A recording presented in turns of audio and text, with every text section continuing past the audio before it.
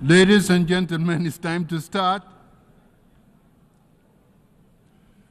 The 13th plenary meeting of the General Assembly is called to order.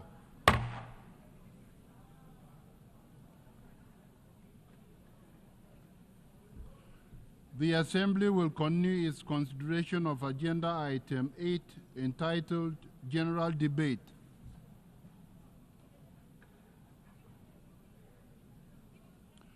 The Assembly will hear an address by His Excellency Robert Golob, Prime Minister of the Republic of Slovenia. I request protocol to escort His Excellency and invite him to address the Assembly.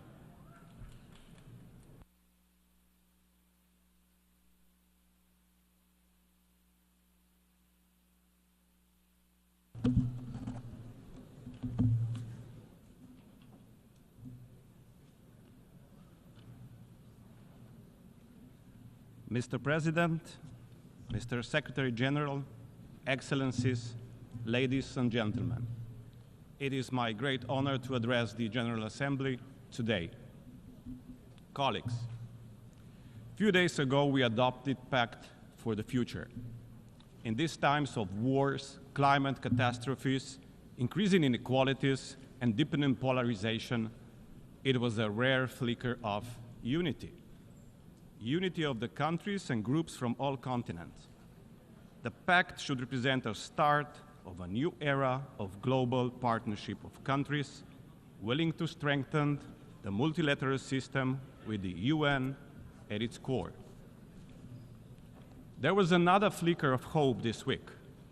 Security Council, presided by Slovenia, my home country, adopted a presidential statement on the leadership for peace. All 15 members of Security Council reaffirmed to maintain international peace and security and to commit to international law, including the UN Charter. It is a good start to re-energize our collective work for a better, more peaceful and more humane world. Let me address some of the most pressing issues of today and start with peace and security. Secretary General Antonio Guterres, who enjoys our full support and enormous respect, has repeated on several occasions that last year, with the highest number of conflicts in decades, was also the deadliest one. Slovenia has been elected member of Security Council since January, and during this time, we have observed and witnessed gradual but steady erosion of power of rules. The Council is increasingly unable to respond in an effective way to major conflicts such as Gaza, Ukraine, or Sudan. And we are not doing any better in other crisis managements. What we are witnessing in Ukraine is aggression of a stronger, more powerful neighbor upon a smaller and weaker one. This is clearly a blatant violation of the UN Charter, and if we are let this aggression to pass, we open the doors to many similar wars across the globe. In Gaza, almost 4 months since the Council's resolution on ceasefire and hostage release, the deal is nowhere close. As the Secretary General said yesterday at UNRWA meeting, people in Gaza are existing, not living, existing among lakes of sewage, piles of rubbish, and mountains of rubble. The only certainty they have is that tomorrow is going to be worse.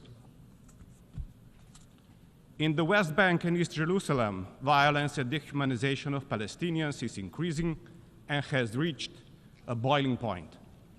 All this is taking us further away from the two-state solution, with Israelis and Palestinians living side by side in peace and security.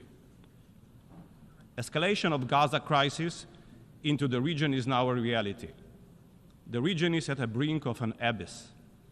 De-escalation is urgently needed, starting with the ceasefires in Gaza and Lebanon. In Sudan, we are witnessing a man-made humanitarian catastrophe, with millions displaced and in desperate need of humanitarian aid. At the same time, we are seeing the atrocity happening again in Darfur. How is this possible? Has Security Council really failed the humanity? To be honest, it is the permanent 5 Security Council members who bear most responsibility. By misusing veto power and putting national interests first, they effectively blocked the working of the UN Security Council. The concerns and pain that we feel for civilians, the condemnation of violations of the Charter and of international humanitarian law should not depend on our geographical or political proximity to the conflict. We should all put common interests first, and the world would be a much better place. Having said that, let me come to a reform of the Security Council. Our experience with the Security Council has given us renewed appreciation for the need to reform the Security Council.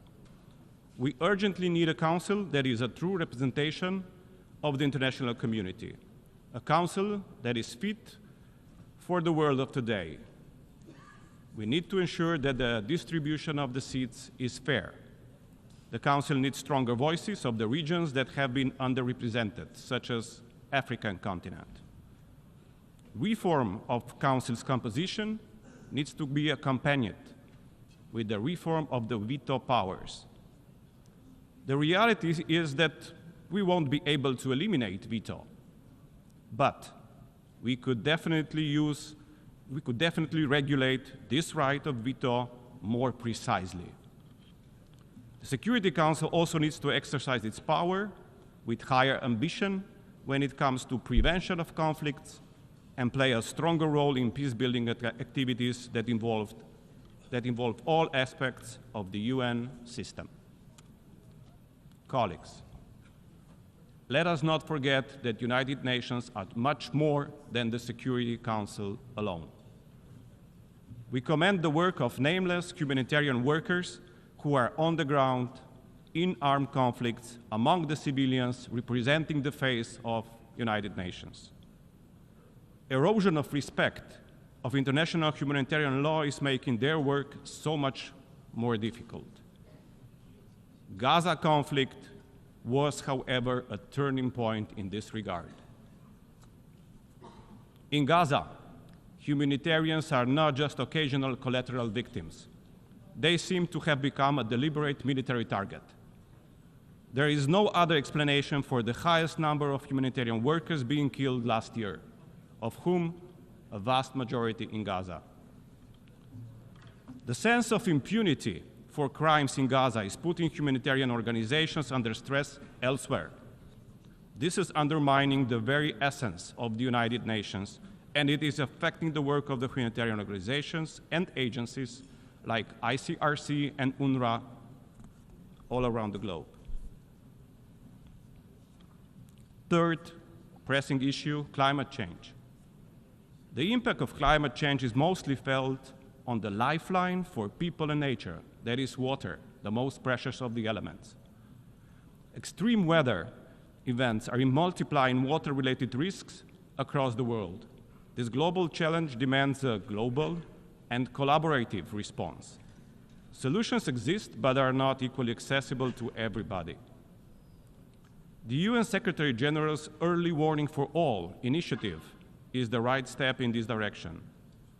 As the catastrophic floods devastated my home country last year, we initiated the development of an advanced digital solution linking Earth observation with supercomputing and artificial intelligence. The system, when built, will help us predict floods and droughts and improve our resilience. We are ready to share this solution with our partners globally. Remote sensing and Earth observation inform our early warning systems, but we are fully aware that many countries lack the capacity to monitoring all the hazards and are restricted in their access. A call upon all to form a global partnership around the early warning for all to help overcome these challenges. The partnership would boost our common preparedness and ensure that everyone on Earth is protected from hazardous weather, water or climate events through life-saving early warning systems. Fortunately, people suffering from armed conflicts do not have the luxury of high-tech solutions. More often than not, they are denied basic access to clean drinking water. Even more, we are increasingly seeing how access to water is becoming weaponized in Yemen, Somalia, Gaza, and Sudan. Slovenia decided to take initiative, and we launched the Global Alliance to Spare Water from Armed Conflict, together with a cross-regional group of countries. Such global partnerships are urgently needed to safeguard the human right to water for all. And last but not least, on humanity. We need to make sure that people around the world age with dignity and rights. The current international human rights law offers only a fragmented and inconsistent framework for the full protection of human rights of elder persons. This is why we are leading a global action towards a legally binding instrument on human rights of older persons. The world should spare no time to address the main issues related to gender equality, including the future developments and implementation of the Women, Peace and Security Agenda. The UN should lead by example when it comes to the full, equal and meaningful role and leadership of women in our societies. In its entire history, the General Assembly has been led by only 4 women. We never had a female UN Secretary General. The time has come to reflect gender equality in top leadership positions of our organization. Slovenia has joined the supporters of the Rotation for Equality initiative, which calls for gender rotation in the position of the President of the United Nations General Assembly. In the times of crisis, children are always the most vulnerable ones. Today's world is increasingly hostile to children's rights. More children than ever are experiencing violence in all settings. Many have lost their lives, are forcibly displaced, exposed to most traumatic experiences, imprisoned, denied education and healthcare, and face extreme poverty and social exclusion. Gaza is an example of extreme suffering of the children. Slovenia is offering concrete help with the foundation Let Them Dream, which is dealing with the rehabilitation of children from Gaza. It is an extremely noble and human project which was launched years ago and has already helped hundreds of children from Gaza who came on rehabilitation in Slovenia and will continue to do so. Sadly, some of these kids were now already the victims of recent aggression on Gaza. Let me finish with the story of the 2 young girls from Palestine. At the beginning of this week, I attended an event on missing futures in the occupied Palestinian territory organized by Save the Children. At this event, I heard stories from 2 courageous girls, Sarah and Rand. They spoke about their challenges in life, they spoke about their feelings, they spoke about their plans for the future. And despite all of the destruction, dehumanization, and fear, there was no anger nor hate in their stories. They just had this enormous wish to live a normal, decent life. They just had this enormous wish to be able to educate and study in order to be able to contribute back to their community. One wants to become a doctor. Second wants to become a humanitarian worker. Today, I fulfill my promise to them and I bring their story to the General Assembly. Only with our united call for peace and against war, we could make sure that Sarah and Rand and all the other children of Palestine and the world are not among the thousands missing futures of children under occupation. I want to say this out loud and clear to the Israeli government. Stop the bloodshed. stop the suffering, bring the hostages home, and end the occupation.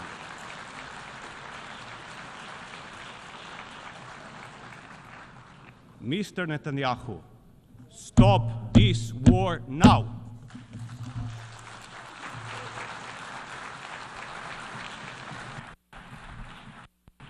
On behalf of the Assembly, I wish to thank the President of the Republic of Slovenia.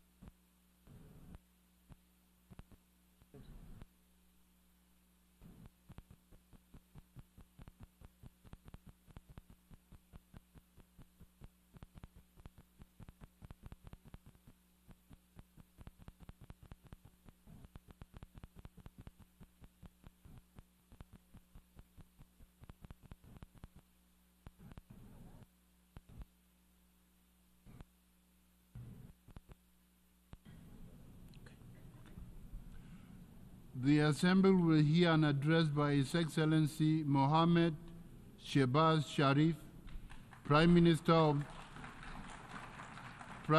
of the Islamic Republic of Pakistan. I request protocol to escort His Excellency and invite him to address the Assembly.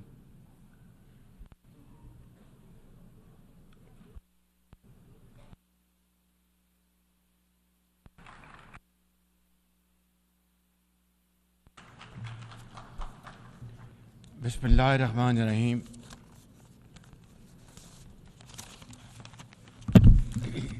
Mr. President, heads of state and government, excellencies, delegates, ladies and gentlemen, Assalamu alaikum wa rahmatullahi wa barakatuh, and a very good morning. Qala ya abati inni raitu And he said, "Oh, my father, I have seen 11 planets and the sun and moon bowing to me." He said, "Oh, son, do not tell your story to your brothers. They will devise a scheme for you. The devil is the enemy of humans." It's a matter of great honor for me to address the United Nations General Assembly for the second time as the Prime Minister of a country that has always been a proactive member of the UN Assembly. I would like to congratulate you and wish you all the success, Mr. President, on your election as the President of the 79th session of the UN General Assembly. I would also like to appreciate the efforts of Ambassador Dennis Francis for his skillful stewardship of the 78th session of the UNGA. Mr. President, the father of our nation, Quaid-e-Azam Muhammad Ali Jinnah, declared in 1947 that we stand by the United Nations Charter and will gladly make our full contribution to peace and prosperity of the world. Pakistan has stood by this commitment unwaveringly. Today, we are facing most daunting challenges to the world order. Israel's genocidal war in Gaza, a dangerous conflict in Ukraine, destructive conflicts across Africa and Asia, rising geopolitical tensions, resurging terrorism, galloping poverty, stifling debt, and the mounting impact of climate change, we feel the chill of a new world order. In response to these challenges, our Secretary General Antonio Guterres called for the Summit of the Future. It led to the adoption of the 54 actions on development, peace and security, technology, and global governance in the Pact of the Future.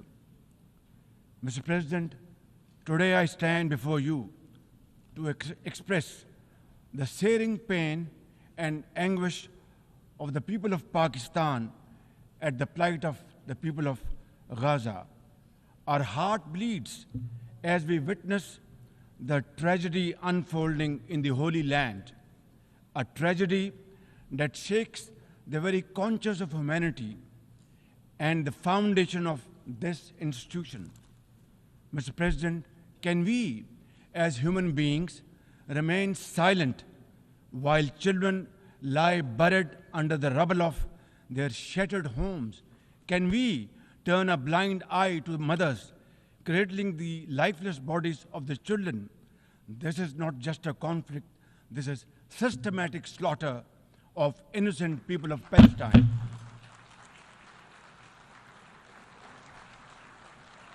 Ladies and gentlemen, an assault on the very essence of human life and dignity. The blood of Gaza's children stains the hands of not just the oppressors, but also those who are complicit in prolonging this cruel conflict. When we ignore their endless suffering, we diminish our humanity. It is not enough to condemn, Mr. President. We must act now and demand an immediate end to this bloodshed. We must remember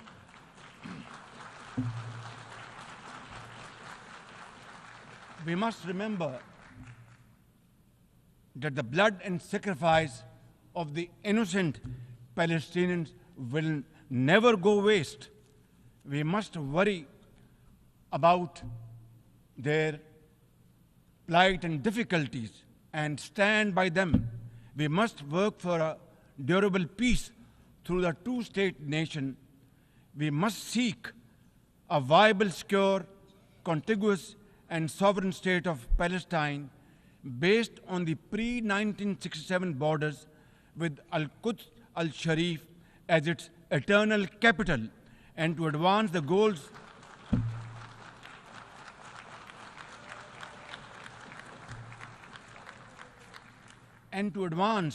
these goals, Palestine must also be immediately admitted as a full member of the United Nations. Mr. President, in a span of a few days, Israel's unrelenting bombing of Lebanon has killed over 500 people, including women and even small children. The failure to implement UN resolutions has emboldened Israel. It threatens to drag the entire Middle East into a war whose consequences could be very grave and beyond imagination. Similarly, like the people of Palestine, the people of Jammu and Kashmir too have struggled for a century for their freedom and right to self-determination. Instead of moving towards peace, India has resiled from its commitments to implement the Security Council resolutions on Jammu and Kashmir. These resolutions mandate a plebiscite to enable the people of Jammu and Kashmir to exercise their fundamental right to self-determination. Ladies and gentlemen, since the 5th of August 2019, India has initiated unilateral illegal steps to impose what its leaders ominously call a final solution for Jammu and Kashmir.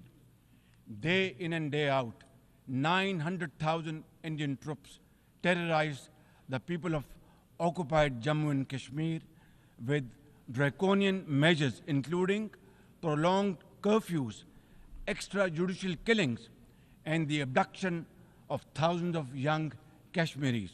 At the same time, in a classic settler colonial project, India is seizing Kashmiri lands and properties and settling outsiders into occupied Jammu and Kashmir in their nefarious design to transform the Muslim majority into a minority. This hackneyed tactic is employed by all occupying powers, but it has always failed. In Jammu and Kashmir too, it shall fail by the grace of God. Ladies and gentlemen, the Kashmiri people are resolute in rejection of the false Indian identity. The New Delhi seeks to impose upon them very, very severe conditions, and atrocities are being committed every hour. India's policy of brutal coercion and oppression in occupied Kashmir has ensured that Burhan Wani's legacy continues to inspire the struggle and sacrifices of millions of Kashmiris. Inspired by the legitimacy of their epic struggle, they remain defiant. Their heart-wrenching stories remind us that behind every statistic lies a human life, a dream deferred, and a hope shattered. Even more worryingly, it is engaged in massive expansion of its military capabilities, which are essentially deployed against Pakistan. Its war doctrines envisage a surprise attack and a limited war under the nuclear overhang. Thoughtlessly, India has spurned Pakistan's proposals for a mutual strategic restraint regime. Its leadership has often threatened to cross the line of control and take over Azad Kashmir. Ladies and gentlemen, Mr. President, let me state in no uncertain terms that Pakistan will respond most decisively to any Indian aggression. Therefore, to secure durable peace, India must reverse the unilateral and illegal measures it has taken since 5th of August 2019 and enter into a dialogue for a peaceful resolution of the Jammu and Kashmir dispute in accordance with the UN security resolutions and the wishes of the Kashmiri people. Mr. President, remember, illegal occupation creates a fresh hell every day in the killing fields of Palestine and in the pristine valleys of occupied Jammu and Kashmir. Apart from conflicts, Mr. President, the 21st century has brought a cascade of crises, including the reversal of development and the mounting impact of climate change. 2 years ago, my country was devastated by catastrophic floods, causing $30 billion in damages. It is now clear that each summer will bring blistering temperatures and trigger fresh climate impacts. Pakistan emits less than 1% of global carbon emissions, yet we have paid a very heavy price for no fault of ours.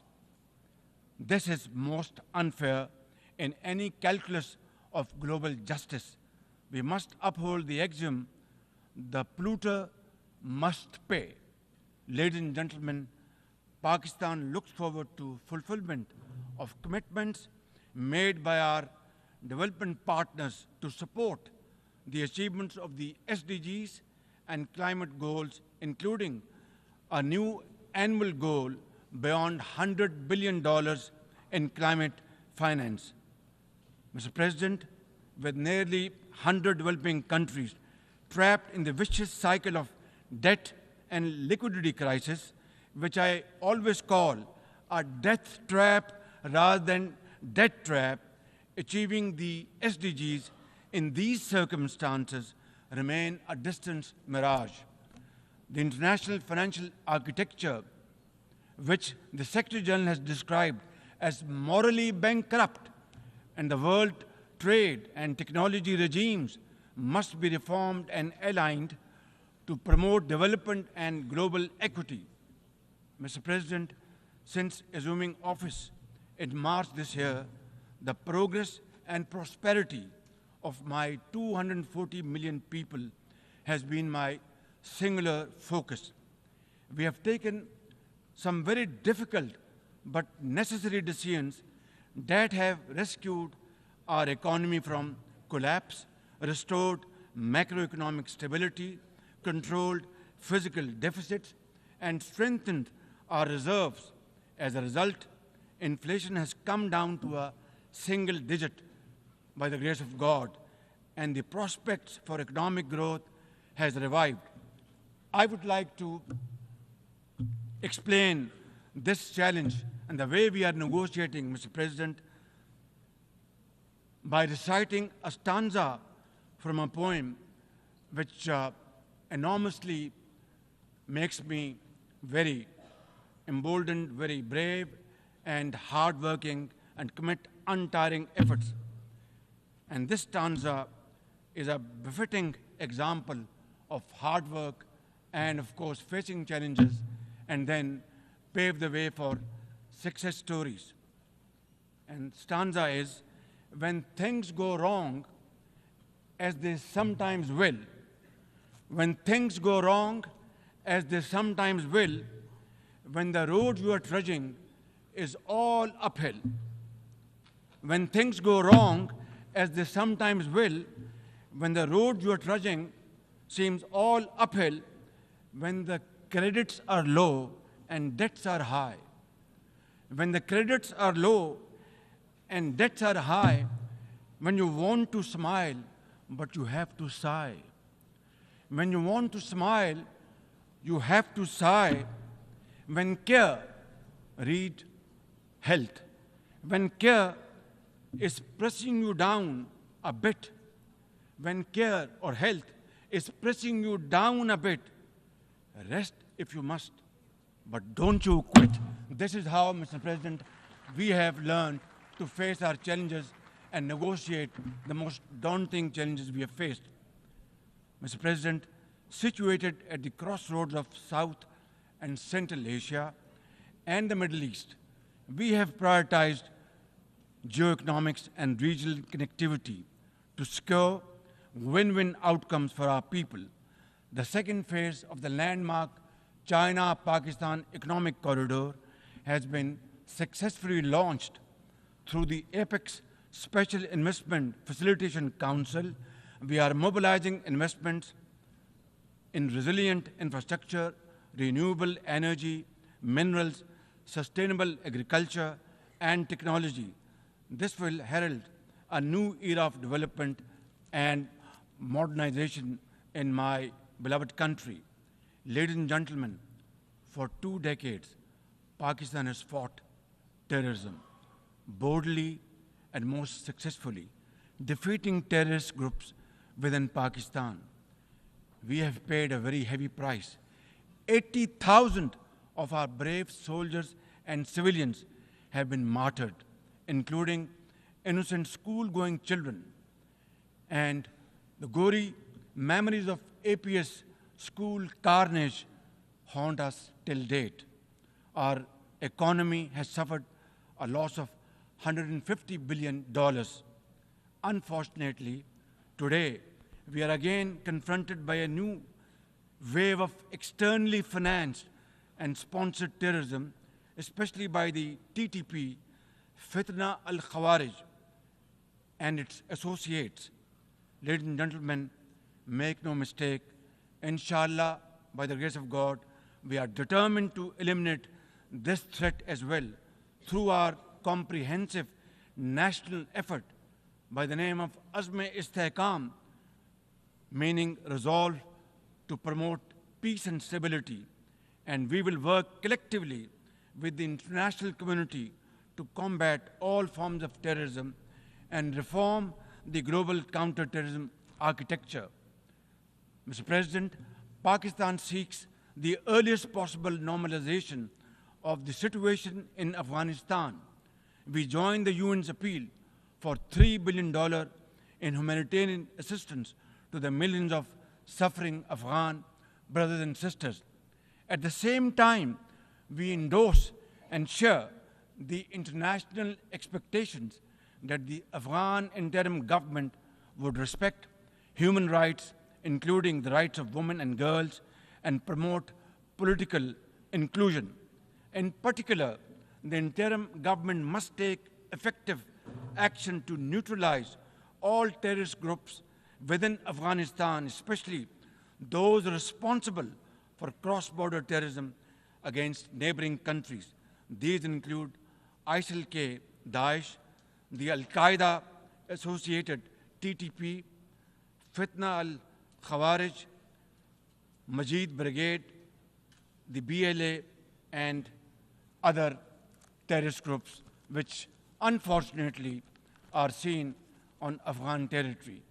Mr. President, another troubling global development is the escalation of Islamophobia, which is now manifested by frequent desecrations of the Holy Quran, attacks on mosques, negative stereotyping of Muslims, and acts of discrimination and violence against them. The most alarming manifestation of Islamophobia is the Hindu supremacist agenda in India. It aggressively seeks the subjugation of 200 million Muslims and the obliteration of India's Islamic heritage. Pakistan and the OIC will work with the UN Secretary General and a special envoy to implement a plan of action to combat the scourge. Ladies and gentlemen, Pakistan seeks an immediate end to the tragic conflict in Ukraine and its peaceful resolution in accordance with the UN Charter and international agreements. Ladies and gentlemen, Pakistan has a long and proud history of solidarity, friendship, and cooperation with the nation of Africa. We will continue to cooperate with them to counter terrorism and resolve regional conflicts, including through UN peacekeeping and peace building in the region. Finally, Mr. President, as we leave this august hall, we must carry with us a message for our people, that the weak are not voiceless, that the oppressed should not lose hope, that poverty is not preordained, and that Allah Almighty promise of justice and equality in our terrestrial home must be respected. I thank you all, and thank you very much for your time. God bless you.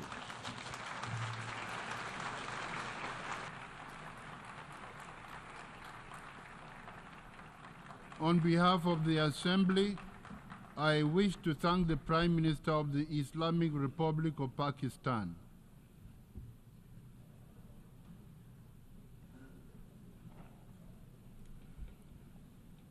The Assembly will hear an address by His Excellency Benjamin Netanyahu, Prime Minister of the State of Israel. I request protocol to escort His Excellency and invite him to address the Assembly.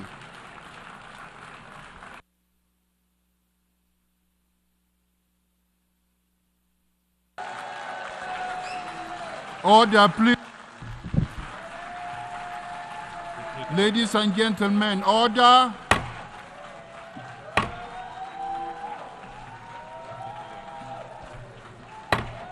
Order, please.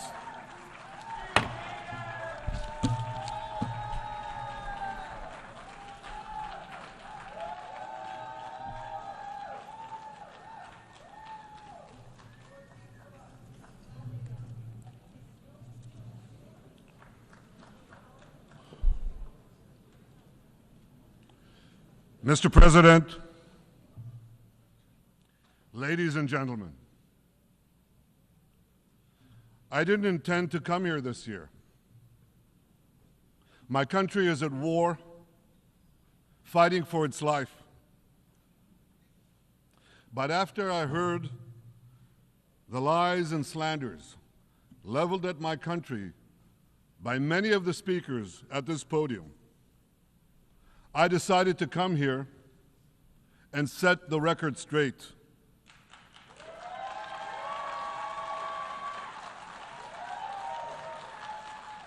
I decided to come here to speak for my people, to speak for my country, to speak for the truth. And here's the truth. Israel seeks peace. Israel yearns for peace. Israel has made peace and will make peace again.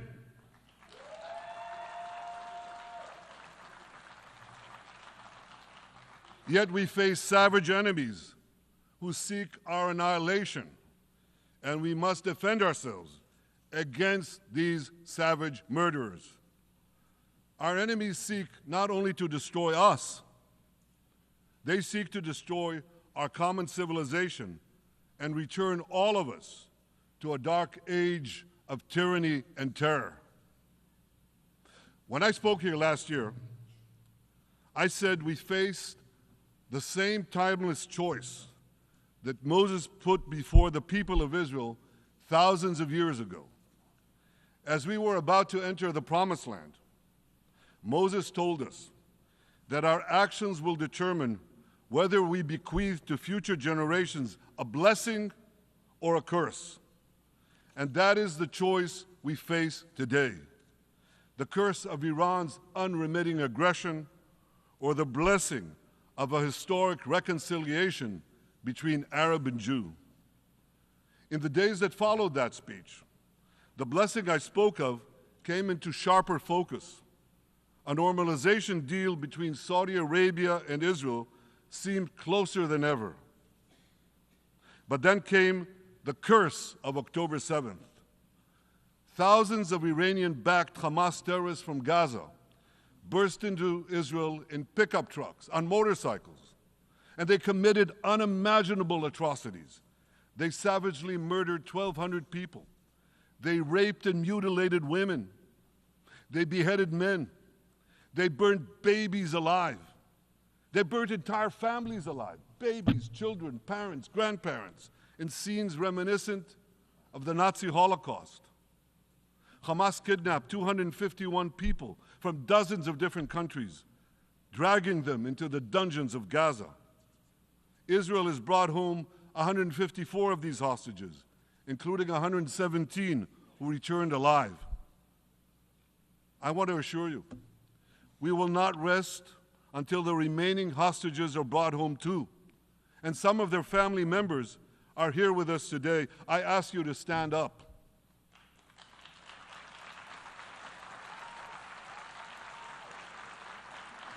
With us is Eli Stevie, whose son Idan was abducted from the Nova Music Festival. That was his crime, a music festival.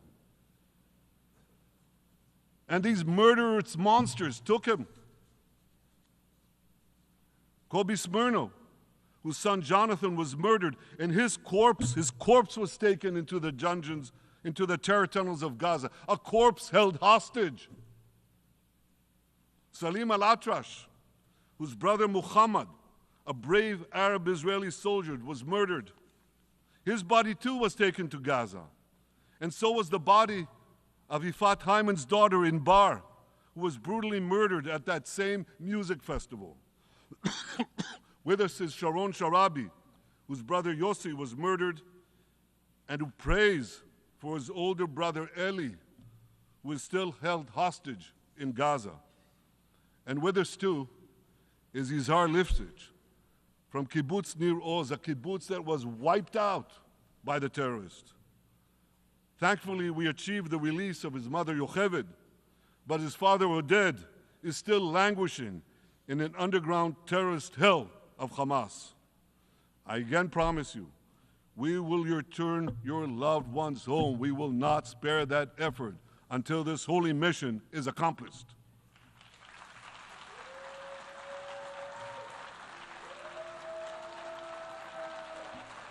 Ladies and gentlemen, the curse of October 7th began when Hamas invaded Israel from Gaza, but it didn't end there. Israel was soon forced to defend itself on 6 more war fronts organized by Iran. On October 8th, Hezbollah attacked us from Lebanon. Since then, they fired over 8,000 rockets at our towns and cities, at our civilians, at our children. 2 weeks later, the Iran-backed Houthis in Yemen launched drones and missiles at Israel, the first of 250 such attacks, including one yesterday aimed at Tel Aviv. Iran's Shiite militias in Syria and Iraq have targeted Israel dozens of times over the past year as well.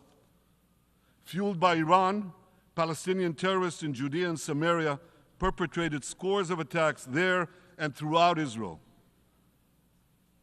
And last April, for the first time ever, Iran directly attacked Israel from its own territory, firing 300 drones, cruise missiles, and ballistic missiles at us.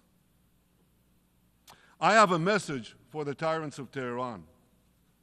If you strike us, we will strike you.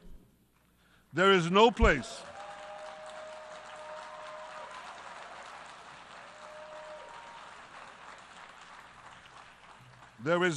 in Iran that the long arm of Israel cannot reach. And that's true of the entire Middle East.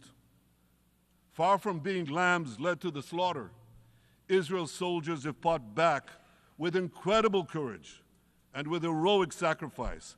And I have another message for this assembly and for the world outside this hall. We are winning.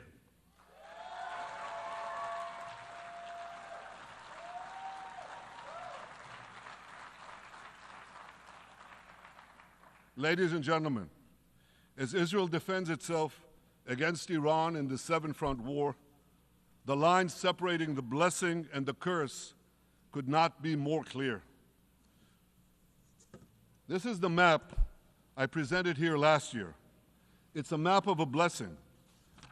It shows Israel and its Arab partners forming a land bridge connecting Asia and Europe between the Indian Ocean and the Mediterranean Sea.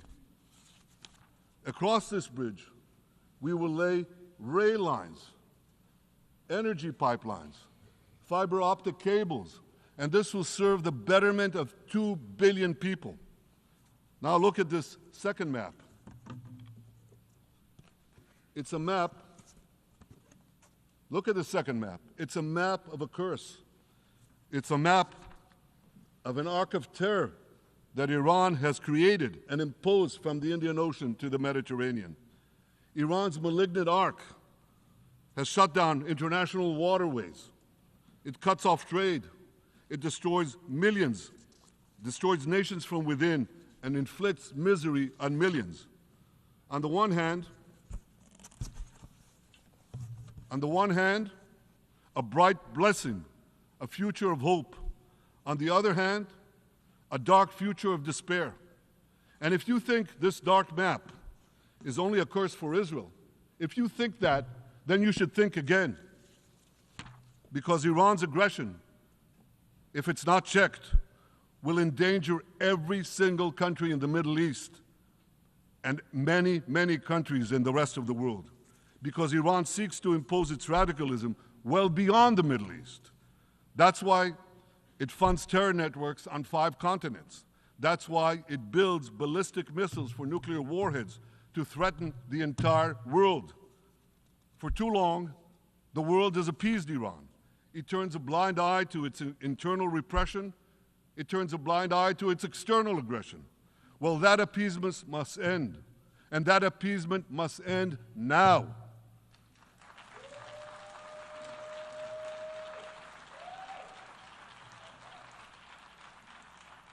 Nations of the world should support the brave people of Iran who want to rid themselves of this evil regime.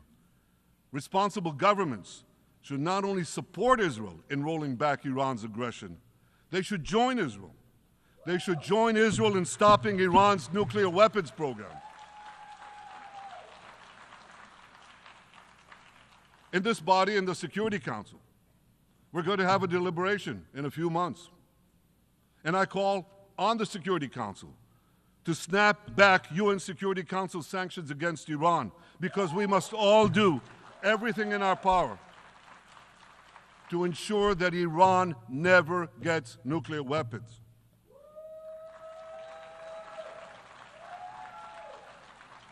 For decades, I've been warning the world against Iran's nuclear program. Our actions delayed this program by perhaps a decade. But we haven't stopped it. We've delayed it, but we haven't stopped it. Iran now seeks to weaponize its nuclear program for the sake of the peace and security of all your countries. For the sake of the peace and security of the entire world, we must not let that happen. And I assure you, Israel will do everything in its power to make sure it doesn't happen.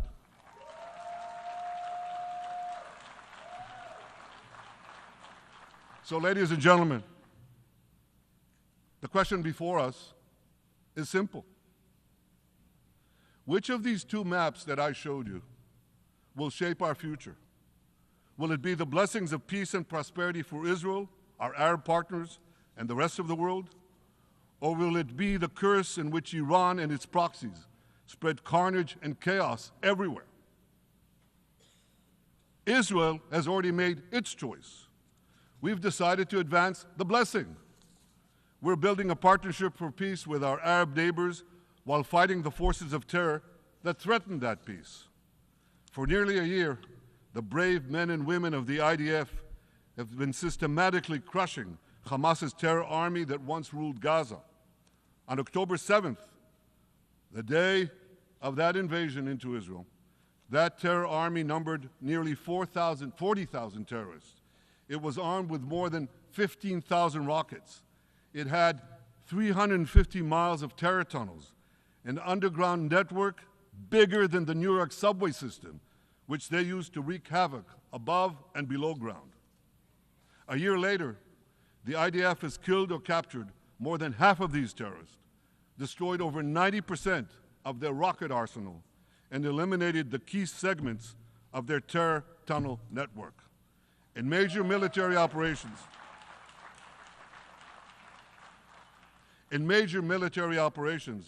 we destroyed nearly all of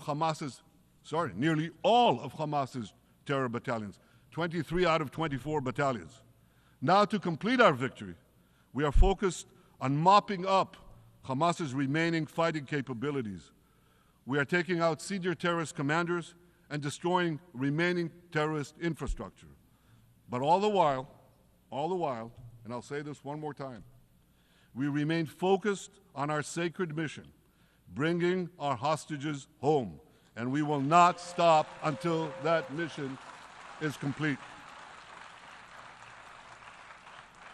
Now, ladies and gentlemen, even with Hamas's greatly diminished military capability, the terrorists still exercise some governing power in Gaza by stealing the food that we enable aid agencies to bring into Gaza. Hamas steals the food, and then they hike the prices. They feed their bellies, and then they fill their coffers with money that they extort from their own people. They sell the stolen food at exorbitant prices. And that's how they stay in power.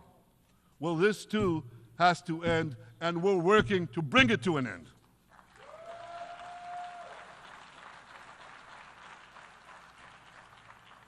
And the reason is simple. Because if Hamas stays in power, it will regroup, rearm, and attack Israel again and again and again, as it is vowed to do. So Hamas has got to go.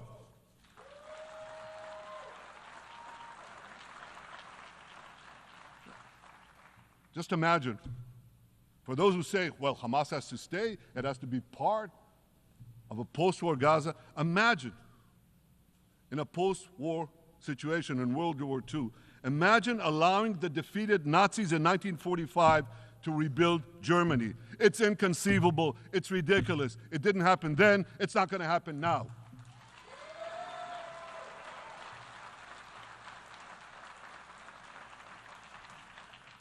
This is why Israel will reject any role for Hamas in a post-war Gaza. We don't seek to resettle Gaza. What we seek is a demilitarized and de-radicalized Gaza. Only then can we ensure that this round of fighting will be the last round of fighting. We are ready to work with regional and other partners to support a local civilian administration in Gaza committed to peaceful coexistence. As for the hostages, I have a message for the Hamas captors. Let them go. Let them go. All of them. Those alive today must be returned alive, and the remains of those whom you brutally killed must be returned to their families. Those families here with us today, and others in Israel, deserve to have a resting place for their loved ones, a place where they can grieve and remember them. This war, ladies and gentlemen, this war can come to an end now. All that has to happen is for Hamas to surrender, lay down its arms, and release all the hostages. But if they don't,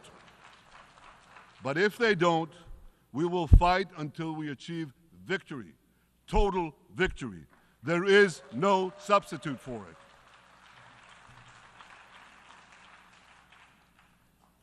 Israel must also defeat Hezbollah in Lebanon. Hezbollah is the quintessential terror organization in the world today. It has tentacles that span in all continents. It has murdered more Americans and more Frenchmen than any group except bin Laden. It's murdered the citizens of many countries represented in this room. And it has attacked Israel viciously over the last 20 years. In the last year, completely unprovoked.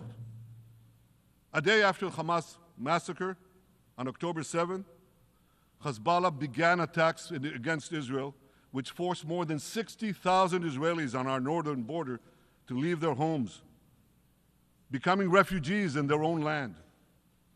Hezbollah turned vibrant towns in the north of Israel into ghost towns. So I want you to think about this in equivalent American terms. Just imagine if terrorists turned El Paso and San Diego into ghost towns. Then ask yourself, how long would the American government tolerate that? A day? A week? A month? I doubt they tolerate it even for a single day. Yet Israel has been tolerating this intolerable situation for nearly a year. Well, I've come here today to say, enough is enough.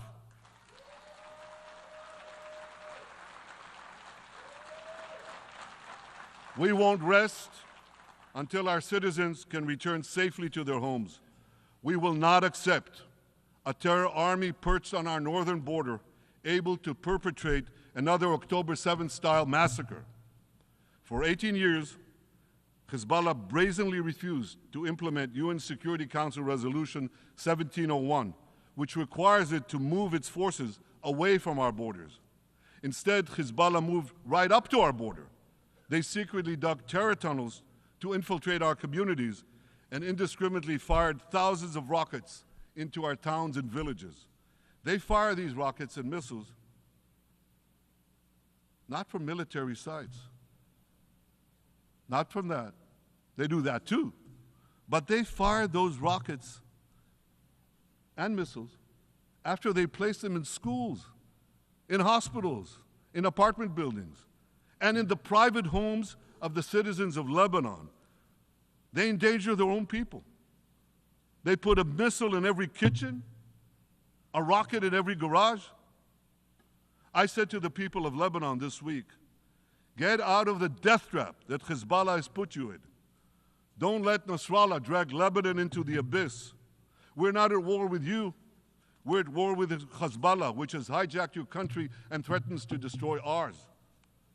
As long as Hezbollah chooses the path of war, Israel has no choice, and Israel has every right to remove this threat and return our citizens to their homes safely.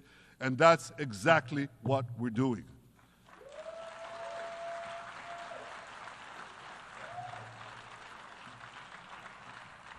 Just this week, the IDF destroyed large percentages of Hezbollah's rockets, which it built with Iran's funding for 3 decades. We took out senior military commanders who not only shed Israeli blood, but American and French blood as well. And then we took out their replacements, and then the replacements of their replacements.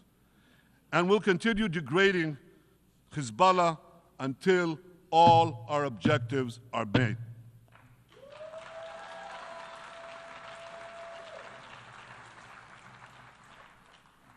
Ladies and gentlemen, we're committed to removing the curse of terrorism that threatens all civilized societies. But to truly realize the blessing of a new Middle East, we must continue the path we paved with the Abraham Accords 4 years ago. Above all, this means achieving a historic peace agreement between Israel and Saudi Arabia.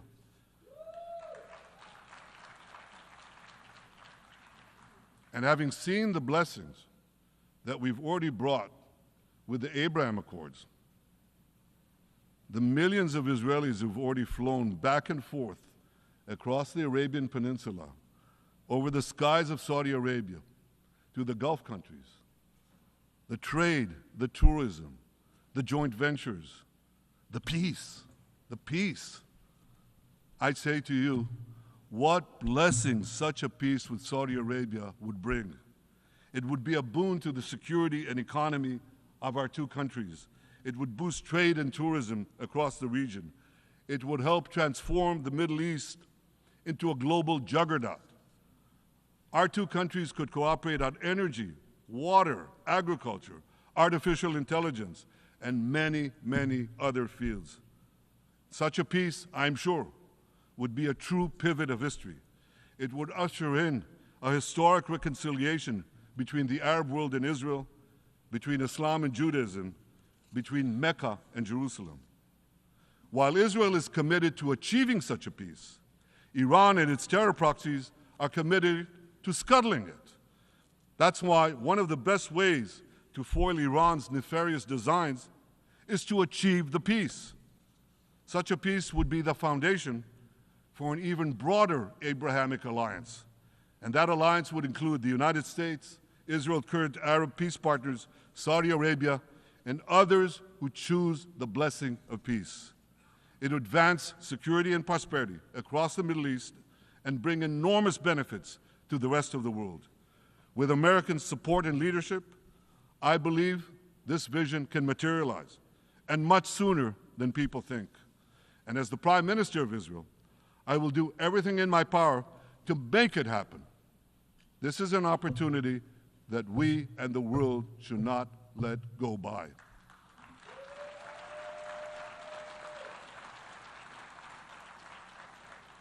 Ladies and gentlemen, Israel has made its choice. We seek to move forward to a bright age of prosperity and peace. Iran and its proxies have also made their choice. They want to move back to a dark age of terror and war. And now I have a question. And I pose that question to you. What choice will you make? Will your nation stand with Israel? Will you stand with democracy and peace? Or will you stand with Iran, a brutal dictatorship that subjugates its own people, exports terrorism across the globe? In this battle between good and evil, there must be no equivocation. When you stand with Israel, you stand for your own values and your own interests. Yes, we're defending ourselves, but we're also defending you against a common enemy that through violence and terror seeks to destroy our way of life. So there should be no confusion about this. But unfortunately, there is a lot of it in many countries and in this very hall, as I've just heard. Good is portrayed as evil, and evil is portrayed as good. We see this moral confusion when Israel is falsely accused of genocide, when we defend ourselves against enemies who try to commit genocide against us. We see this too when Israel is absurdly accused by the ICC prosecutor of deliberately starving Palestinians in Gaza. What an absurdity. We helped bring in 700,000 tons of food into Gaza. That's more than 3,000 calories a day for every man, woman, and child in Gaza. We see this moral confusion when Israel is falsely accused of deliberately targeting civilians. We don't want to see a single person, a single innocent person die. That's always a tragedy. And that's why we do so much to minimize civilian casualties, even as our enemies use civilians as human shields. And no army has done what Israel is doing to minimize civilian casualties. We drop flyers, we send text messages, we make phone calls by the millions to ensure that Palestinian civilians get out of harm's way. We spare no effort in this noble pursuit. We see yet another profound moral confusion when self-described progressives march against the democracy of Israel. Don't they realize they support the Iranian-backed goons in Tehran and in Gaza, the goons who gun down protesters, murder women for not covering their hair, and hang gays in public squares, some progressives? According to the U.S. Director of National Intelligence, Iran funds and fuels many of the protesters against Israel. Who knows, maybe some of the protesters, or even many of the protesters outside this building now. Ladies and gentlemen, King Solomon, who reigned in our eternal capital, Jerusalem, 3,000 years ago, proclaimed something that is familiar to all of you. He said, "There is nothing new under the sun." Well, in an age of space travel, quantum physics, and artificial intelligence, some would argue that's a debatable statement. But one thing is undeniable. There is definitely nothing new at the United Nations.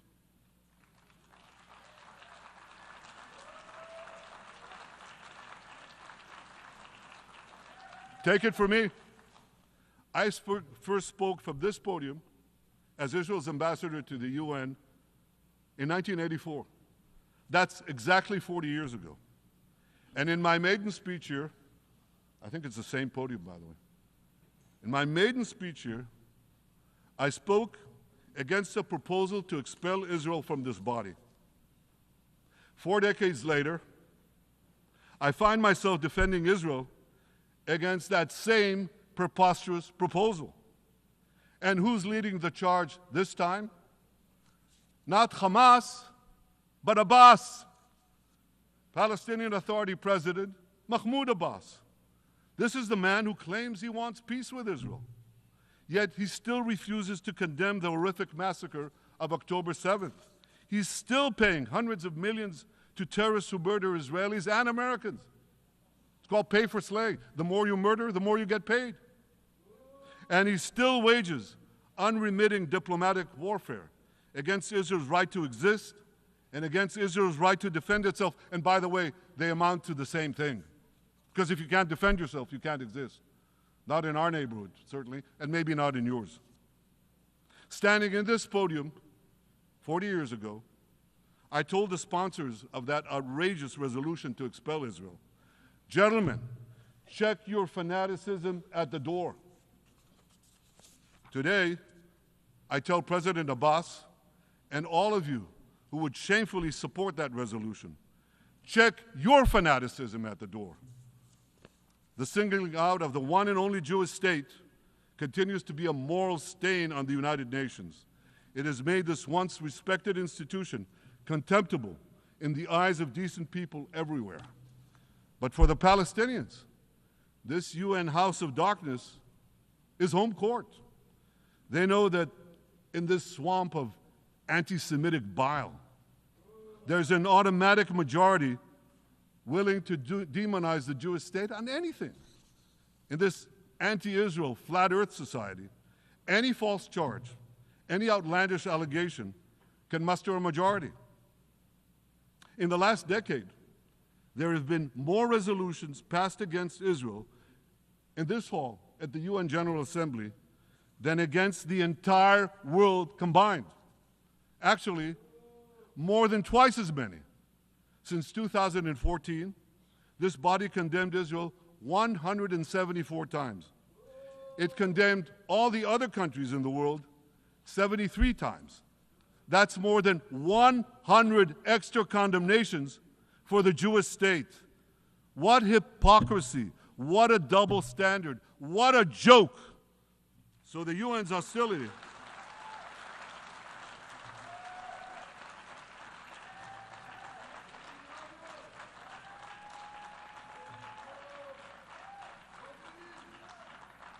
So all the speeches you heard today, all the hostility directed at Israel this year, it's not about Gaza. It's about Israel. It's always been about Israel's very existence. And I say to you, until Israel, until the Jewish state is treated like other nations, until this anti-Semitic swamp is drained, the UN will be viewed by fair-minded people everywhere as nothing more than a contemptuous farce. Now, given the anti-Semitism at the UN, it should surprise no one that the prosecutor at the ICC, one of the UN's affiliated organs, is considering issuing arrest warrants against me and Israel's defense minister, the democratically elected leaders of the democratic state of Israel. The ICC prosecutors rushed to judgment. His refusal to treat Israel with its independent courts the way other democracies are treated is hard to explain by anything other than pure anti-Semitism.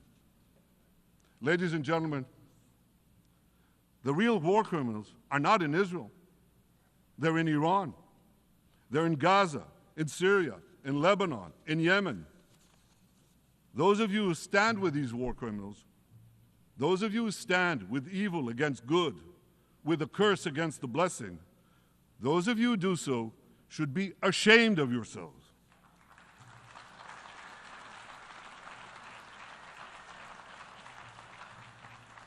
But I have a message for you. Israel will win this battle. We'll win this battle because we don't have a choice. After generations in which our people were slaughtered, remorselessly butchered, and no one raised a finger in our defense, we now have a state. We now have a brave army, an army of incomparable courage, and we are defending ourselves. As the book of Samuel says in the Bible, Netzach Yisrael lo yishaker. The eternity of Israel will not falter.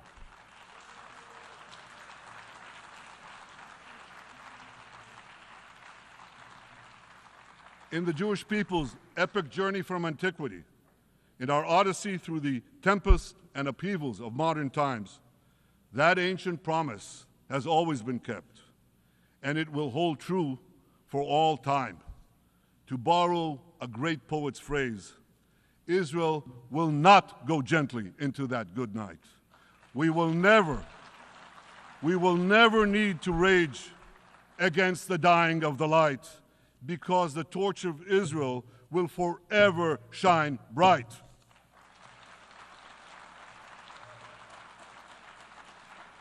To the people of Israel and to the soldiers of Israel, I say, be strong and of good courage. חזקו ואמצו ואל תיראו מפניהם, כי אדוני אלוהיך הוא ההולך עמך, לא ירפך ולא יעזבך. Am Yisrael Chai, the people of Israel live, now, tomorrow, forever. Thank you.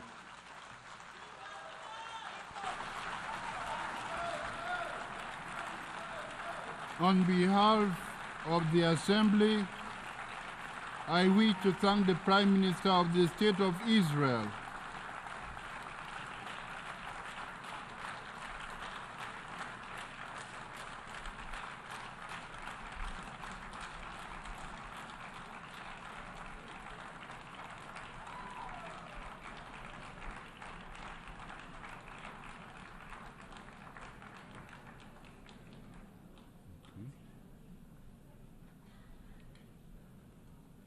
The Assembly will hear an address by Her Excellency Mia Amor Mottley, Minister, Minister for National Security and the Public Service, and Minister for Finance, Economic Affairs and Investment of Barbados.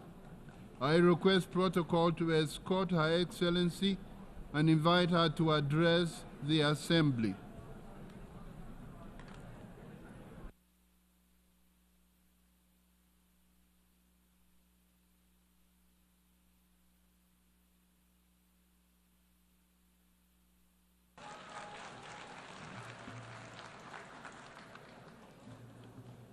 President,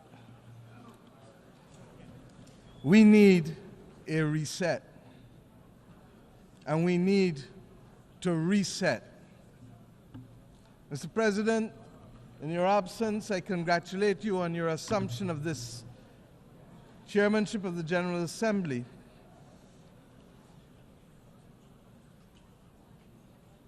We can wait.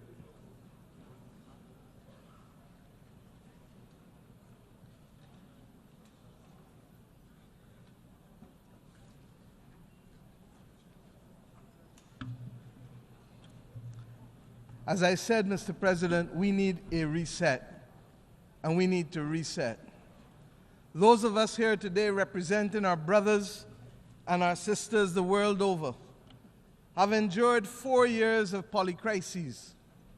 As the children of Mother Earth, we continue to wrestle with the climate crisis.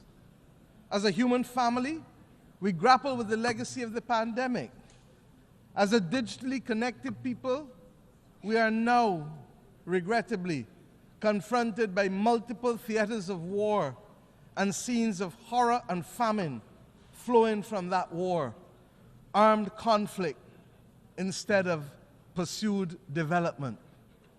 Citizens of every country as well, struggling to contain the rising cost of living and the implications for them and their families on a day-to-day basis. And Mr. Speaker, Mr. President, we are all now threatened by the second but silent pandemic of antimicrobial resistance, together with a growing incidence of death and disability from chronic non-communicable diseases. We cannot afford the distraction of war. If ever there was a time to pause and to reset, it is now. Collectively as an international community, and individually as leaders in each of our countries, we must now deliver new opportunities and solutions to these crises which dampen economic growth, which restrict the ambitions of our people and numb our sense of the beauty and goodness that the world ought to be offering because it has it to offer. The reset for which I am calling, and indeed all of our citizens are demanding, must see an end to all forms of discrimination. That rules and institutions today exist which create first and second class citizens, as we have said from this podium year after year, depending on your nation of origin, militate against the trust and the credibility and the hope, and it fosters a crisis of confidence in the existing international order, which must become inclusive and responsive for all. More than any other complaint from this podium has been the disparity in treatment and the inability to be able to have fair and transparent treatment for all that would lead to the trust necessary for us to solve the problems of our times that are truly beyond man-made causes. Neo-colonialist structures that perpetuate and reflect an old world order characterized by racism and classism and misogyny, while ignoring the legitimate aspirations of billions, will not help to foster the hope or trust that is necessary to meet these polycrises. We must ensure that the global institutions give developing countries, especially small vulnerable states like my own, or vulnerable middle-income countries, seats at the table of decision-making where we can be seen, heard, become active agents in our own cause, and lead our own development paradigms. My friends, we are reminded that 2024 is the final year of the United Nations Decade for the People of African Descent. Much has been achieved, but the recognition, the justice, and the development for people of African descent that was promised by this decade has, to say the least, not yet been fully realized. And it is for this reason that the Caribbean community joins the growing chorus, and my own country in particular, for the immediate proclamation of a second decade, to complete the unfinished work and address the matter of reparations for slavery and colonialism.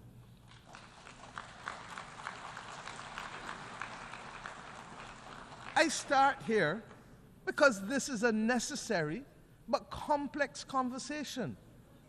And the Caribbean community is resolute that it must happen. Its resolution lies, and I want to be very clear, its resolution lies in a multi-generational approach, in the same way that the £20 million sterling debt that was incurred by the British government only was repaid in this 21st century, almost 200 years later. So that the notion of unaffordability becomes a non-issue once we recognize that the solution to reparations must be multi-generational and grounded in development. Mr. President, of necessity, the reset must also be characterized by institutional reform, which has to start in the United Nations councils. These councils suggest that some are full members and others are only part members, the occasional members. All of this has no place in the 21st century. And the anger and the mistrust of our citizens and institutions, in leaders, in multilateralism, and in the processes which exclude while yielding much talk and little action is very real. And nowhere is reform and consequentially trust and hope more important to the well-being of billions of people today than in relation to the global financial architecture. Restricted access to capital, its disproportionately high costs, barring us from doing that which we must, its inadequate scale, and the overwhelming burden of debt often imposed on us by circumstances beyond our control. These are all now combining to force governments in the world's poorest countries, and frankly, across many vulnerable middle-income countries, to devote more resources to debt service than to health and education, and in some instances, even infrastructure. For far too many members of the human family, cold ground is our bed and rock is our pillow.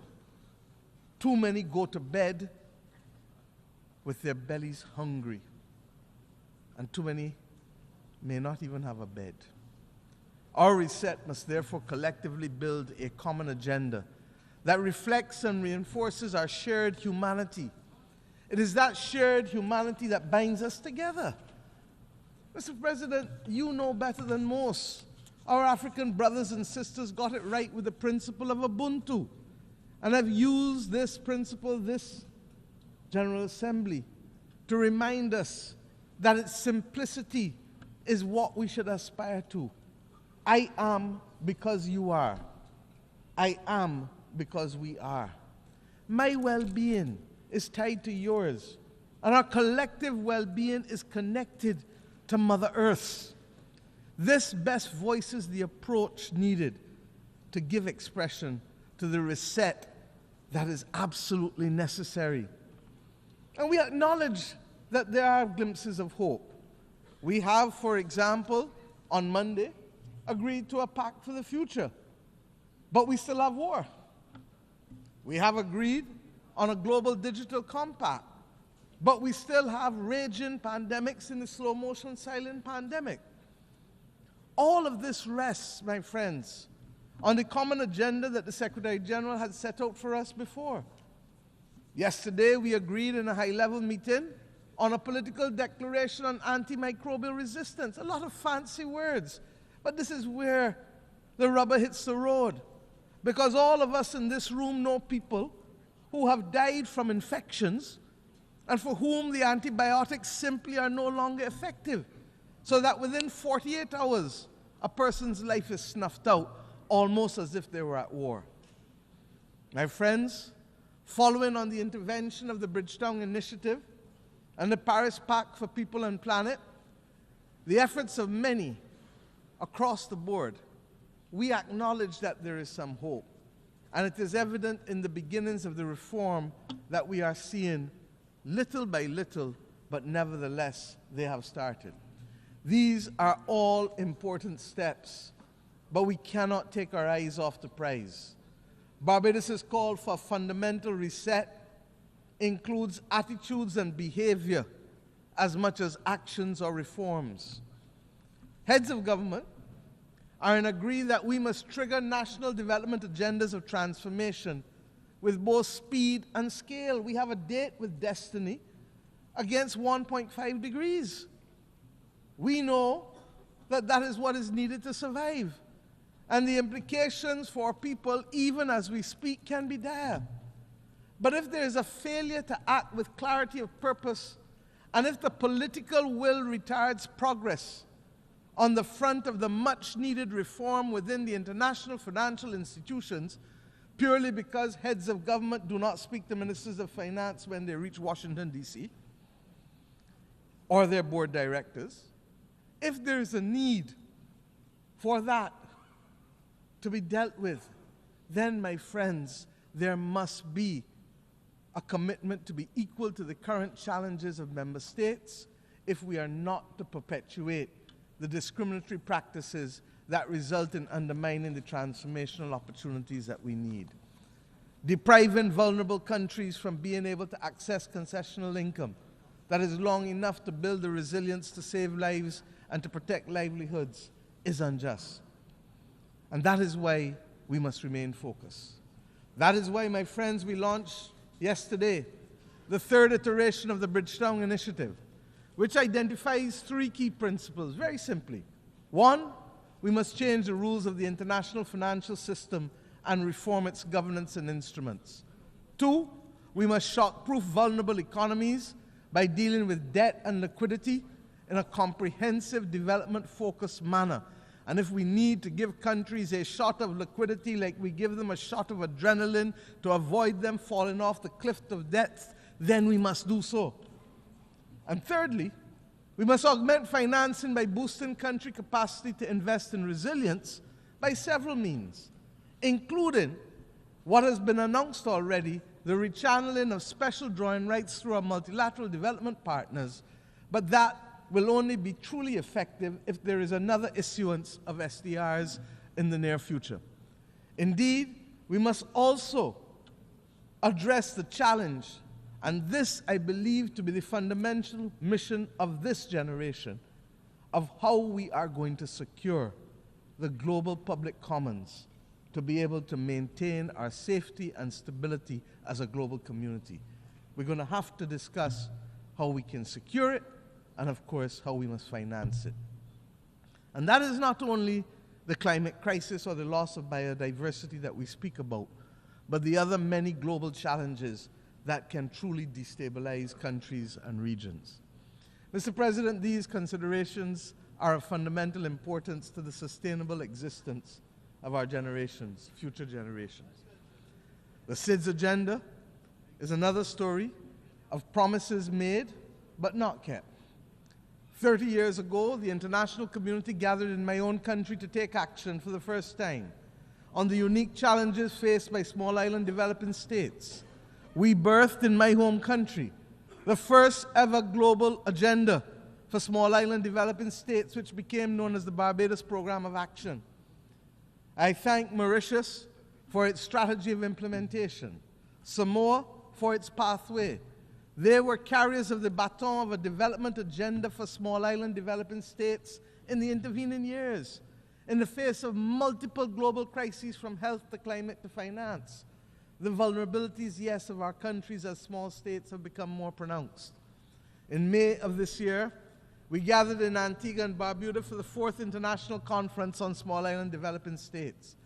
And I call on the international community and the multilateral system to let us work together to ensure that the promise created in Bridgetown in 1994 is delivered and realized through the Antigua and Barbuda Agenda for SIDS 2024, otherwise known as ABBAS. Let me use this opportunity as well to inform you that 2 days ago we took over the presidency of the Climate Vulnerable Forum, the V20 countries of the world, from Ghana, whose president I would like to thank for the excellent stewardship of the group over the past 2 years, and indeed for the strengthening of its institutional capacity. The priorities of our term as chair of the V20 countries will be the multiple dimensions of climate crisis, dealing with them, the impact of the climate crisis on human health, and of course, the issue of debt and climate, because if we don't solve that, we cannot take the appropriate actions to deal with climate.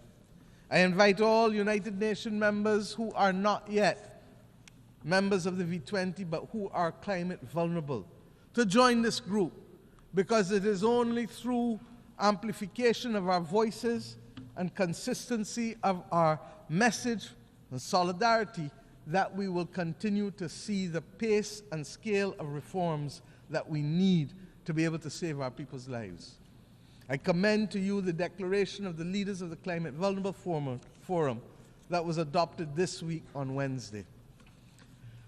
Mr. President, above all else, we need a global reset on peace. There needs to be global peace. And those of us who are old enough would have recognized that there are peaks and valleys as it relates to this issue of conflict. There are few areas where the world is more in need of the United Nations acting as the United Nations to secure the objectives of the Charter than in the area of peace and security. The silence that has engulfed Sudan is unacceptable and may well be rooted in the racism that the world still carries as a badge of honor from the victories of the last great war of the World War II. The actions in Myanmar cannot continue. Ukraine has sucked more oxygen out of the global community and the global financial system than any of us can appropriately accept at the very time when the world needs to be applying its resources and efforts to fight in the greatest crisis known to mankind. And the spread of the war from Gaza to the consequences in the West Bank to now clearly what is happening in Lebanon as we speak with Israel, all of these are but the tip of an iceberg of death, violence, and instability, and robs the global community of oxygen and resources at the very time when we need it most in a strategic way. We all know, as students of history, that even the longest war in history came to an end. These wars, yes, they too will come to an end. But the question is when and at what cost, and without much loss of life, with how many children not being able to be either given the chance to live or will now live with memories of war that will affect their every action for the next 60, 70, 80 years of their lives. Innocent people are paying the price with the one thing that is theirs to give, and they don't give it willingly. It is their life. Unless we address the root causes of these wars, one by one, and the manners in which they are being sustained and financed, we will never, never know anything else other than war and rumors of war in these theaters. The transmittal of these scenes of horror in real time into people's bedrooms, into people's living rooms, will trigger two extreme reactions, neither of which are acceptable to us in the third decade of the 21st century. We will either get the desensitizing of ordinary people to the loss of lives, especially those of innocent children and women on the one hand, or we will get, on the other hand, the anger and inclination for vengeance that it spawns necessarily. We need peace. And it cannot be too difficult for us to work for peace.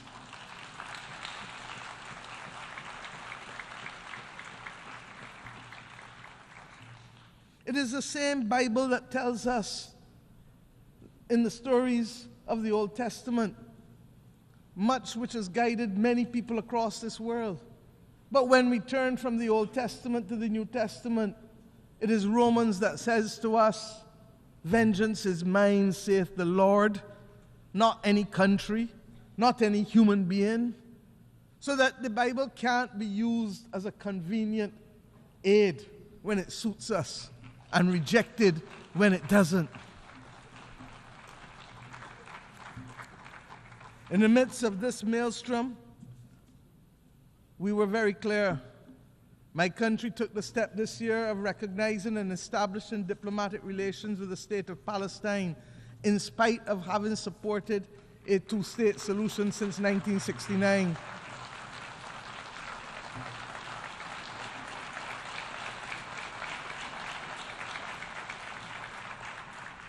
And we did this because it is clear to us that the state and people of Palestine, human beings, are entitled to full recognition by integration into and support from the international community. The Charter does not say we the people, with the exception of any one group from any one part of the world. We join with others, therefore, in congratulating the state of Palestine in taking their seat among the United Nations member states as they did on the 10th of September of this year.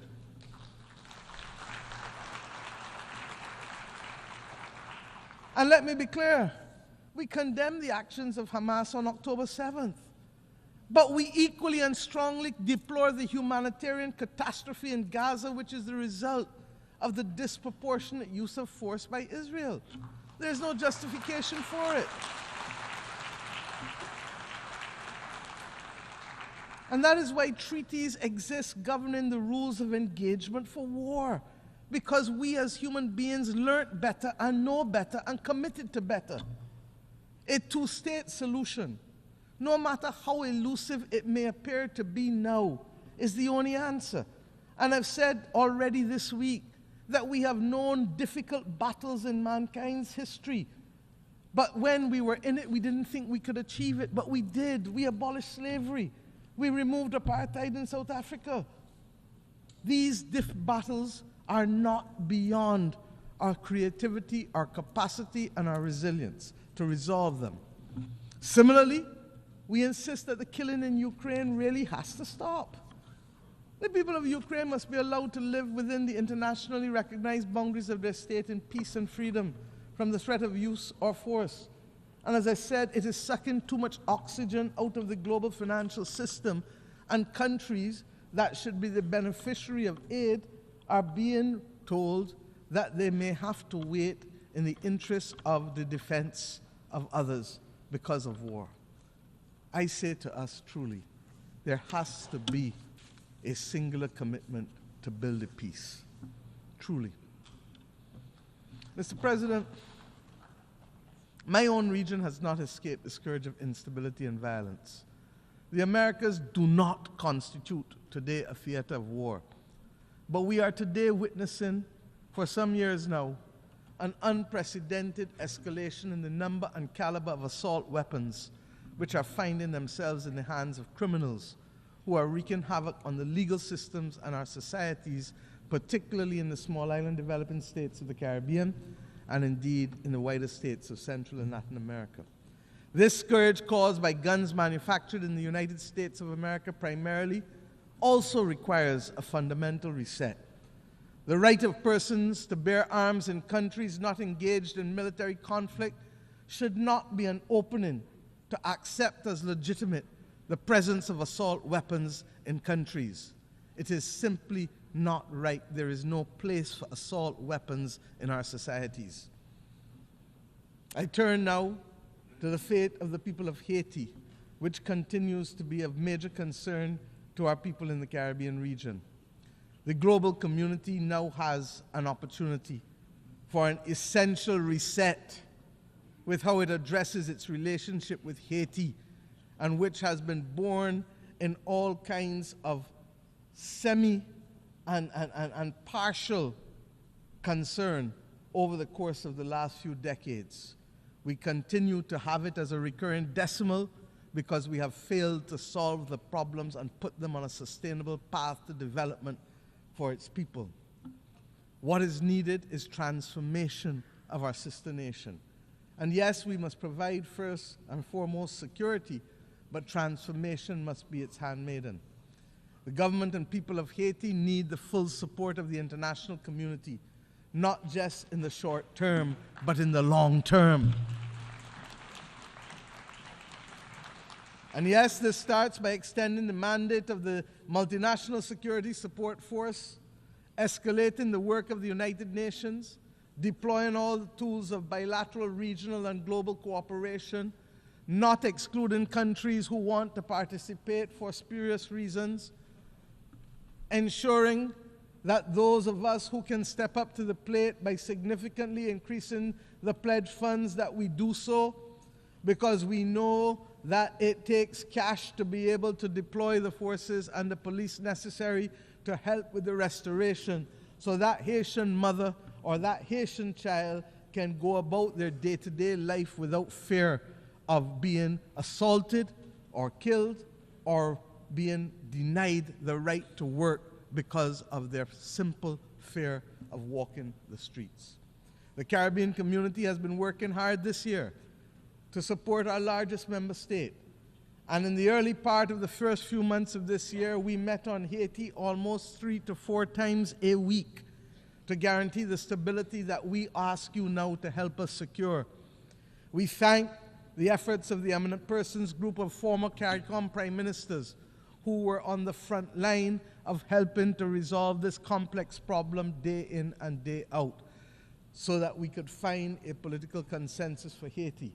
That Haiti had at this General Assembly both the interim president of the Transitional Council and Prime Minister Corneille is a remarkable achievement given where Haiti was in February of this year. Let them continue on a path, please, of securing their future. And we cannot be on this podium speaking about Haiti without thanking Kenya and President Ruto for their remarkable leadership. After many delays and in what represents now a historical precedent for an African country, they have ensured that an African country has taken the lead in helping to tackle the peace and security challenge beyond its own continent. That is the kind of reset that we need in the international community. And Mr. President, you cannot come on this platform, regrettably, although I look forward to the day when I will not have to say it, when we must ask for reprieve for the people of Cuba. It is unacceptable, it is unconscionable, and that it continues today is a mark on our international conscience.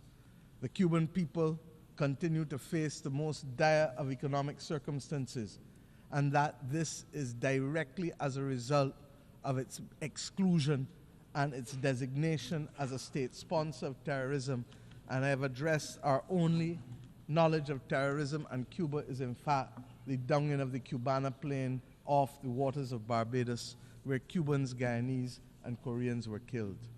My friends, Cuba has been a valuable partner, stepping up for us when it has mattered most, by the provision of nurses and doctors in pandemics, and by the provision of other essential workers when the global community needed it, and when people needed to be liberated in Southern Africa. The reality is that we must have and continue to have resolve in calling for the embargo to be lifted, and we will condemn it year after year after year because it is simply wrong. As we say so, we pray that the people of Cuba, as they determine what damages they have found from Hurricane Helen, as well as we pray for the people of Florida, who clearly are going to spend the next few days identifying the damage as a result of a hurricane that hit Category 4 when it reached Florida. This is the climate crisis that we speak about. The people of Nigeria are still counting the bodies with respect to the floods that took place there. We have hard work to do. In our own Caribbean region, Beryl literally decimated the islands of Carriacou and Union Island, and indeed would have affected Grenada and St. Vincent more broadly. Jamaica and my own country's coastal infrastructure was significantly affected, with our fishing industry, 90% of it being decimated. This season of superlatives with its floods and droughts, its hurricanes and fires will take the lives and livelihoods of too many.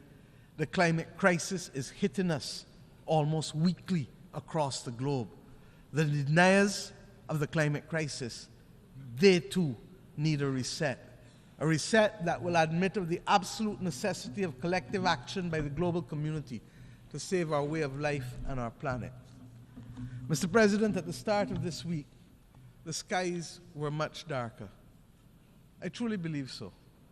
We are starting to see some glimmers of light.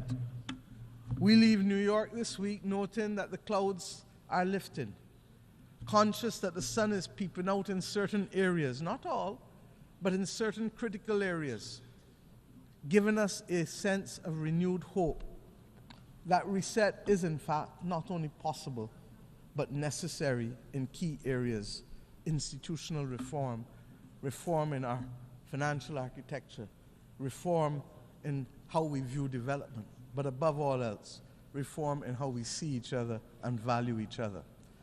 This hope springs from the Pact for the Future and the many declarations that we have made here, the terms in which my fellow leaders spoke from this platform for the most part, the urgent need to recognize reset, reset, reset, even if they didn't call it by that name. It is as if we all truly understand and accept the challenge of rising to solve the major difficulties that are faced by the people of the world, and to recognize that global moral strategic leadership requires of us the commitment to redress the wrongs and to take care of saving people and planet. But recognition of the need for the reset, while it is the first step in any issue, what is now also needed is eternal vigilance as our companion, so that as we take the steps to transform attitudes and institutions and rules, we will not succeed overnight. We will not succeed even in the next decade. But if we don't do the reset to change the legacy of centuries of exploitation and domination, we will not be fit for purpose to meet the needs of our people in the third decade of the 21st century. I can think, therefore, of no better way to conclude than with a song that I had cause to use almost 30 years ago from my own country. Song from Edwin Yearwood when I first stood on this podium almost 30 years ago in 1995 as a young minister of youth. And I quote, "A voice in my head keeps talking to me. It tells me the road is long. It tells me we must be strong. Roll with the pain and roll with the strife, for today is the rest of the start of your life." Mr. President, may the new hope fostered here this week signal the start of a new deal for people who hitherto were not seen, and even with the existence of this body, whose voice and presence were not felt. These people have been recognized too often, and these countries, as mere statistics, and not with the human dignity that is their birthright, or the human dignity that is the conferred right from these United Nations. Mr. President, I thank you.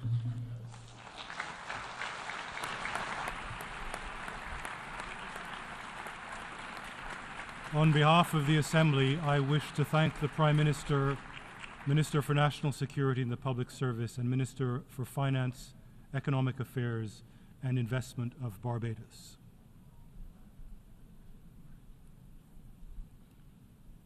The Assembly will now hear an address by His Excellency Tshering Tobgay, Prime Minister of the Kingdom of Bhutan. I request protocol to escort His Excellency and invite him to address the Assembly.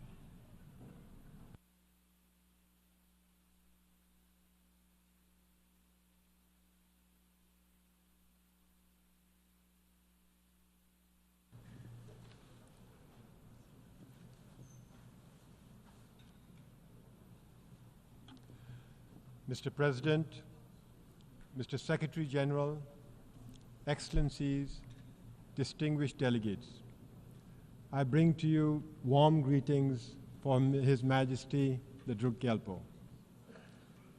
Excellencies, 53 years ago, on the 21st of September, 1971, a small Himalayan kingdom was admitted to the United Nations.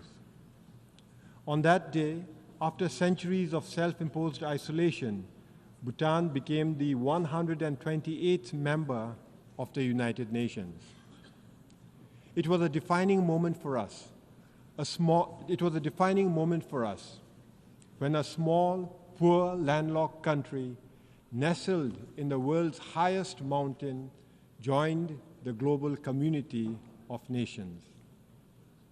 That same year, the United Nations created the least developed country category to provide targeted support to the world's poorest nations. Bhutan was among the first to be admitted in that list. Back then, our economy was primarily agrarian, operating largely on a barter system. Our per capita GDP income stood at just $215 US.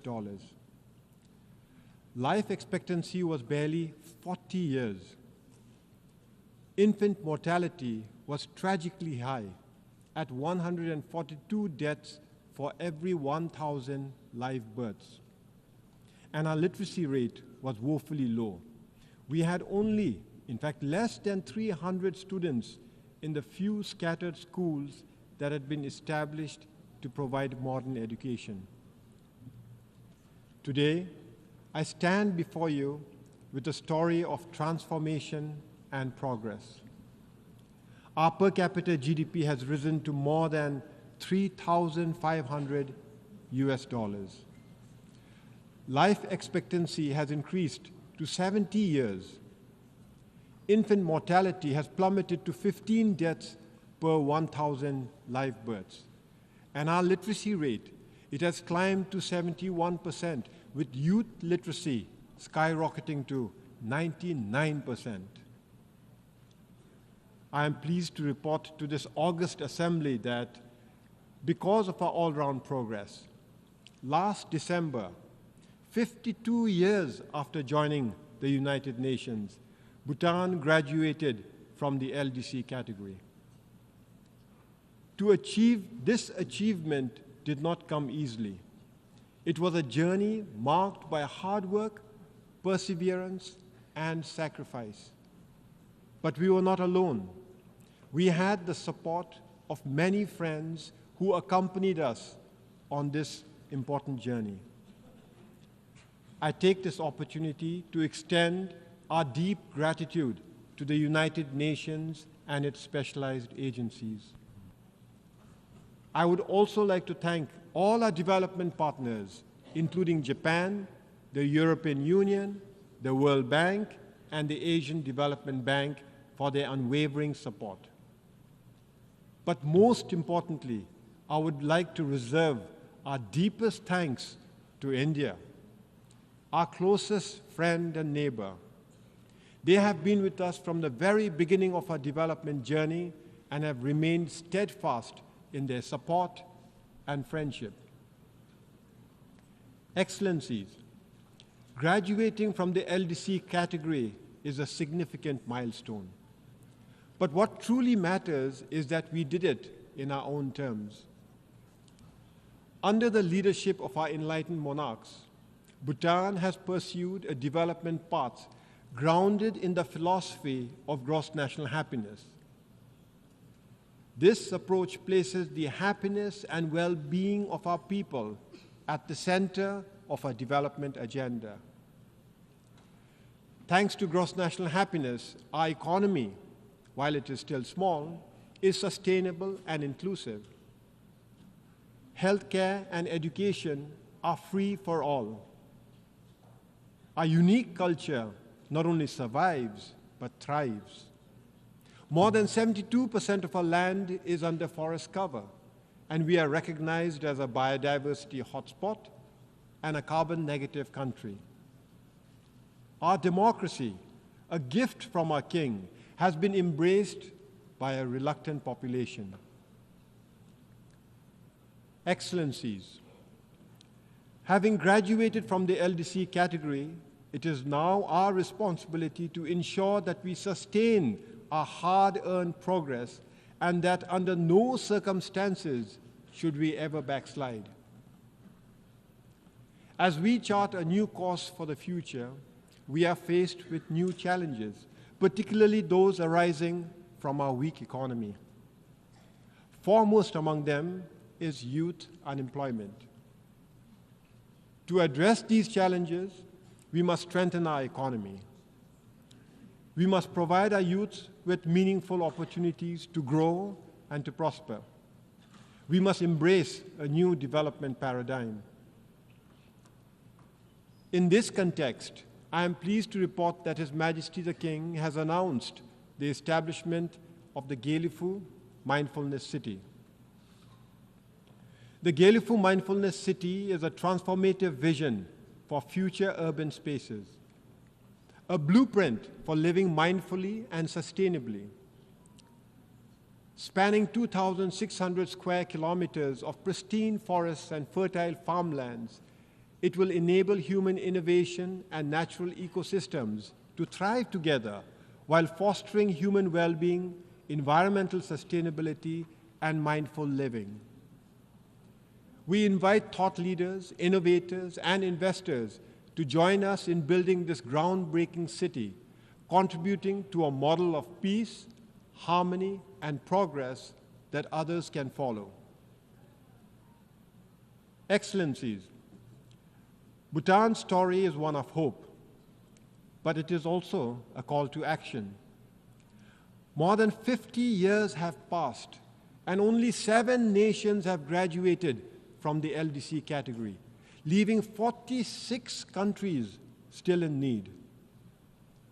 This is unacceptable. The international community must intensify its efforts to ensure that no nation is left behind, that all LDC countries achieve graduation.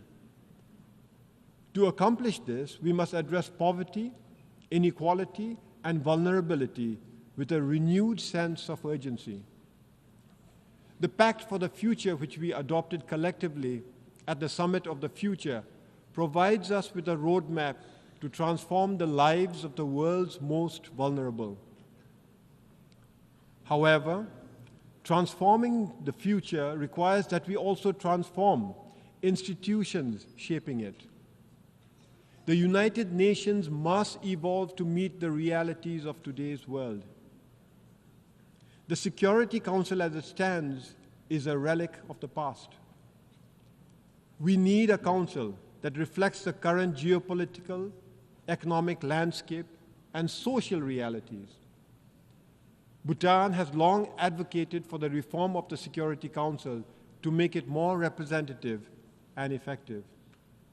For this, India, with its significant economic growth and population and leadership of the Global South, deserves a permanent seat at the Security Council. Similarly, Japan, a leading donor and peace builder, warrants permanent membership. Excellencies, in conclusion, let me reiterate our deep gratitude for the support we have received on Bhutan's journey to LDC graduation. Now we are committed to sustaining this progress, but we will need your continued support. In this regard, we invite your support and investment in initiatives like the Gelifu Mindfulness City. However, as we celebrate Bhutan's progress, we must also intensify our efforts to support other LDCs, ensuring that they too can achieve graduation. In this regard, the role of the United Nations is more critical than ever, reinforcing the imperative for multilateralism in addressing the global challenges we face.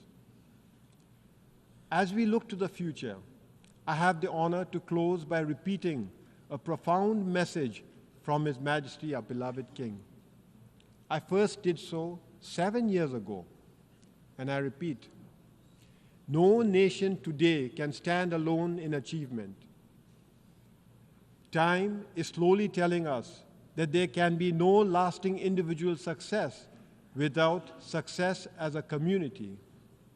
And there cannot be lasting national progress and success if it does not fit into a future of global peace, harmony, and equality. The world must progress together or fail together. Thank you, and Tashidile.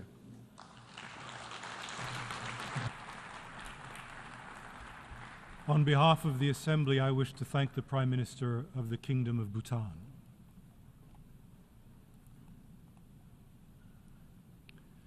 The Assembly will now hear an address by His Excellency Xavier Espot Zamora, Head of the Government of the Principality of Andorra. I request protocol to escort His Excellency and invite him to address the Assembly.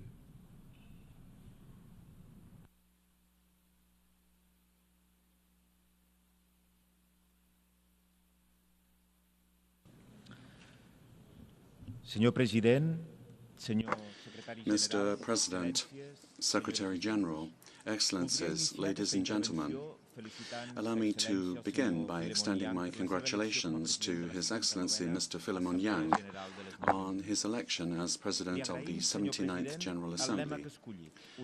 I would like to thank you, President, for having chosen unity in diversity, sustainable development and human dignity everywhere for everyone as the theme. Andorra could not be any more in agreement than we are with this goal, which we fully support because my country is a tangible, real proof that people are able to live together peacefully for more than 800 years. Indeed, thanks to our understanding and mutual respect shown by our inhabitants, our country has never had a war and we've never had an army. Andorra has always been an oasis of peace, tolerance and cohabitation, including during the most troubled times of the old continent.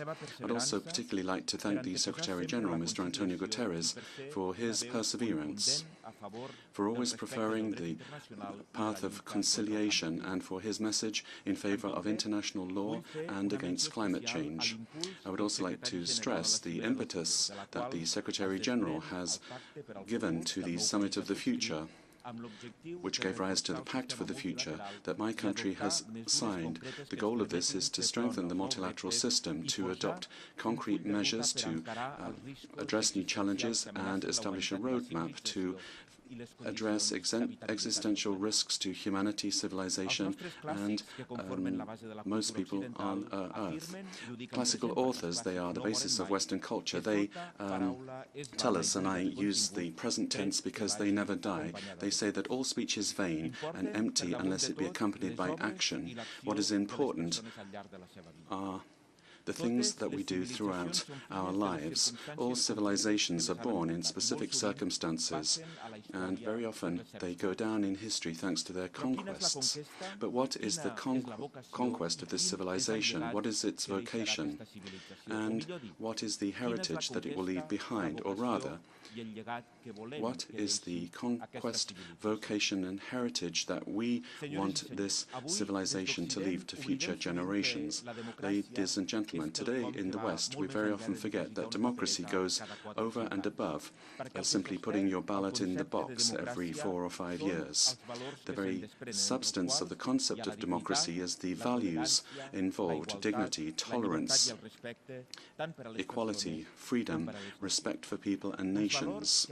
These values are human rights, the rights that this General Assembly has decided to protect 76 years ago by adopting the Universal Declaration of Human Rights. It would seem that the spirit in which this declaration was forged, a symbol of peace and dignity following 2 devastating world wars, is fading little by little. The forward march of extremist political positions is a reaction in the light of something that is viewed as a threat, an order that's viewed as a threat. The feeling that a recent past has been lost and it's better than the present, that has invaded current generations and heightened by the idea that climate change will worsen living conditions and that globalization and migration flows will dilute and depersonalize our societies, and that children and young people today will live less well than their parents did. We find ourselves at a key moment in history where the debate cannot be hidden behind rhetorical language to avoid this situation.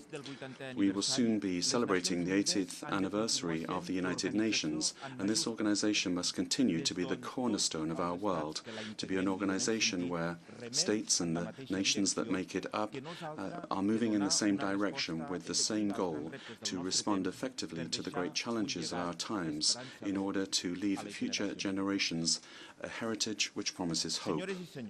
Ladies and gentlemen, we have never had so many tools to bring about cooperation and dialogue. In the light of a very complex reality, but convinced as we are of the equality between nations, we must ensure the implementation of the Charter of the United Nations, strengthened by the pillars of the defense of human rights as well as the defense of international humanitarian law. Those are the things, and those alone, that must govern relations between states. The serious situations in Ukraine, Gaza, Lebanon and Sudan and other regions where we see conflicts that have become permanent, particularly in the region of the Sahel, we cannot remain indifferent to these. We must urgently become mobilized to achieve the most noble goal of politics, peace. We must come together and find solutions to conflicts without violence or recourse to military resources. We would call upon all parties to work for peace and that they respect international humanitarian law and that they obey it. Because nothing can justify the attacks suffered by civilian populations, nothing can justify the attacks against hospitals and schools, and nothing can justify using hunger as a strategy of war. Nothing can justify such irrational behavior. Children are the main victims of this. Children and young people take pride of place in on the international agenda of Andorra because we firmly believe that they are the present and the future of humanity, which means that all actions to benefit them become strategic actions for the development of a country, of any country. This is why, since its creation, we have supported the Office of the Special Representative of the Secretary General for Children and Armed Conflict, and more recently the study on the impact of climate change on children and armed conflict. When I asked you at the beginning of my statement what conquest, what vocation and what heritage did we want to leave behind, there can be no doubt. A world in peace for our children and our young people, a world that provides opportunities to each and every one of them.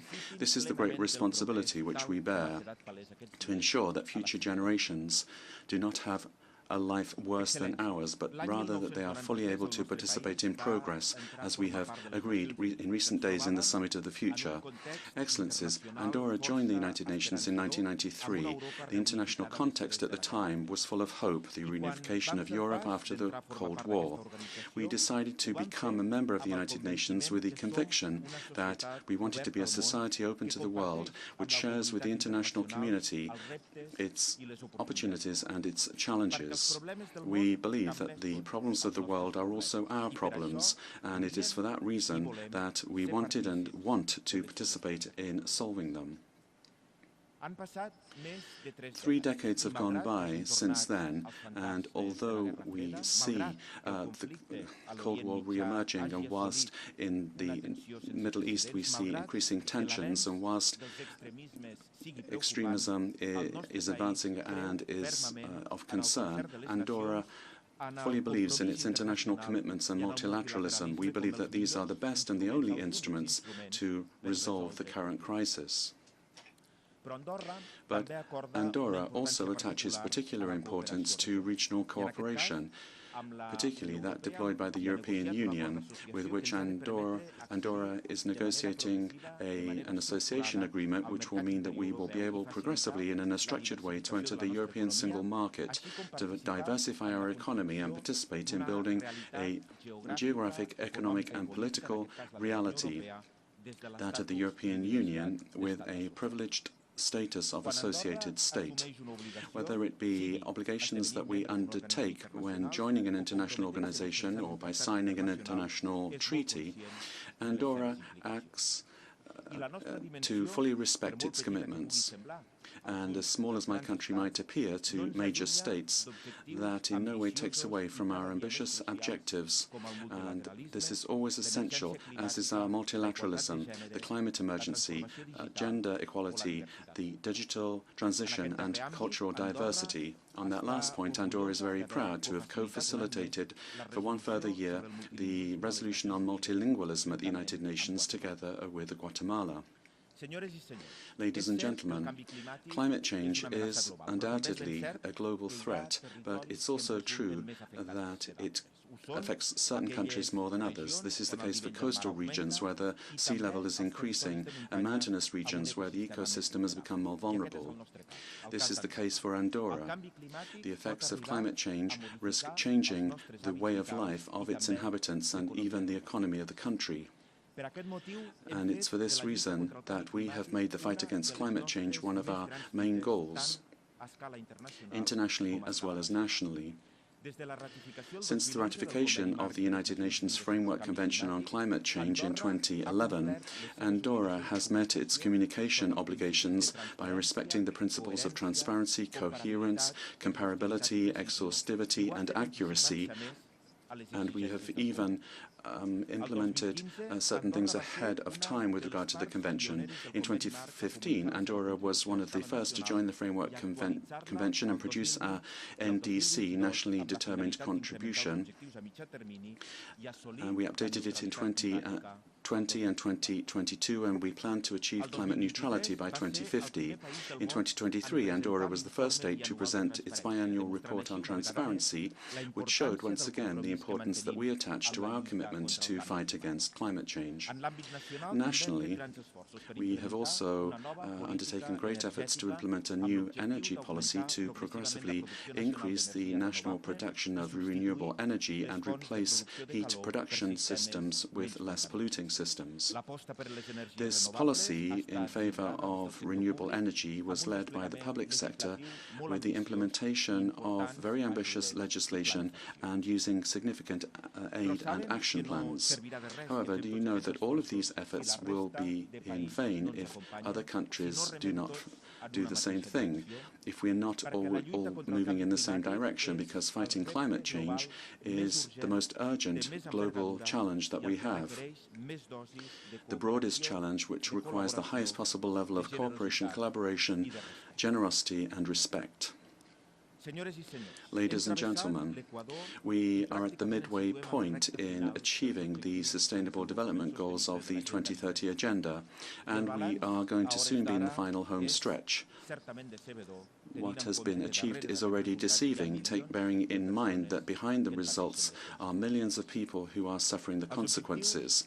The Sustainable Development Goals are certainly very ambitious, but if we decide to implement them with persistence, creativity, and innovation, then we can bring about real change by taking as a principle inclusion and making gender equality a reality, sustainability a norm, the protection of children an inviolable principle, and by ensuring that divides are overcome once and for all.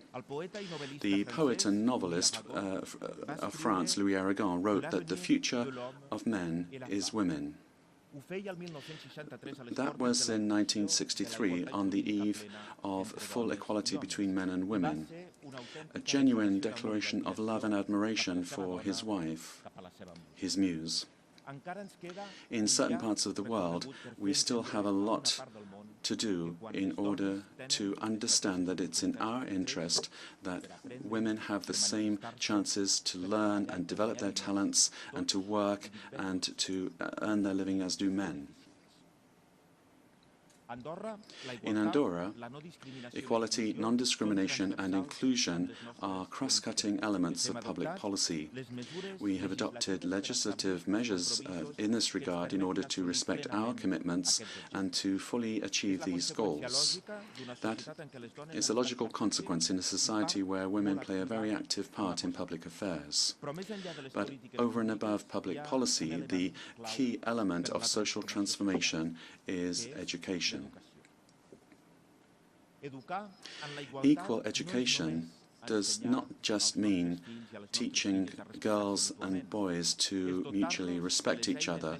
It means giving them the tools necessary to question social norms which perpetuate inequalities, and to enable them to build a society where every individual is able to develop themselves to their full potential, whatever their gender. Currently, parity is respected in our institutions in decision-making positions, and for the first time we've had the honor to have an Andorran expert on the United Nations Committee for the Elimination of all forms of discrimination against women. But bringing about gender equality requires determination and perseverance on the part of each and every one of us. As representatives of our respective countries, we have the moral and political obligation to promote this transformation. We must become committed to ensure that gender equality is not just a long-term aspiration, but a concrete reality in our societies. That is the only solution that will guarantee a better future for future generations. Excellencies, access to information is in the process of redefining the paradigms of growth and economic and social development. As public services and the private sector are being converted to the digital world, the divide that separates those that have access to this world and those don't is becoming ever more pernicious. The Global Digital Compact that we adopted during the Summit for the Future includes actions in favor of digital literary actions in order to guarantee an inclusive, open, safe and protected digital future. In this area, multilateralism has a crucial role to play to create opportunities, and at the same time it must guarantee accessibility and security in this new virtual space of globalization. For small states such as Andorra, these technologies have the potential to provide resources with exponential added value. Aware as we are of the situation and our manifest need to diversify our economy, Andorra has made huge strides in this area. Currently, 6% of Andorran homes have an internet connection. The country has implemented a national strategy for digital transition, which is particularly focused on digital rights of citizens and respect for Sustainable Development Goals 9, 16 and 17, with the creation of an ethical and legal framework that preserves digital rights, protecting private life and data security, and ensuring free access to digital information, because we want all citizens to be able to access the digital world and thus avoid situations of inequality. Ladies and gentlemen, the Principality of Andorra has made a commitment to this organization of peoples and for peoples 30 years ago, in the hope that a better world would be possible, because our country, small size, can also make exemplary choices. We presented ourselves to the world as an ancestral land which finally has found its place in the community of nations, a country that is open to the world, with a constructive spirit and a peaceful disposition open to dialogue, in favor of comprehension and harmony between peoples. These are the values that continue to guide us nationally and internationally. It is important that all peoples promote a new culture of peace based on an end to war and on a commitment to bring about peace agreements to resolve conflicts. Development must reach all four corners of the planet, where fundamental rights must be respected, and it is essential that this new digital universe be based on knowledge. I began my intervention by quoting the classical authors. If I may, I'd like to end in the same way. There's a work that is at the heart of Greek literature that has left its mark on Western culture and which is very difficult to forget. It refers to conquest and destruction, hatred, compassion, love and death. Homer's Iliad is in a certain way a mirror of the human condition. Even though this work shows that life is not always fair and that it is subject to the will of the gods, it also shows us that human relations can, if we want them to be, profoundly humane. And I think that we must take ownership of this message. It is important to believe in humanity and to work to build, all of us together, peace in the world, as well as a world of solidarity that is more just and more inclusive. I thank you. On behalf of the Assembly, I wish to thank the head of government of the Principality of Andorra. The Assembly will now hear an address by His Excellency Mohammed Yunus, Chief Advisor of the Interim Government of the People's Republic of Bangladesh.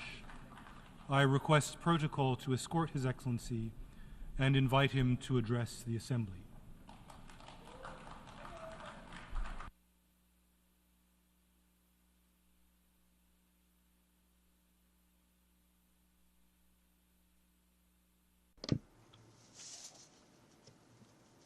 Bismillahirrahmanirrahim. Bismillahirrahmanirrahim. মাননীয় সভাপতি, Mr. President, জাতিসংঘের সাধারণ পরিষদের সভাপতি নির্বাচিত হওয়ায় let me congratulate you প্রথমেই আপনাকে আন্তরিক on your election অভিনন্দন as the President of the United Nations General Assembly. আমি আশ্বস্ত করছি যে আপনার এই I দায়িত্ব would like to assure পালনকালে you of Bangladesh delegation's full cooperation throughout the session. আপনাকে পূর্ণাঙ্গ সহযোগিতা প্রদান করবে। জাতিসংঘের ম্যান্ডেটকে সমুন্নত রেখে I would also বৈশ্বিক place on record সংকটসমূহ our deep appreciation to the Secretary General Antonio Guterres দৃঢ় প্রতিজ্ঞ for his unwavering commitment সাফল্যমণ্ডিত to deliver on the নেতৃত্বের UN জন্য mandates তাকেও and জানাই address the আন্তরিক সাধুবাদ। global challenges. Summit of the future আয়োজনে আমি মহাসচিবের দূরদর্শী ভূমিকার বিশেষ I particularly applaud his vision in convening the Summit of the Future. সম্মেলনে যে pact for the future and declaration on future generations The Pact for the Future and the Declaration on Future Generations could help in setting pathways beyond Agenda 2030. উন্নয়ন কর্মপন্থা নির্ধারণে বিশেষ সহায়ক হবে বলে আমি মনে করি। বাংলাদেশ বিশ্বাস করে যে এই সম্মেলনের অর্জন বৈশ্বিক সমৃদ্ধি অর্জনের জন্য Bangladesh believes that the summit's outcome will serve as a guiding framework in materializing our shared aspirations and rethinking collaboration for posterity. মাসে বাংলাদেশে যে যুগান্তকারী পরিবর্তন সংঘটিত হয়েছে I stand in this Parliament of Nations thanks to an epochal transformation that Bangladesh witnessed this July and August. আমাদের গণমানুষের বিশেষ করে তরুণ সমাজে The power of the ordinary people, in particular our youth, presented to our nation an opportunity to overhaul many of our systems and institutions. নতুন সম্ভাবনার দ্বার উন্মোচন করেছে। আমাদের ছাত্র ও যুব সমাজের আন্দোলন প্রথম দিকে মূলত ছিল The uprising led by the students and youth was initially aimed at ending discrimination. আন্দোলনের রূপ নিয়েছে। Progressively, the movement evolved into a people's movement. The world eventually saw how people at large stood against autocracy, oppression, discrimination, injustice, and corruption, both on the streets and online. রুখে দাঁড়িয়েছিল। আমাদের ছাত্র জনতা তাদের অদম্য সংকল্প ও প্রত্যয়ের মাধ্যমে একটি স্বৈরাচারী ও অগণতান্ত্রিক শাসন Our ব্যবস্থা people, থেকে আমাদের particularly মুক্তি এনে youth, দিয়েছে। gained us independence from an autocratic তাদের এই and সংকল্পের undemocratic মধ্যেই regime with আমাদের an দেশের exceptional ভবিষ্যৎ resolve and নিহিত। capability. That collective resolve should define Bangladesh of যা the এই future দেশকে বিশ্ব সম্প্রদায়ের মাঝে একটি দায়িত্বশীল and জাতির place our মর্যাদায় nation উন্নীত as a করবে responsible বলে state আমি in the বিশ্বাস করি। Committee of the Nations. এই গণ আন্দোলন রাজনৈতিক অধিকার ও উন্নয়নের সুবিধা বঞ্চিত বাংলাদেশের আপামর This was জনসাধারণকে indeed a ঐক্যবদ্ধ movement করেছে। that primarily brought together people who বাংলাদেশের were মানুষ long left উন্নয়ন in কর্মকাণ্ডকে politics and development, অন্তর্ভুক্তিমূলক অংশীদারিত্ব who asked prosperity দেখতে to be চেয়েছে। shared, to be inclusive. আমাদের জনগণ একটা ন্যায্য The people aspired for a just, inclusive and functioning democracy for which our new generations made supreme sacrifice.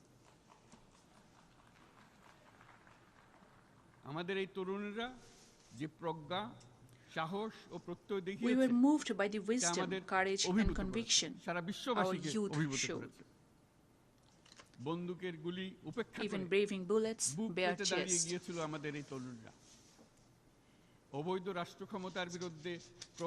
Young girls were fiercely vocal against the illegitimate state power.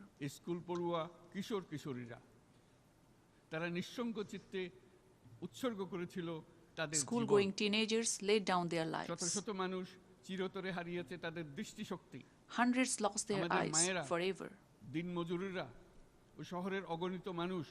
Mothers, day laborers, and scores of people across cities lent their shoulders for their children.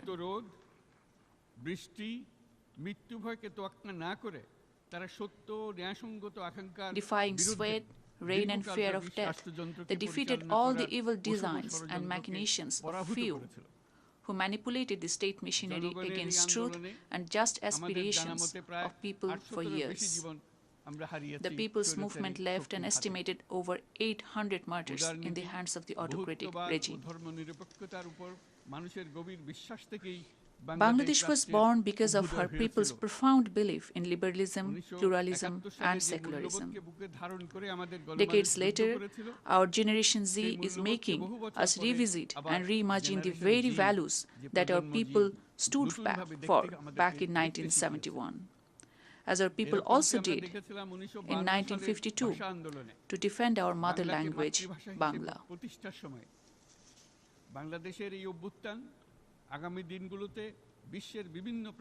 We believe this revolution that the world witnessed in Bangladesh in the span of few weeks may inspire many across communities and countries to stand for freedom and justice. I would call upon the international community to engage with New Bangladesh anew that aims to realize freedom and democracy beyond letters for everyone. Mr. President,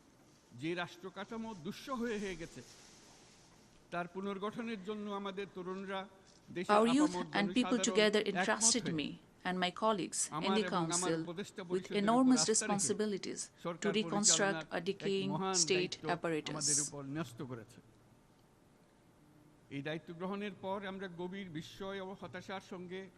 As we took to the office, to our utter shock and dismay, we discovered how endemic corruption brought a functional democracy to a farce. How key institutions were ruthlessly politicized. How public coffers were reduced to rubble. How oligarchs took over business.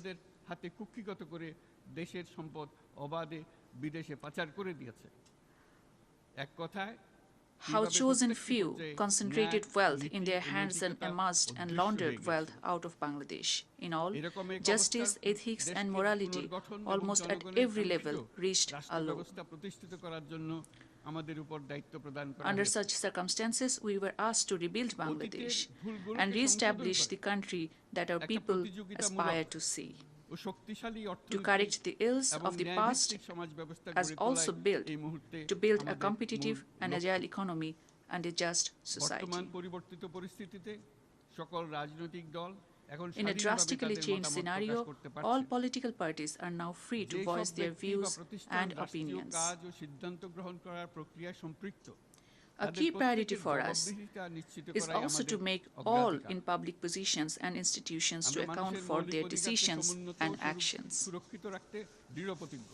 We are committed to promote and protect the fundamental rights, for people to speak in freedom, to assemble without fear or inhibition, to vote whosoever they choose. This is what the nation desires, and we aim to achieve. We are also committed to uphold the independence of the judiciary and freedom of press, including in the cyber domain. In order to ensure that child of a farmer or worker can scale the highest in the society, we prioritize allocation in education and health sectors over grandiose infrastructure development.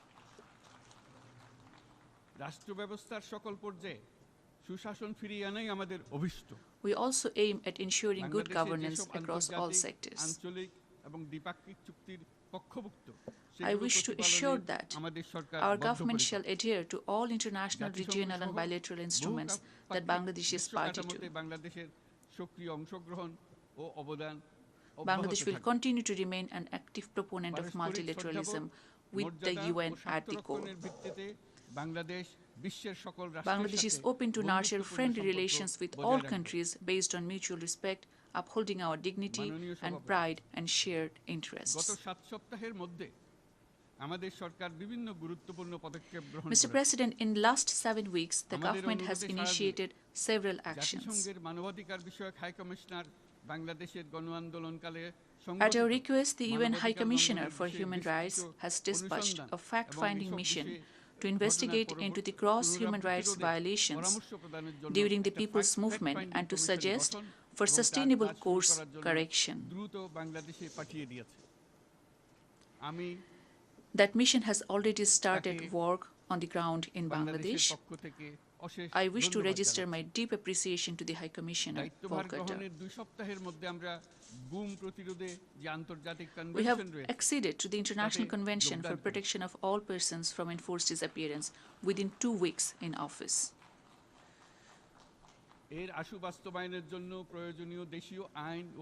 The required national legislation is underway so that we can effectuate its early implementation.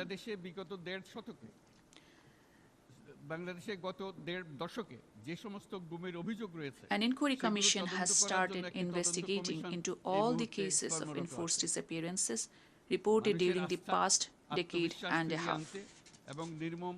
In order to restore people's trust and confidence and to ensure that the tragic past never recur in future Bangladesh, we have initiated reforms in certain prioritized sectors. In that direction, we launched independent commissions to reform electoral system, constitution, judicial reform, civil administration, law and order sectors.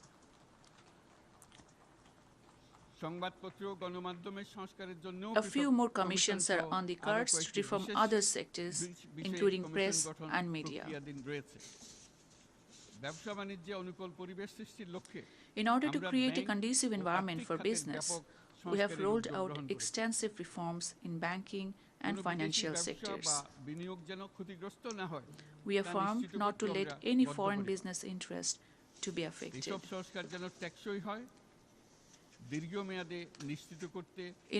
Beyond rhetoric and numbers, we aim to establish effective safeguard mechanisms to ensure the sustainability of these reforms and create an enabling environment towards conduct of full, free, fair and participatory elections. I would therefore call on the international community to continue and deepen engagements with Bangladesh in meeting our people's quest for democracy, rule of law, equality, prosperity, so that we can emerge as a just and inclusive democratic society. Mr. President, Bangladesh feels that maintaining peace and addressing conflicts is central to people's progress. During the recent revolution, our valiant armed forces have once again shown their commitment to peace by standing firmly with the people in fulfilling their aspirations for freedom during a most difficult time in our history. This was possible thanks to our commitment to peace, place human rights at the core of peacekeeping. Bangladesh remains equally committed to peace building from the inception of the UN Peacebuilding Commission.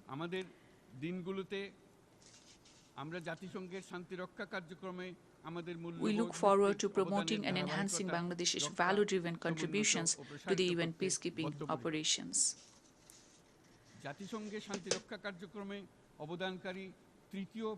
As the third largest troop contributing country, our peacekeepers had served across 63 missions in 43 countries to date. Bosnia থেকে শুরু করে Congo পর্যন্ত বিশ্বের 168 Bangladeshi peacekeepers had laid their lives from Bosnia to Congo. 168 জন বাংলাদেশি শান্তিরক্ষী নিজেদের জীবন বিসর্জন দিয়েছে। আমরা আশা করি যে কোনো অবস্থায় We do hope that Bangladesh Defense Forces would continue to be called upon in the future UN peace operations, regardless of the challenges or circumstances.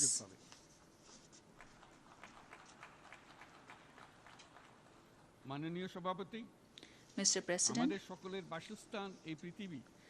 In our shared habitat, this world, many of the global priorities need to be set right. জলবায়ু পরিবর্তন আমাদের সকলের অস্তিত্বের প্রতি হুমকি স্বরূপ। Climate change poses existential threat to all of us. রেকর্ড ভঙ্গকারী তাপদাহ, the record-breaking heat wave this summer starkly reminded the world of the climate-induced challenges. What we need is climate justice, so that the irresponsible choices or indifferent actions or harms caused are accounted for. তাদের দায়বদ্ধ করা যায়। জলবায়ু পরিবর্তন জনিত দীর্ঘমেয়াদী প্রভাবগুলো long-term damages leave irreparable damages all around. আমরা জীব বৈচিত্র্য হারিয়ে ফেলছি। We are losing biodiversity, পরিবর্তনের ফলে নতুন রোগ বাড়ছে, changing pathogens leading to newer diseases, চাপ বাড়ছে ক্রমাগতভাবে। farming is under stress, shrinking water threatening habitat, সমুদ্রপৃষ্ঠের উচ্চতা বৃদ্ধি, rising sea level and salinity decimating ecosystems. ঘূর্ণিঝড়ের সংখ্যা ও মাত্রা বৃদ্ধির কারণে The damages in terms of rising intensity and frequency of cyclones or floods can hardly be ignored. প্রান্তিক পর্যায়ে জীবিকা অন্বেষণকারীরা The climate risks are faced far deeper by our small farmers and artisanal livelihood holders. আমি আজ এই বিশ্ব সভায় কথা বলছি, As I speak, যখন কথা বলছি over তখন 5 বাংলাদেশের million পূর্বাঞ্চলে people witnessed a most devastating flood in their living memory in eastern Bangladesh. Yet Secretary General Guterres showed that under the current trajectory, the world is heading for a plus 2.7 degrees centigrade scenario.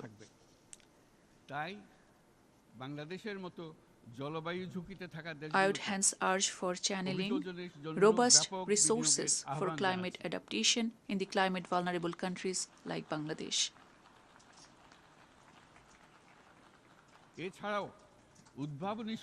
It is moreover crucial to operationalize loss and damage fund by leveraging innovative solutions and additional finance.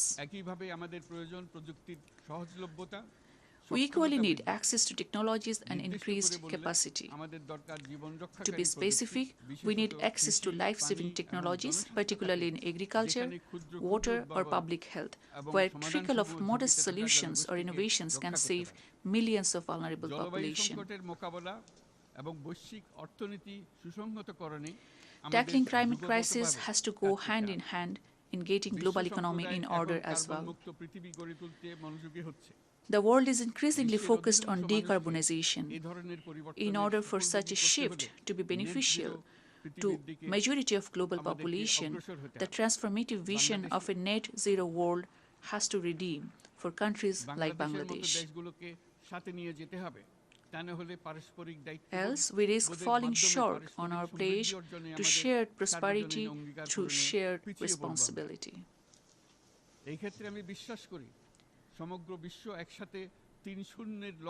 I believe the world needs to engage on a shared vision of 3 zeros that we can materialize together, targeting zero poverty, zero unemployment, and zero net carbon emissions.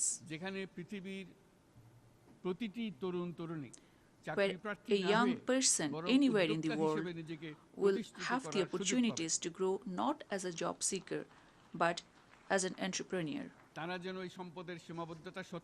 where a young person can unleash his or her latent creativity despite all limitations, where an entrepreneur can optimally balance social benefits, economic profits, and responsibility towards nature, যেখানে সামাজিক ব্যবসার মাধ্যমে যে কোনো ব্যক্তি where social business can help an individual transcend beyond consumerism and can ultimately catalyze in social and economic transformation.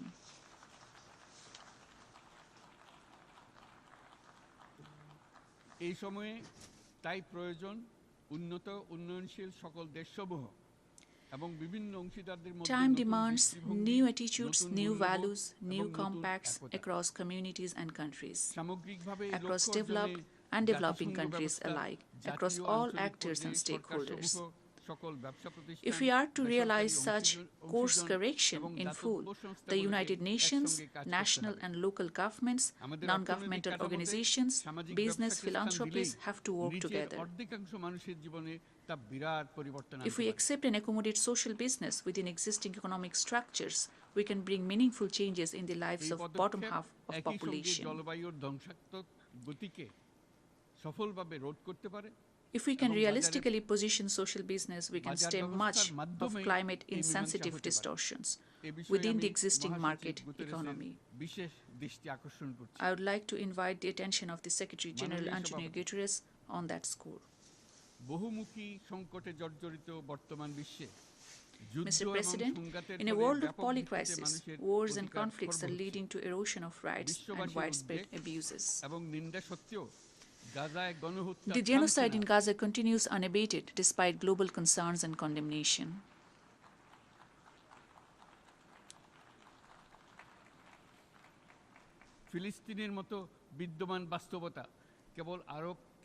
The situation in Palestine just does not concern the Arabs or the Muslims at large, rather the entire humanity.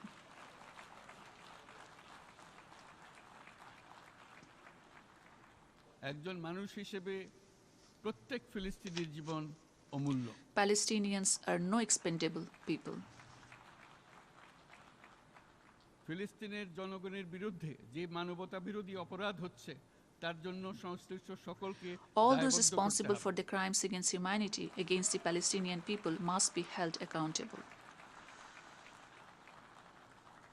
ফিলিস্তিনের জনগণের উপর চলমান নৃশংসতা Bangladesh calls for an immediate and complete ceasefire to protect the Palestinian people from the brutalities, particularly against the children and women.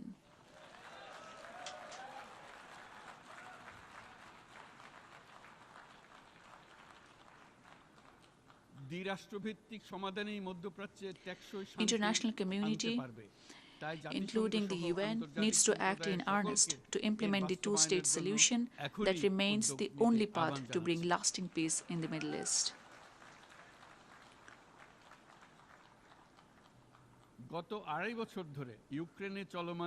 The 2.5-year-long war in Ukraine has claimed far too many lives. The war has impacted far and wide, even lending deeper economic implications in Bangladesh. We would urge both sides to pursue dialogue to resolve the differences and end the war. মাননীয় সভাপতি, বাংলাদেশ গত 7 বছর যাবত Mr. President, 7 years on, Bangladesh has been hosting 1.2 million Rohingyas on humanitarian ground, incurring significant social, economic, environmental costs. The protracted crisis in Myanmar also pose growing risks with national and regional security implications for Bangladesh, both in traditional and non-traditional terms.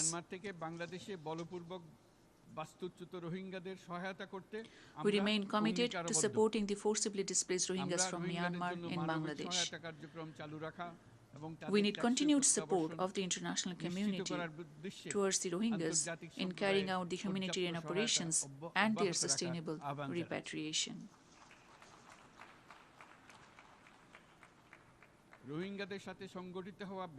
Equally important is to ensure justice for the grave human rights violations committed against the Rohingyas through the ongoing accountability processes in the ICJ and the ICC. রোহিঙ্গারা যাতে নিজ দেশে স্বাধীন এবং মর্যাদাপূর্ণ জীবন যাপন করতে পারে We recognize and appreciate the efforts of the Secretary General and the United Nations system in creating a conducive environment for Rohingyas so that they can lead a free and dignified life. That requires creating pathways for the Rohingyas to return to their ancestral home in Rakhine State with safety and rights. Looking at the evolving ground situation in Myanmar, Bangladesh is ready to work with the international community to create an environment for dignified and sustainable return of the Rohingyas to their homeland.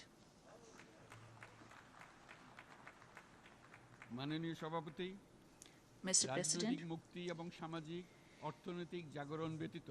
ensuring peace and security cannot succeed without political freedom and socio-economic emancipation of the people. Around a decade back, the world unanimously adopted the Agenda 2030. We reposed our collective hope and trust in the universal set of goals. Yet, overall, 17% of the SDG targets are on track to be achieved by 2030.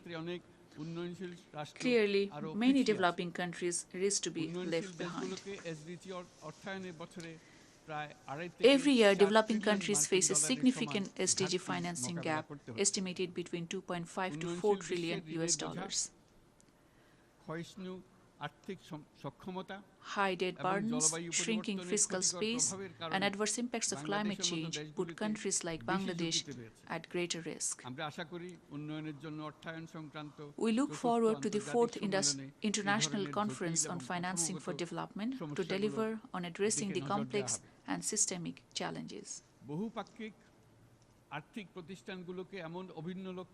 The multilateral financing institutions have to be driven by a vision where wealth and opportunities can be accessed by all, that they rightfully place social business within respective programs, that they duly address the circumstances in the low-income countries, that they promote entrepreneurship and encourage creativity of individuals, that they support the dispossessed.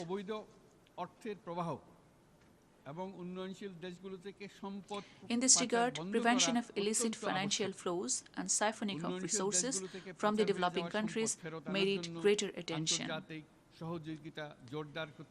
Increased international cooperation must rechannel the assets stolen from developing countries. We look forward to early conclusion of an international tax convention that can combat tax evasion. Mr. President, migration and mobility is an inescapable reality in an interconnected world. As a country of origin of migrants, over 11 million of our people live and work worldwide.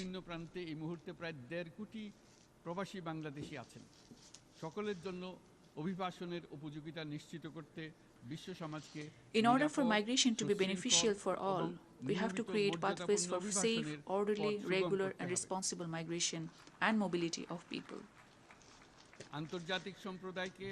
The international community has to ensure full respect for human rights and end inhuman treatment of migrants, regardless of their migration status.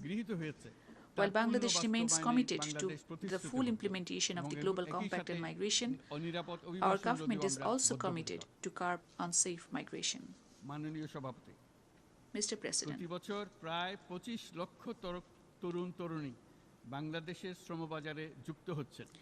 every year nearly 2.5 million Bangladeshis enter our labor market. In a large population where nearly 2/3 is young, Bangladesh is challenged to make learning suited to meet the needs of today and tomorrow. Yet we see the world of work is changing, where a young person has to adapt constantly, reskill, adopt newer attitudes. As Bangladesh is set to graduate as a middle-income country, we reckon the vital need to secure ourselves in terms of learning and technology. Let me speak about artificial intelligence. We are particularly enthused with the emergence of artificial intelligence tools and applications. Our youth are excited with the prospect of first unfolding generative AI. They aspire to walk and work as global citizens. The world needs to ensure that no youth in countries like Bangladesh get left behind in meaningfully reaping benefits of the AI-led transformation. The world simultaneously needs to ensure that the development of artificial intelligence does not diminish the scope or demand for human labor. Autonomous intelligence. As the scientific community and world of technology keeps moving on developing autonomous intelligence, artificial intelligence that propagates on its own without any human intervention, we all need to be cautious of possible impact on every human person or our societies today and beyond. autonomous intelligence মানুষের অস্তিত্বকে বিপন্ন করে তুলতে পারে কাজে এই ব্যাপারে আমাদের সম্পূর্ণ সজাগ থাকতে হবে that autonomous intelligence, if not, unless autonomous intelligence develops in a responsible manner, it can pose existential threat to human existence. Mr. President, we need newer forms of collaboration where global business and knowledge holders connect to people's needs. International cooperation should create space for developing countries in ways that can bring transformative applications or solutions for jobs, endemic socio-economic challenges, or livelihoods.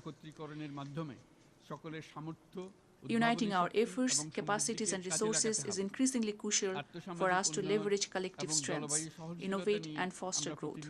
The challenges we face in economic development, climate resilience, or social development have to be addressed with common endeavors.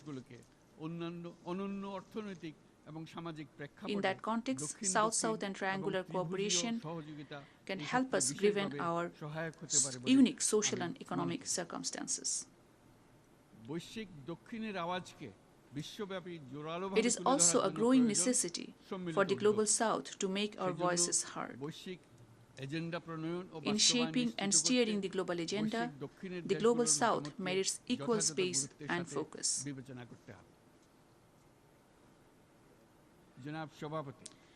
Mr. President, the COVID times underline before us the crucial importance of investing in public health. In the WHO, as Bangladesh leads the negotiations on global pandemic treaty, we urge for convergence on the key provisions of adequate international cooperation, financing public health systems, technology transfer, research and development, diversification of production of medical diagnostics, vaccines and therapeutics. We also to declare vaccines a global public good that is free from the rigors of intellectual property. These are also crucial for combating the scourges of non-communicable disease. Mr. President, this year we celebrate the Golden Jubilee of Bangladesh's partnership with the United Nations. It has been a shared journey of mutual learning in our modest ways. Bangladesh contributed towards promoting global peace and security, justice, equality, human rights, social progress and prosperity, and indeed in building a rules-based international order.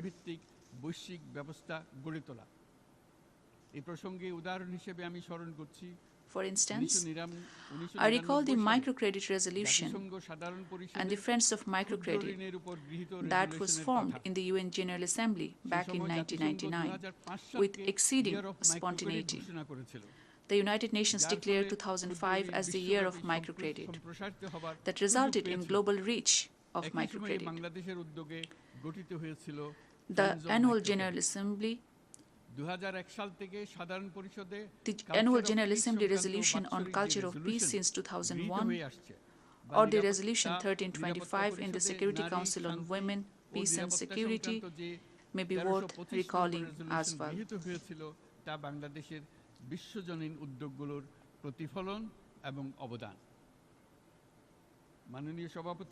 Mr. President,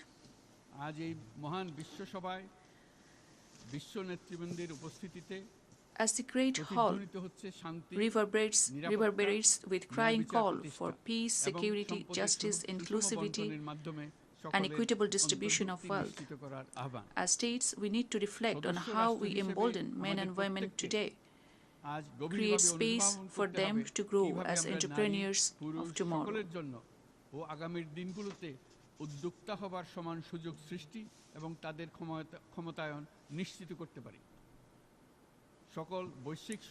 The world has more than enough of capacity, resources, and solutions.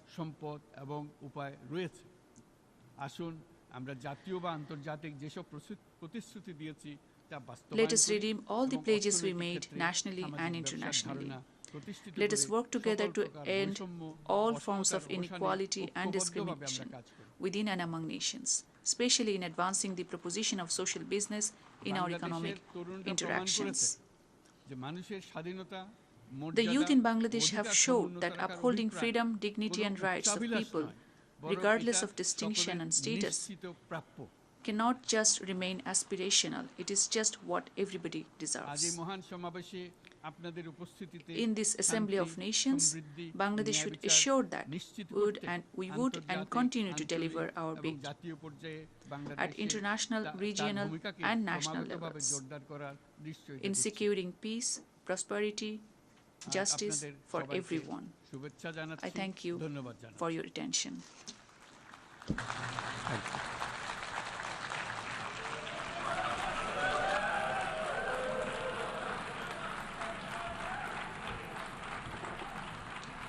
On behalf of the Assembly, I wish to thank the Chief Advisor of the Interim Government of the People's Republic of Bangladesh.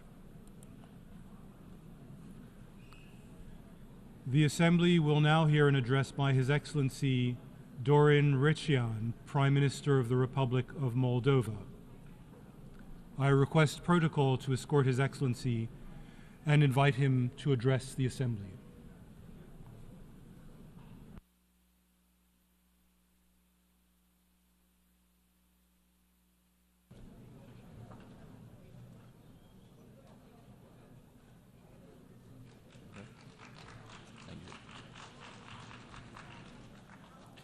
Mr. President, Mr. Secretary General, Excellencies, it is an honor to represent my country, Republic of Moldova, at this unique forum where small and large nations alike address core issues on the global agenda.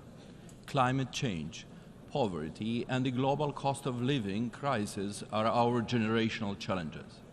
So is peace and security.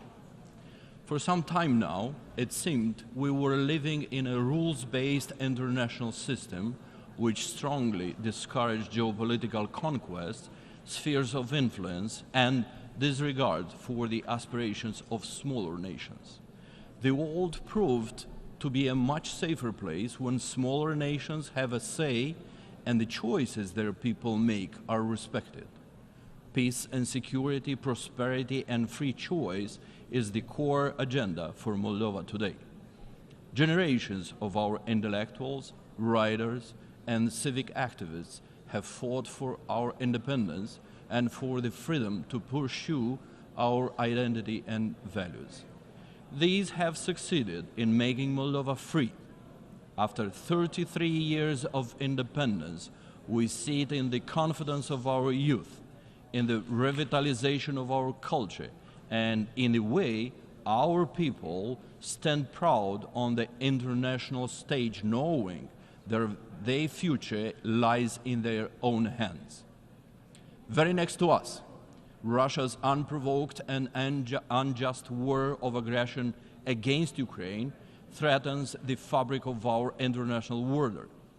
It throws us back to the times of great power politics, when a large state pursues cynical geopolitical designs to divide the region into spheres of influence and annex smaller neighbors, denying them a say in their own destiny. For Moldova, this is not a mere distant memory, it is a looming threat. Moldova knows all too well the consequences, and we're determined to never return to those times. Don't forget, Kremlin doesn't want us at the table. Kremlin wants us on the table. Never mind all the excuses and the circumstances. Compulsion and raw force are perpetuated and complemented now with hybrid warfare, malign influence, and subversion of the democratic state. And these latest developments, ladies and gentlemen, are threatening not only Moldova. We see them escalating throughout the democratic world too. Even mature democracies find it difficult to cope with, witnessing polarization and division. Therefore, Ukraine is now fighting not just for its statehood, nation, and its very existence. It is fighting for each nation's freedom to choose and pursue its own national aspirations. Moldova stands by and in solidarity with Ukraine in defense against Kremlin's aggression.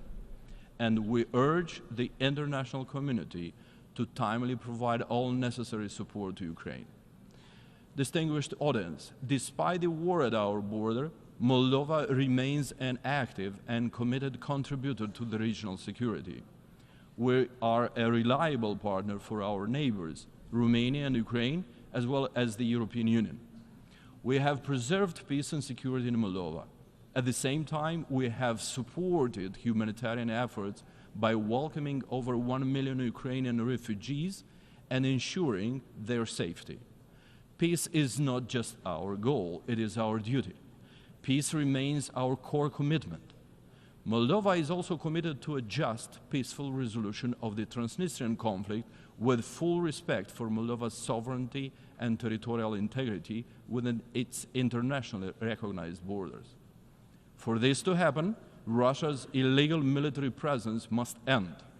I call on the international community to reaffirm the need for the immediate and unconditional withdrawal of the Russian military from Moldova.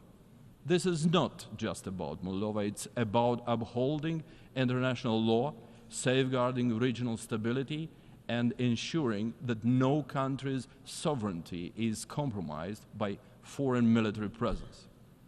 Ladies and gentlemen, Moldova's destiny belongs to Moldovans, not outside powers. Kremlin's efforts to suppress the dignity and will of the people of Moldova through both internal subversion and external intimidation have no place in the 21st century. Despite our differences, we have always taken big decisions as a nation together and have proudly reaffirmed our national dignity and self-worth. The social compact of our society is individual freedoms, human rights, competitive elections, and open society, not Kremlin's satellite state. Today, our people are closer than ever to fulfilling these aspirations. We're full of hope and determination. Hope for a democratic, prosperous future in the European family of nations, to which we rightfully belong. And this hope is firmly rooted in Moldova's collective achievements over the past years, determined to work hard and tirelessly to become a proud member of the EU's peaceful and prosperous family. Moldova stands today stronger and more united.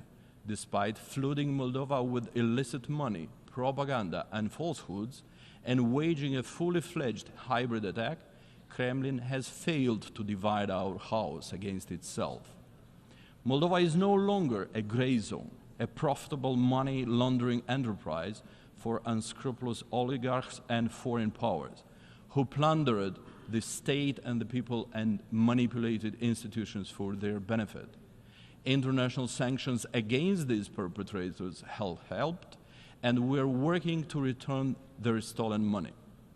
Our commitment to reform is unwavering, and we have made progress in cleaning up its justice system and law enforcement. The international community has recognized these efforts, with Moldova's corruption perception and rule of law rankings improving significantly. We acted to make our economy resilient even in the face of the regional instability. Despite proximity to the war zone, Moldova's business environment is improving, though slowly. Small and medium enterprises have a more promising outlook, and exports of high-quality products are picking up thanks to our access to European markets. Moldova is doing digital and is bringing the government closer to its citizens and businesses. Over the past few years, more has been invested in infrastructure than over 10 years before that. Our energy independence is now a reality. Energy can no longer be used to blackmail and extract geopolitical concessions. Moldova's energy security is ensured by its integration in the regional and international grids and markets, and we proceed to a fast-paced agenda of renewables and energy efficiency. Resilience is not just about security, it is about our institutions, which are stronger today than ever before, thanks to the support received from our partners. Institutions are better prepared to safeguard the choices of the Moldovan people from external interference. Crucially, Moldova has genuinely opened itself to the world. In recognition of the country's progress, in December of 2023, EU leaders unanimously agreed to open accession negotiations with Moldova. This is our most significant achievement since independence, and we are committed to be ready to join the EU by 2030. Our European path is a matter of vital national interest and our strongest guarantee of peace, democracy, and development. On October 20th, Moldova will reaffirm its European choice in a referendum to enshrine EU integration into our constitution. Russia may continue its attempts to disrupt Moldova's path through the threats, disinformation, and destabilization to change the sovereign choice of the Moldovan people. They want to keep Moldova captive in its past. But we, the Moldovan people, are united in determination. Only we can choose our future.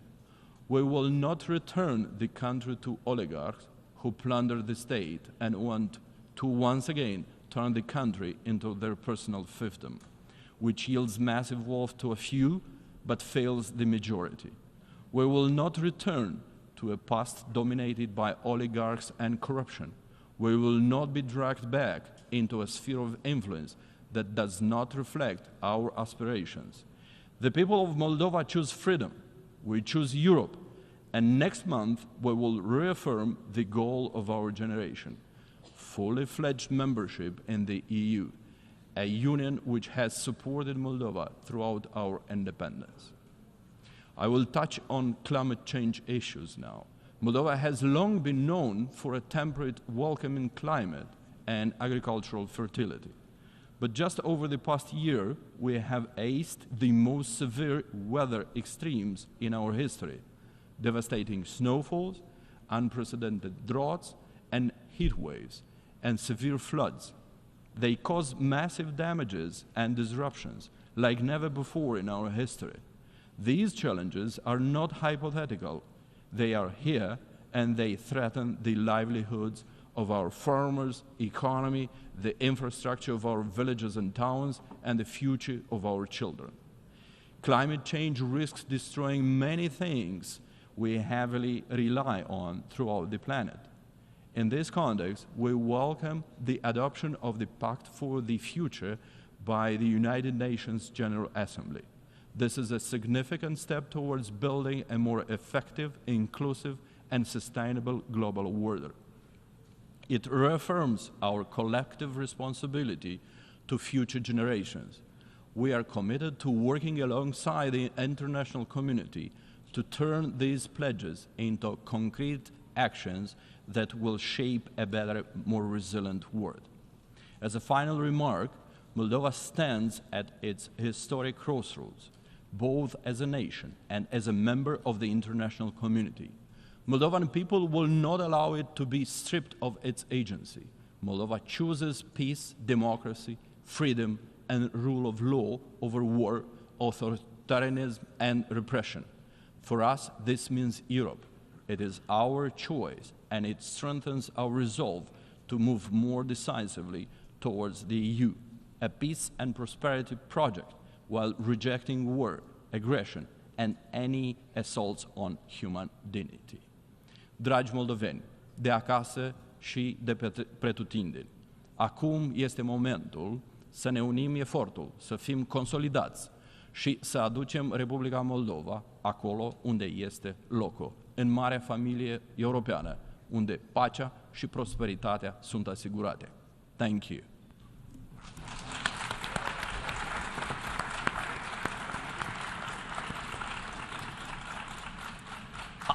On behalf of the Assembly, I wish to thank the Prime Minister of the Republic of Moldova. The Assembly will hear an address by His Excellency Charlotte Salwai Tabimasmas, Prime Minister of the Republic of Vanuatu. I request protocol to escort His Excellency and invite him to address the Assembly.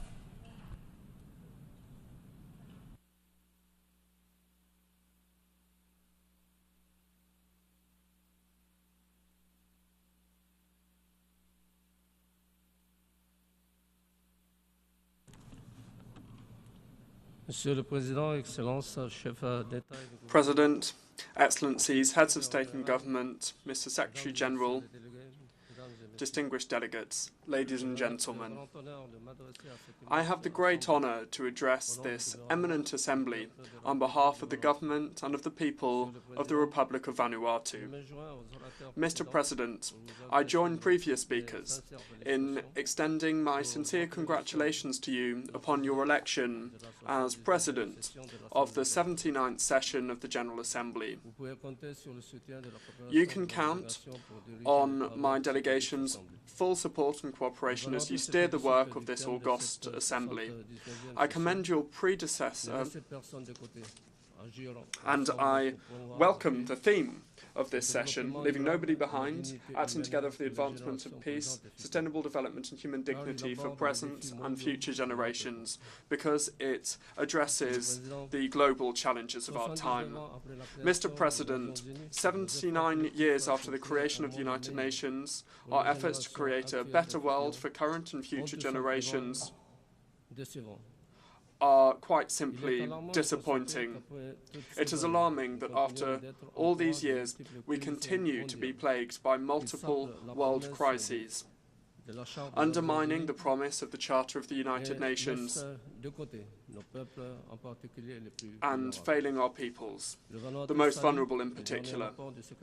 Vanuatu welcomes the latest UN Secretary-General's report, which highlights the fact that we are significantly falling short of our objectives to achieve the SDGs, prompting the need to fast-track actions to scale up the implementation of the 2030 Agenda and the Sustainable Development Goals.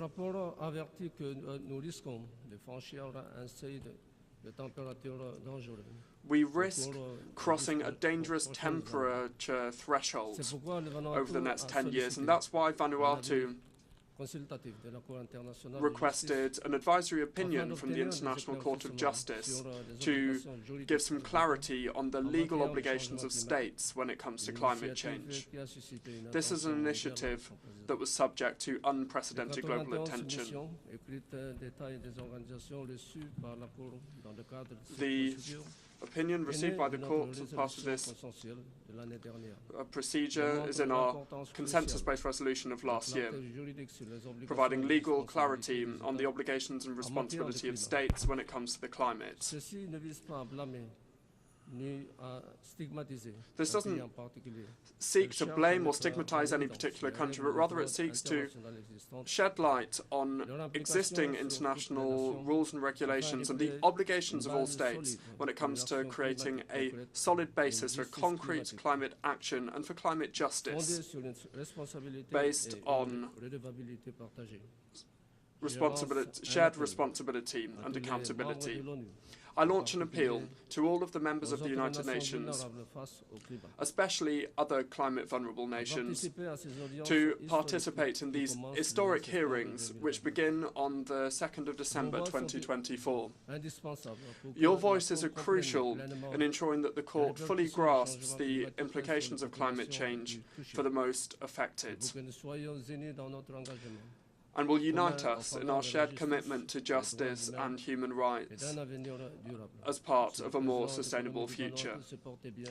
Mr. President, Vanuatu's economy fared well when we maintained our status as a least developing country. When we graduated, our structural challenges and vulnerabilities remained, while increasing costs continue to soar. We reiterate the need for our development partners to support us in phasing out our LDC-specific support in a gradual and predictable manner. Small island economies also continue to face multiple crises amid tightening financial conditions and rising borrowing costs. This has increased our debt distress risk and undermined our ability to invest in our recoveries. Vanuatu welcomes the outcome of the Summit of the Future, calling for global, concerted efforts to reform the global economic and financial architecture to make it fit for the challenges of this century. We call for sweeping reforms of the Bretton Woods institutions to restructure the international monetary and financial system in order to better reflect the evolving global realities and challenges, including the establishment of an international sovereign debt workout mechanism to solve current debt crises in developing countries, particularly in the most vulnerable. Vanuatu and other small island economies are struggling with the onslaught of climate-induced disasters. And while we continue to try to build resilience and adapt to climate change, we are moving backwards too often. Vanuatu loses over half of its GDP every time a severe cyclone strikes. We have had 5 severe cyclones in the past 3 years. The latest Adaptation Fund report estimates that a current adaptation finance gap of between $194 and $366 billion a year. As a country in the front line of frequent and intensifying climate disasters, Vanuatu calls for a new finance goal that will accelerate the transition away from fossil fuels, build resilience, and realistically address loss and damage. In light of these initiatives to mitigate and adapt to climate change, Vanuatu also believes it is of crucial importance to prevent the severest harms to our planet's vital and climate-regulating ecosystems before they occur. It is for this reason that we have taken the formal step of proposing an independent crime of ecocide to the International Criminal Court. We thank delegations for their existing support, in particular Fiji and Samoa for their co-sponsorship of the proposal, and we recognise that there is broad and growing support for this initiative around the world. Mr. President, Vanuatu and many Pacific Island states have faced multiple correspondent banking withdrawals, restricting financial inflows, including delay in the transfer of international development funds and humanitarian and disaster relief funds, as well as discouraging private sector investment. This is despite genuine efforts to improve and enforce national money laundering and finance for terrorism regulations. Safeguarding uninterrupted access to international financial services is essential for fast cross-border payments, including remittances and export revenues. We welcome the efforts made by the World Bank to help Pacific Island countries address this issue, among others, earlier this month. Mr. President, in 2019, Vanuatu presented its first voluntary national review, VNR, highlighting a very positive message of progress despite extreme vulnerability to climate-related disasters. The presentation of the second voluntary national review this year at the high-level political forum highlighted significant challenges in our pursuit to achieve sustainable development. We continue to endure increasingly frequent and severe tropical cyclones, which were compounded by the impacts of the COVID-19 pandemic, and there is no clear trajectory or end in sight. Ever looming is the prospect of future disasters. The government and people of Vanuatu have had to continuously adapt and strengthen resilience mechanisms to mitigate the impacts of these persistent threats and disruptions. Mr. President, fulfilling the SDGs is not merely an aspiration, but rather a necessity for us. The 2023 SDG Summit saw the adoption of a strong political declaration and launched a new phase of accelerated action to achieve the SDGs by 2030. In July this year, the convening of the high-level political forum, yet again, serves as a platform to follow up and review the 2030 Agenda for Sustainable Development with an aim to galvanize real transformational change to achieve these Sustainable Development Goals. More so, the recent convening of the Summit for the Future aims to rally collective support to deliver faster and smarter on the 2030 Agenda, the Addis Ababa Action Agenda, and the Paris Agreement on Climate Change. It is my hope that the reforms highlighted in the Pact for the Future will enable us to rebuild trust again in the multilateral system. The Pact for the Future requires strong political will to drive transformative actions that will usher in a brighter future for all. Mr. President, financing is the fuel for development. Yet, at the very heart of our lack of making real progress in achieving the SDGs lies a lack of financing. We remain at the front lines of a climate emergency that not only threatens our overall sustainable development, but time and again, given the lack of affordable alternatives, we are forced to incur unsustainable levels of debt to finance recovery from natural disasters. The international financial architecture, therefore, must be reformed to address the urgent challenges of today. Our varying needs must be embedded into the global economic and financial system so that it is more inclusive, fair, and responsive to all. This includes developing tailored support and solutions that also facilitate easier access to affordable, long-term finance and address the declining corresponding banking relations. Likewise, there must be a stronger push to enhance the representation and meaning participation of SIDS in the global economic and financial institutions. Mr. President, Vanuatu, like many of our Pacific neighbours, continues to face acute existential health and development threats, including the burden of non-communicable diseases and malnutrition, as well as threats from future pandemics. COVID-19 and severe tropical cyclones expose Vanuatu to its fragile health infrastructure and the need to invest in a health system that can better respond to the needs of its people and to future pandemics, that will be resilient to climate change and related natural disasters.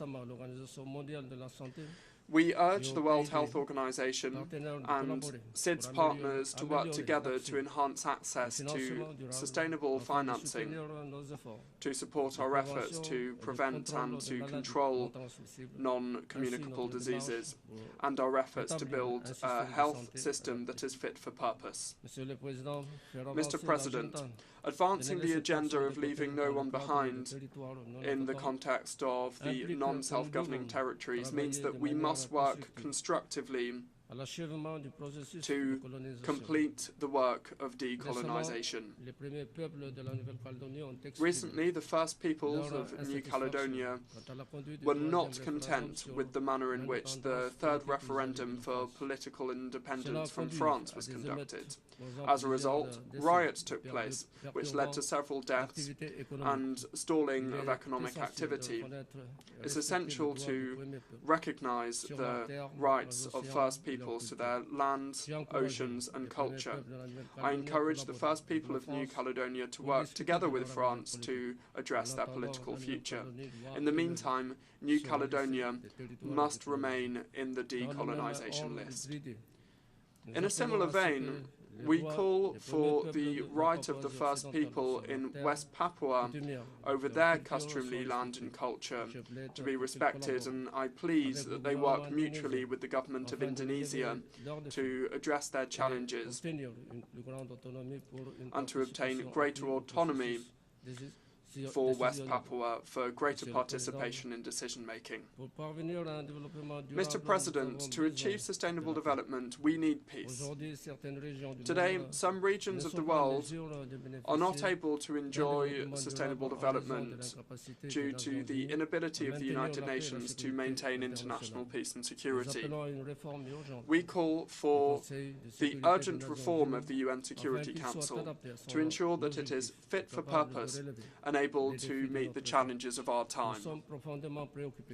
We are deeply concerned over the greatest threat to international peace and security posed by the continued existence of nuclear weapons. With the current heightened global geopolitical tensions, we call for a renewed and strengthened effort to come out of the current impasse in achieving nuclear disarmament and nuclear non-proliferation in all of its aspects. We further call for the United Nations Charter to be respected. In today's fractured and polarized world, we need to accelerate our efforts to work together and rebuild trust in the multilateral system. The UN at its center. The Summit of the Future offers us hope, and now we need to move from rhetoric to real actions on the ground. We need peace for the advancement of sustainable development and human dignity for present and future generations. It's essential to act on finance as a driving force for development. Thank you.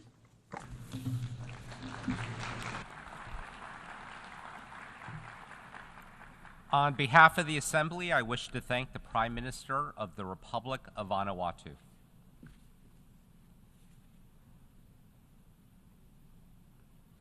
The Assembly will hear an address by His Excellency Andrej Plenković, Prime Minister of the Republic of Croatia. I request protocol to escort His Excellency and invite him to address the Assembly.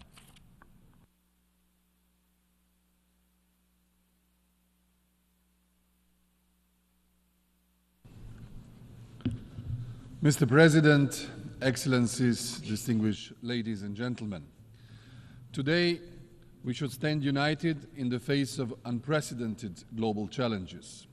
From the proliferation of conflicts and deteriorating geopolitical situation to climate crisis and food security, the world is at a critical juncture where every nation, regardless of its size, plays a vital role. Croatia's journey over the past 34 years has been a testament to resilience and determination. Emerging from a conflict and building a modern, progressive state, we have positioned ourselves as active contributors on the global stage. As we convene here, Croatia brings not just its experience, but a deep commitment to fostering peace, advancing sustainable development, and upholding human rights as fundamental values rooted in our history. We live in a world increasingly ablaze.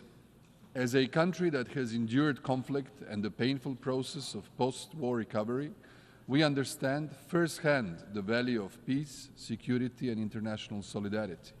Our journey from a nation affected by aggression to a contributor to global peace efforts equips us with a unique perspective. The lessons we have learned about resilience, reconciliation, and the importance of upholding international law shape our commitment to promoting peace and security worldwide. In a world facing intensifying crises, from Ukraine to Middle East and Sudan, Croatia stands firm in its belief that every nation has the right to self-determination and protection under the UN Charter. Russia's brutal aggression against Ukraine continues well into its third year, trampling all tenets of international law. While Ukrainian civilians continue to die and suffer, the largest active nuclear power plant in Europe is also at risk.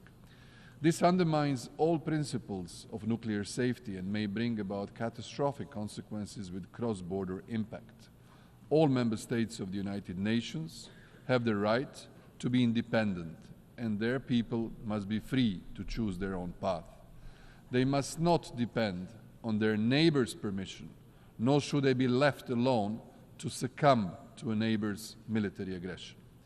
In that vein, we will not tire in our support to Ukrainian sovereignty and territorial integrity, and in our assistance, and we call upon all to do the same. At the same time, the looming threat of a wider conflict in the Middle East is evident. The heinous terrorist attack on Israel on 7th October horrified us. So did the unspeakable continued tragedy since endured by the Palestinian civilian population in Gaza, where thousands were killed and wounded. Whatever historical or present grievances continuing down this path will not bring a lasting resolution, only more death and destruction. We call for the immediate and unconditional release of all remaining hostages, and on both sides to engage in genuine negotiations to end hostilities and prevent further escalation. The Middle East and its people deserve a better future, the rest of the world as well. The wars in Ukraine and in the Middle East are overshadowing the immense humanitarian and civilian catastrophe unfolding in Sudan. This is even more alarming considering the context of increasing fragmentation of the security architecture in many parts of the African continent. Reversing this trend should be seen as a priority by all of us. We must not leave Africa behind, a continent where half of the population is younger than 19, should and must be seen as a source of hope for humanity, not as an afterthought. The UN Charter is not just another document we can simply and easily replace. The world's constitution must be upheld more than ever before. Reinvigoration of effective multilateralism with the UN in its center must not be reduced to a phrase we use on the occasions like this. In the same vein, we must not falter when it comes to strengthening international arms control, disarmament, and the non-proliferation architecture. This is essential not just to avoid conflict, instability, or even greater tragedies, but to reduce the already heightened risks of escalations, either deliberate or as a result of a misunderstanding. Extremist and terrorist groups and their affiliates continue to pose a severe threat around the world, leaving no society safe. Their continued expansion in various regions and the increasing level of violence they resort to only remind us that countering and preventing terrorism requires long-term commitment as well as continued coordinated efforts of the entire international community. As a country that proudly hosted, supported, and enabled the success of the United Nations Transitional Administration for Eastern Slovenia, rightly considered by many as the most successful peacekeeping mission in the history of the United Nations, and which Croatia managed to join just a decade ago NATO after the departure of the last UN peacekeeper, we know all too well the meaning of peace building, its significance, and the efforts it requires. As this year's Vice Chair of the Peace Building Commission and last year's Chair, Croatia supports strengthening the links between the three pillars of the United Nations: peace and security, development, and human rights. There is no peace without sustainable development and no sustainable development without peace. There is little time left to strengthen our focus on prevention at all levels. For the Peacebuilding Commission, it means to focus more on structural prevention through national prevention strategies and operational prevention by sending flexible civilian missions upon a country's request. The 2025 review of the peace-building architecture will be a crucial moment to strengthening the PBC and to broaden its mandate and give it some decision-making powers. You can count on Croatia's active participation to share its experience and in view of its candidature to be again a member of the PBC in 2026. Croatia is also proud that today a Croatian company is a global leader in robotic demining, and we are actively supporting Ukraine by providing our expertise to assist in the clearance of mines and unexploded ordnance in conflict-affected areas. Ladies and gentlemen, we are committed to sustainable development, which is deeply rooted in its unique position as one of the most biodiverse and nature-rich countries in Europe. Often referred to as the nature park of Europe, Croatia has long recognized the importance of preserving its natural resources. Our achievements in renewable energy, where we rank among the top in the European Union, and our strong performance in meeting the UN Sustainable Development Goals reflect a national strategy that balances economic growth and social stability with environmental stewardship. As we stand at the crossroads of environmental crisis and digital transformation, Croatia's experience offers valuable insights into how we can harness innovation while protecting our planet for future generations. The path we take today will determine our future tomorrow. Therefore, we must choose it wisely.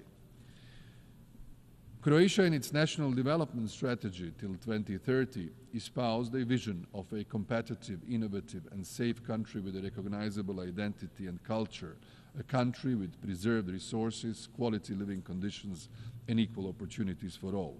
We have built our strategy on the three main interrelated development pillars: digital transformation, decarbonization, and demographic revitalization. The digital transformation of our societies is inevitably changing our way of life and our way of doing business more rapidly and intensively than any transition in the last century. We are transforming our state and public administration, businesses, and society, and half of our population is using the digital services of the state. Croatia's IT industry is competitive and booming. At the same time, while new and emerging technologies are unlocking great potential, they also come with risks. To manage these, we need effective, accountable, and inclusive institutions at all levels, as well as informed citizens. My government will continue with policies which promote this path. Humanity's greatest challenge of the 21st century is climate change, coupled with loss of biodiversity, reduction of food and natural resources, increase in the number of droughts, fires, and floods, as well as the acceleration of the sea level rise. Croatia is located in the Mediterranean, one of the world's regions expected to be hit hardest by climate change. It is not by accident that Croatia got a portfolio for the Mediterranean in the new European Commission. This summer, we saw record-breaking heat waves, followed by torrential rains in our part of Europe only last week. The green transition is therefore pivotal for us all. Promoting nature-based solutions is one of our main national tools for climate change and adaptation and migration.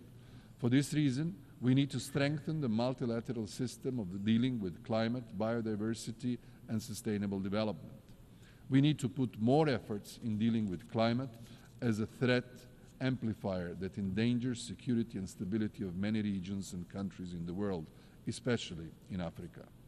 We spare no effort to integrate the 2030 Agenda and the Sustainable Development Goals in our national policies and initiatives.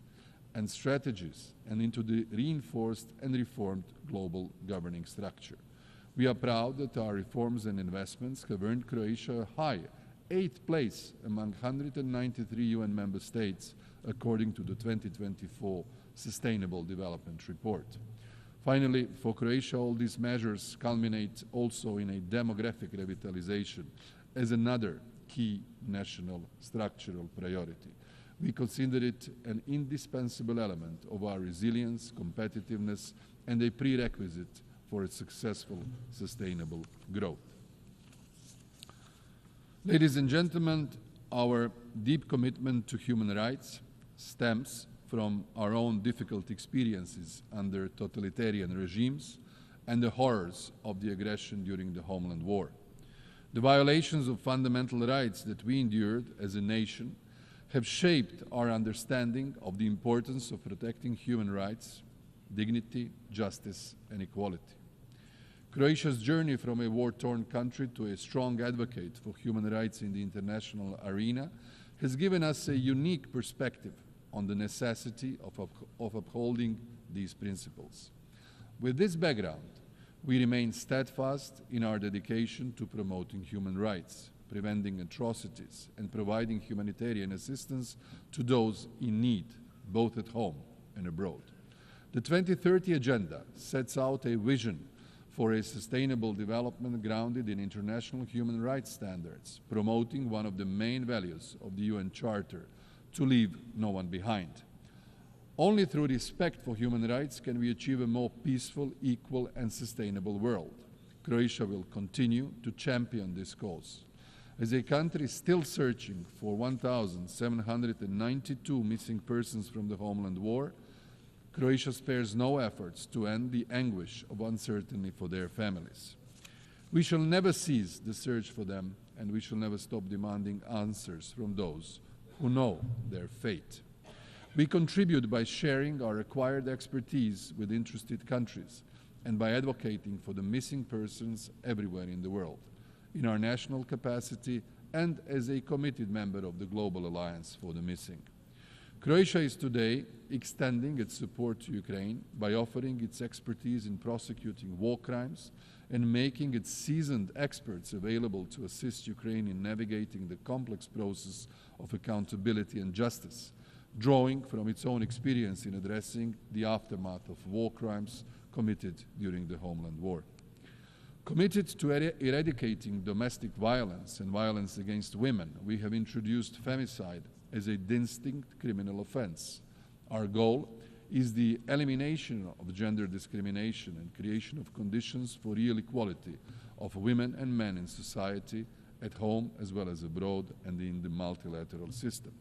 This is why Croatia promotes women, peace and security at the global level, as we know the disproportionate effect of conflict on women, but we have also seen how women, when participating in all peace-building and sustaining peace process, are agents of change and harbingers of peace. Croatia also advocates a comprehensive approach to issues affecting persons with disabilities. This includes mainstreaming disability in all fields of human rights. With this in mind, in the UN, we will be leading an effort by a cross-regional group of countries to proclaim the International Day of Deaf Blindness. This resolution will hopefully contribute to understanding as well as encourage and inspire national and legal recognition of deaf blindness as a distinct and unique disability worldwide. In the past 3 years, Croatia has also been honored to serve as a co-chair of the Group of Friends of Responsibility to Protect in New York. We still believe more has to be done in terms of atrocity prevention and the operationalization of the responsibility to protect concept. In the humanitarian context, we are facing worse circumstances than ever. Croatia presides this year over the humanitarian affairs segment of the Economic and Social Council. Against the challenging backdrop of unresolved conflicts and eruption and escalation of new ones, climate-related disasters, disease outbreaks, economic shocks, and famine for millions of people. Focusing the discussion on the consequences of the erosion of respect for international humanitarian law, clear and strong calls were heard across the board for upholding international humanitarian law, ending impunity, bolstering women's leadership, addressing climate emergency, and for ethical and responsible use of new technologies. Ladies and gentlemen, as one of equal successor states of former Yugoslavia, Croatia is among the founders of the United Nations. Following the dissolution of former Yugoslavia in the midst of defending itself from aggression and invasion, 32 years ago, Croatia reconfirmed its commitment to the UN Charter, this time as a free, sovereign, and independent member state of the United Nations. Ours is a journey of liberty and democracy, a pursuit of peace and prosperity, of vigilant defense of human rights and dignity, while honoring the values and principles of multilateralism and international cooperation that UN embodies. Our experience as a small but resilient nation with a deep understanding of peace, security, and development underscores the importance of reforming and revitalizing the UN to ensure it remains fit to address the global challenges of today and tomorrow. The Pact for the Future, a pivotal document for strengthening multilateralism that we adopted earlier this week, elaborates about both General Assembly and Security Council reform, and we believe we should further strengthen, reform, and revitalize these two institutions. While the role of the GA has been strengthened recently with regard to issues which the Security Council failed to address, more should be done in relation to the maintenance of international peace and security. This relates also to the cooperation of the General Assembly with both the Security Council, the Economic and Social Committee, and the Peace-Building Commission. The UN Secretariat should be made fit for purpose, and the selection of the Secretary General and all other, especially high-level posts, need to be guided by the principles of merit, transparency, inclusiveness, gender, and geographic rotation. Finally, allow me to reflect on Southeast Europe, a region in our neighborhood. As a country with deep expertise and a nuanced understanding of Southeast Europe, we stand as a model of successful integration into both the European Union and NATO. This unique position not only gives us Croatia special status within the region, but also grants its significant authority in advocating for peace, stability, and European aspirations of our neighbors. Croatia consistently encourages our Western Balkan partners to invest even more in fulfilling the established criteria. Regional cooperation and good neighborly relations, along with solving outstanding issues and disputes, remain an essential, indispensable part of the process. The merit-based approach and rewarding individual achievements in fulfilling the standards will accelerate accession to the European family. In this regard, those who cooperate in good faith, align with the EU's, for instance, foreign policy resolutions and positions, and conduct genuine reforms should move ahead on their EU accession path. Of particular importance for us is the stability of our neighboring Bosnia and Herzegovina, with which we share more than 1,000 kilometers long border.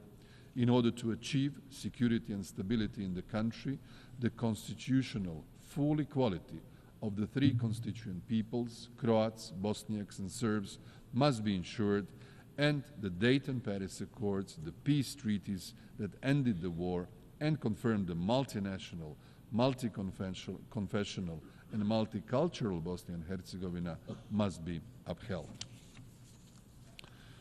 In conclusion, the story of our country is one of transformation from a nation rebuilding after war to a committed partner within the global community. Our journey reflects the power of collaboration, vision, and perseverance. As we look ahead, Croatia is ready to join, to continue contributing to a world where peace, justice, human rights, and sustainable development are attainable for all. Together, through multilateralism, we can overcome today's challenges and build a future where every country, every citizen can thrive. The path may be long and difficult, but by standing united, we can make it a reality. Let us move forward with renewed purpose, ensuring that the foundations we build today will support a prosperous and peaceful tomorrow. Thank you for your attention.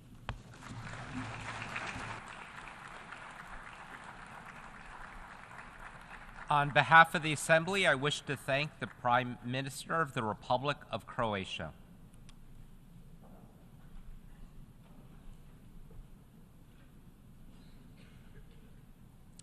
The Assembly will hear an address by His Excellency James Marape, Prime Minister of the Independent State of Papua New Guinea.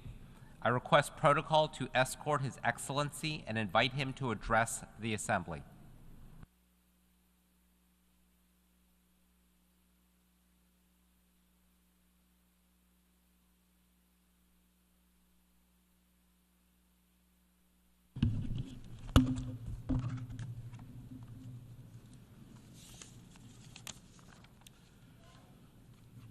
His Excellency, Mr. Philemon Young, President of the General Assembly, His Excellency, Mr. Antonio Guterres, Secretary General of the United Nations, distinguished Head of State and Head of Governments, Excellencies, ladies and gentlemen, it is my honor to address this august hall once again on behalf of my people of Papua New Guinea.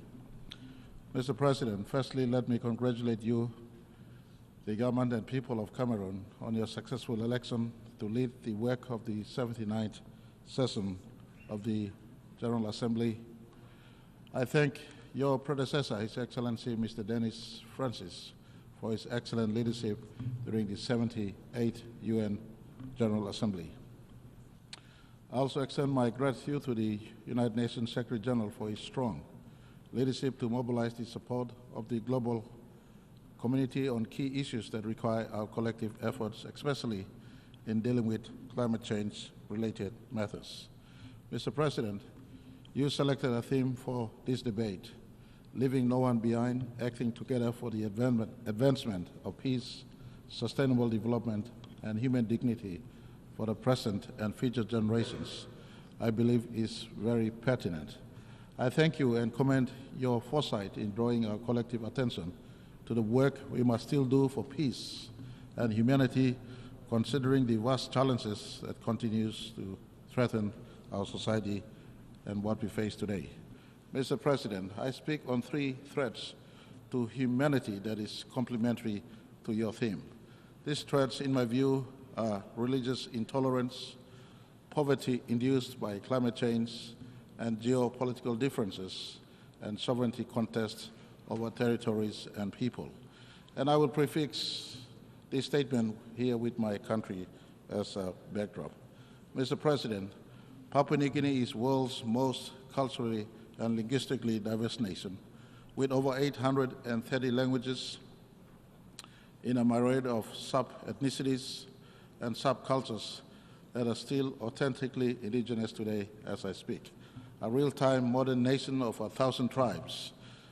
And we embrace this diversity and do our utmost best to function as one people, one nation, and one country in our intention to leave no one behind.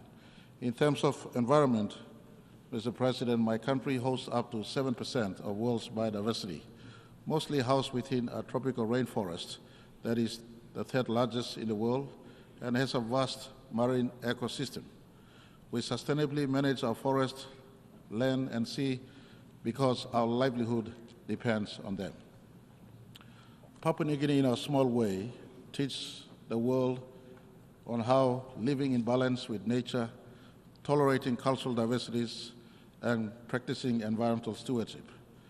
The father of our country, our modern Papua New Guinea, the late great Grand Chief Sir Michael Thomas Somare, was a champion in this regard.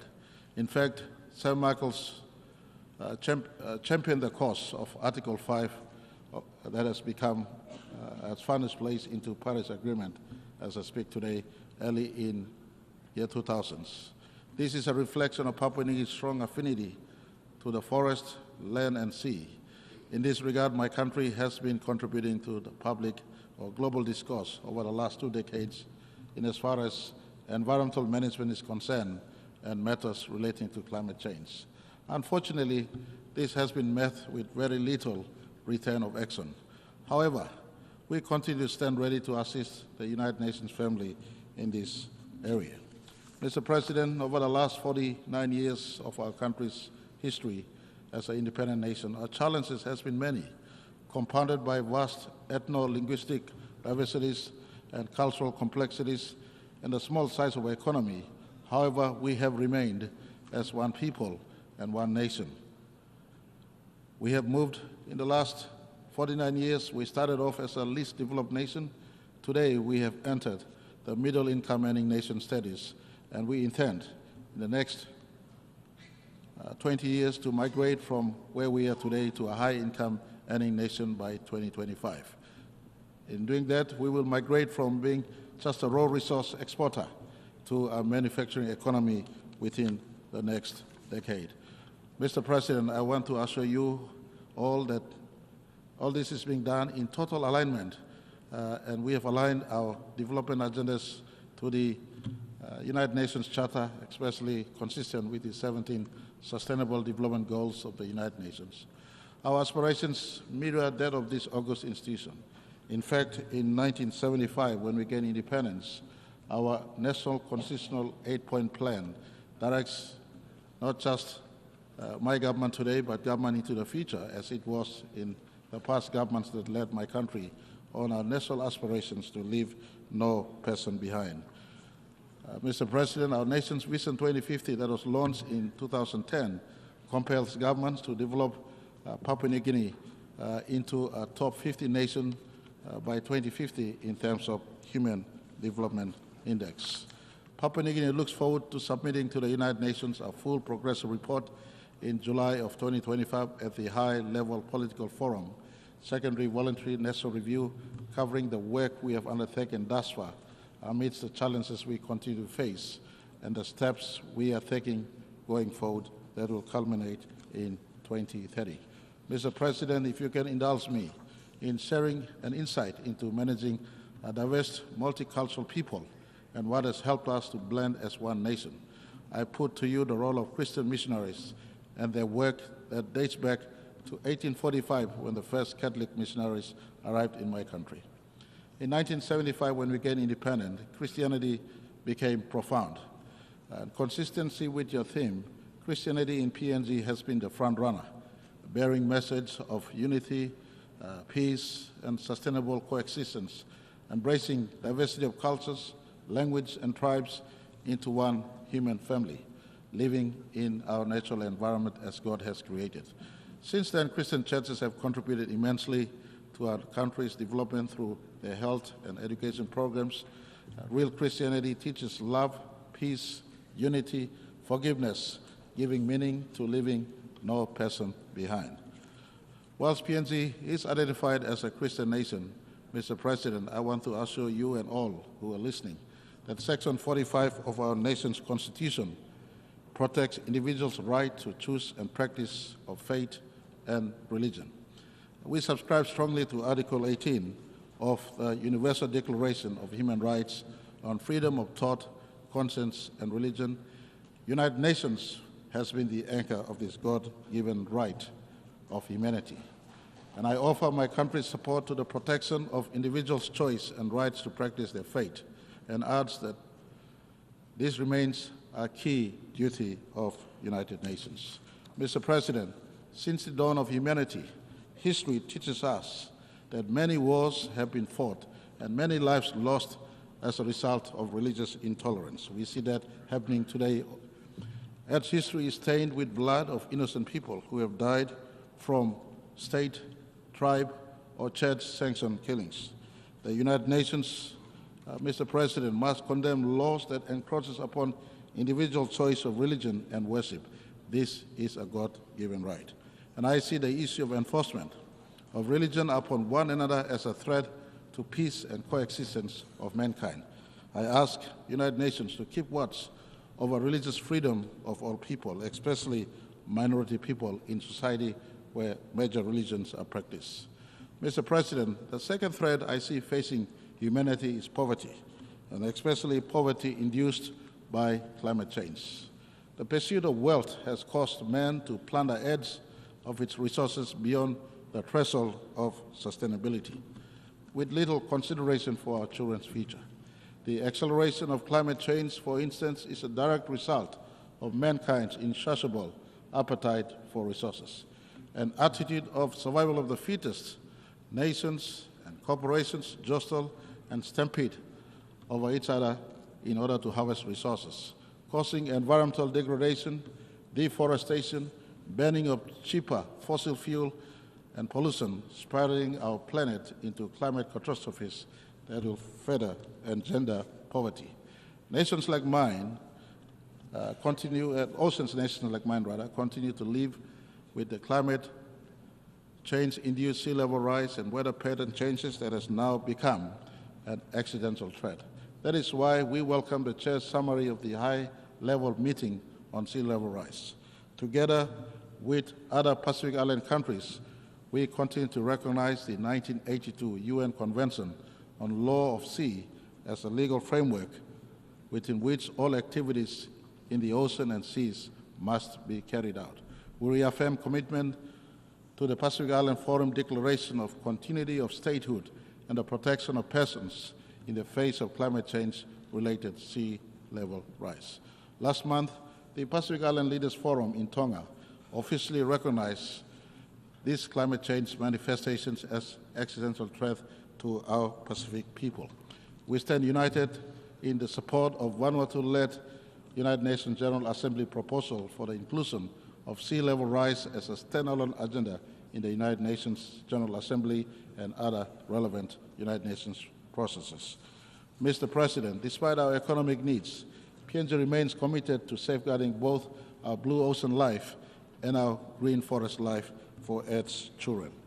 As a forest nation, PNG continues to play a proactive role to progress our commitments under the United Nations Framework Convention on Climate Change and the Paris Agreement by undertaking adaptations and mitigation effort. However, accessing of global climate finance continues to be a challenge to Papua New Guinea and many small nations. We call on the United Nations to look into this matter with a sense of urgency, or else we can liquidate our forests and marine resources to achieve our development aspirations, especially in a pursuit to alleviate poverty from our people. It is for this reason I speak in solidarity with all forest nations, especially those in the Congo Basin and those in the Amazon Basin, for adequate compensation if we are to preserve our forests, which is in fact the lungs of Earth. Mr. President, Papua New Guinea's vast forests, rich biodiversity, marine life, and indigenous people and cultures are now at the crossroads of great change, either of preservation or loss and extinction. The responsibility to save our environment and planet should bear on all of us in equal measure. It is now up to members of the United Nations to save these forests, which are global assets as I speak. On this note, I want to thank my good friend, His Excellency Emmanuel Macron, President of France, for mobilizing European Union funding for a forest conservation area called Managalas in my country. This is the kind of partnership that should be encouraged. And again, I remind the world, the forest of PNG is a global asset. It must be preserved at a price transferable to improving the lives of my forests. You cannot talk about climate change without conversation on forestry. They are the two sides to the same coin in conversations on climate change. And I call for others out there, especially those who have big carbon footprints. You have to do justice to planet Earth by doing your part, especially assisting us in the preservation of our forests. Mr. President, the third threat facing humanity, in my view, is geopolitical differences and sovereignty contests over territories and people. Increasing geopolitical conflicts and tensions are fueling fragmentation and protectionism around the world today. The restrictions on trade, disruptions in supply chains, growing competitions are crippling our economies. We need to examine peaceful strategies and solutions and invest in peace-building initiatives for de-escalation, mutual understanding, cooperation, build trust, and foster peaceful relationship. The United Nations' role in this must be respected by all nations, for really it was for this reason that the UN was born. So the world does not need to face many more wars again or another big war again. Mr. President, I say this: violence begets violence, and is evil no matter what the justification may be. Violence begets violence. Peace must be achieved by peaceful means. No matter how long or unjust it may seem, peace must be achieved by peaceful means. We live in a time where the press of a button, an atomic or nuclear bomb has the ability and potential to destroy our planet. All conflicts can be resolved if we allow United Nations one rule book to take prominence over our own parochial national interests. In PNG, we partner United Nations in national and subnational peace-building efforts. One good example is the de-escalation of our own internal conflict on Bougainville, when the United Nations supervised the Bougainville Peace Agreement in 2001 and continues to ensure we comply with all requirements of that agreement, including bringing the 2019 referendum results to our national parliament. To this day, I am happy to report that no bullets have since been fired in Bougainville. This is the role and the strength of the United Nations, and I call on all nations and people to respect the charter of this institution and the reasons for its existence.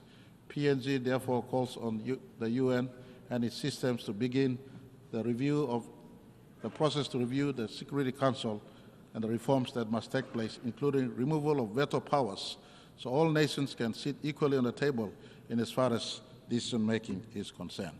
Mr. President, we must do all we can to restore stability to the far reaches of Earth. Global conflicts cause domino effect, and the subsequent impacts are felt throughout the world, including intergenerational wounds. Mr. President, as I conclude, let me remind us again on our collective responsibility to together preserve our planet and our human race. In 1987, a space philosopher called Frank White wrote the overview effect, a cognitive shift astronauts experience after viewing planet Earth from the space, and upon their return to Earth, he records that most astronauts, if not all, experience a self-transcendence, appreciating Earth much more and feeling a very strong connection to all people on the planet. And I am sure Neil Armstrong in 1969, on July 20, when he gazed back on planet Earth, standing on moon, he would have looked back and he would not have seen his planet, he would not have seen his country, the United States of America. He would have seen the blue planet, the planet he called home. I call upon all of us, esteemed leaders of this planet, let us adopt a little bit of overview effect to see the world through the eyes of the astronauts. They see the planet from humanity perspective, one planet, one people, one humanity. They appreciated Earth much better. And I want to ask all of us,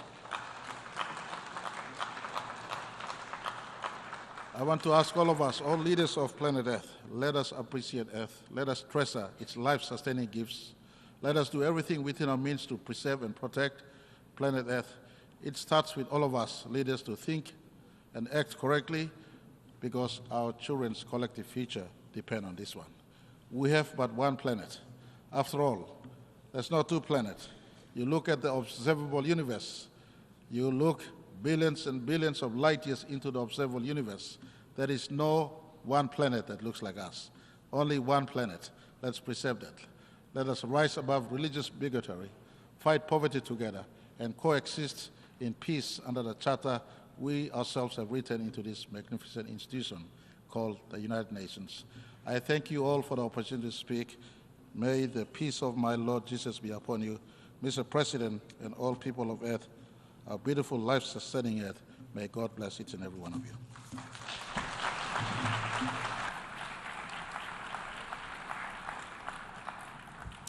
On behalf of the Assembly, I wish to thank the Prime Minister of the independent state of Papua New Guinea.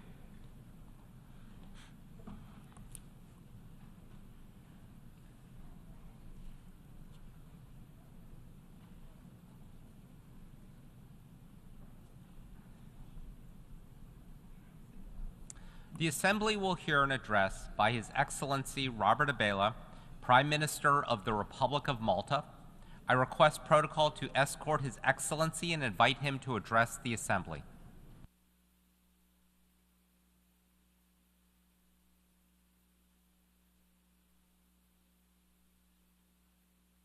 Secretary General, President, Excellencies, distinguished delegates, and dear friends. When we gathered this time last year, little could we have predicted that just a couple of weeks later, our world would be plunged into even greater turmoil by the despicable attacks of October the 7th. And the 12 months since, we have seen continued loss of life and a humanitarian emergency on such a scale that it is all too easy to give up hope, all too easy to believe that nothing can be done, all too easy to turn the other cheek. We cannot escape from the stark reality that our world faces the gravest of challenges, and the populations of far too many of these United Nations face the greatest perils. The gravity of these threats is such that we, as leaders from across the globe, are confronted with a choice of two paths. We can choose the path of despair, dejectedly deciding that it is impossible to make a difference, or we can choose the path of persistence, determined that no matter how rough the waters, we can and we must redouble our efforts to meet those challenges and mitigate those perils. I emphatically believe that we have a moral responsibility to take the path of persistence. I will never apologize for reaffirming the simple belief that motivated me to come into public life, that tomorrow can be better than today. And no matter what the headwinds, it is a belief that still motivates all I do. I refuse to believe that we should just give up. I refuse to listen to those siren whispers that the worst is inevitable and it is not worth working for better outcomes. I refuse to give in to the notion that we can defer difficult decisions or that small countries have to passively accept the actions of the larger players. To acquiesce to that negativity would be to accept that this General Assembly, that this United Nations is nothing more than a council of despair. To that, I say a resounding no. This United Nations can and must be a council of hope. Nobody is going to pretend that we can wave any sort of magic wand or deliver instant solutions. But we have a duty to keep hope alive, to keep trying, to keep working, to keep battling for the values that were the very foundation of the idea of a United Nations. 8 decades ago, from the rubble of the first truly global conflict, our forerunners had the courage and the foresight to see that the world had to have a forum where the voice of every nation could be heard. And as colonialism rightly crumbled, there were a lot of newly independent nations to add their signatures to the charter. Malta is one such nation. As we gained our independence from the United Kingdom, we took our place in the world. This year marks the 60th anniversary of Malta's accession to the United Nations. Over those 6 decades, my country has developed beyond the wildest dreams of the pioneers who saw us to statehood.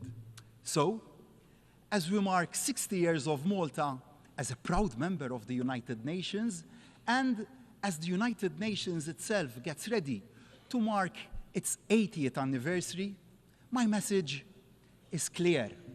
The world needs the United Nations now more than ever.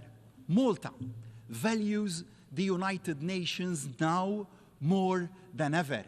And make no mistake, Malta may be a small country, but we will always be a loud voice against deferring difficult decisions and avoiding difficult conversations. We will never resign ourselves to a future devoid of peace. We will never abandon our commitment to supporting peace processes, no matter how tough those processes may be. We will remain steadfast in our support for steps to build and maintain peace in every region of conflict. We will remain as committed to and confident in this United Nations as that day in December of 60 years ago when the ink dried on Malta's signature. Malta has a unique political and geographical position at the heart of the Mediterranean, a bridge between Europe and North Africa, and the crossroads of Europe and the Middle East. A full member of the European Union, but with neutrality enshrined in our Constitution. We are acutely aware of the responsibility that this position brings. Two words sum up the role that I believe Malta can and does play: honest broker. From hosting peace talks to brokering difficult dialogues, we aim to harness our unique position to bring those in conflict together, to at least try and find a way forward. This is exactly the approach that Malta has brought to our membership of the Security Council over the past 2 years. And that is exactly the approach we have brought to the chair of the OSCE, which we assumed last January. Malta was happy to step up and take the chair as an honest broker, allowing all members to endorse our leadership and ensuring the work of this vital body can continue. Like Malta, the OSCE is a bridge between neighbors across continents. Europe can only be secure and at peace if its neighbors are secure and at peace, which is why both in the Security Council and the OSCE, our guiding watchwords are always promoting sustainability, peace, and security. This approach sits well alongside the OSCE's comprehensive conception of security as not just about ending military conflict, but also addressing the social and economic tensions that create and exacerbate international tensions. To that end, we will continue to press for all nations to comply with the Arms Trade Treaty. The failure of too many countries to comply with international rules poses too great a threat to too many innocent citizens. President, as I've reflected on my country's 6 decades of membership of this United Nations, I've looked back at the wisdom of some of those who have held the office of Secretary General. Sadly, those words of Ban Ki-moon remain as true and urgent today as ever. The world is overarmed and peace is underfunded. The peace and humanitarian budgets, which are at the heart of the UN's mission, remain unfortunately severely underfunded, harshly impacting too many of the world's most vulnerable people, which is why Malta urges all member states to play their part by remitting the resources to ensure the hard-working, hard-pressed frontline UN staff can play their part in bringing relief and hope where it is so desperately needed. As Malta concludes its current term on the Security Council, I am proud of what we have been able to help achieve.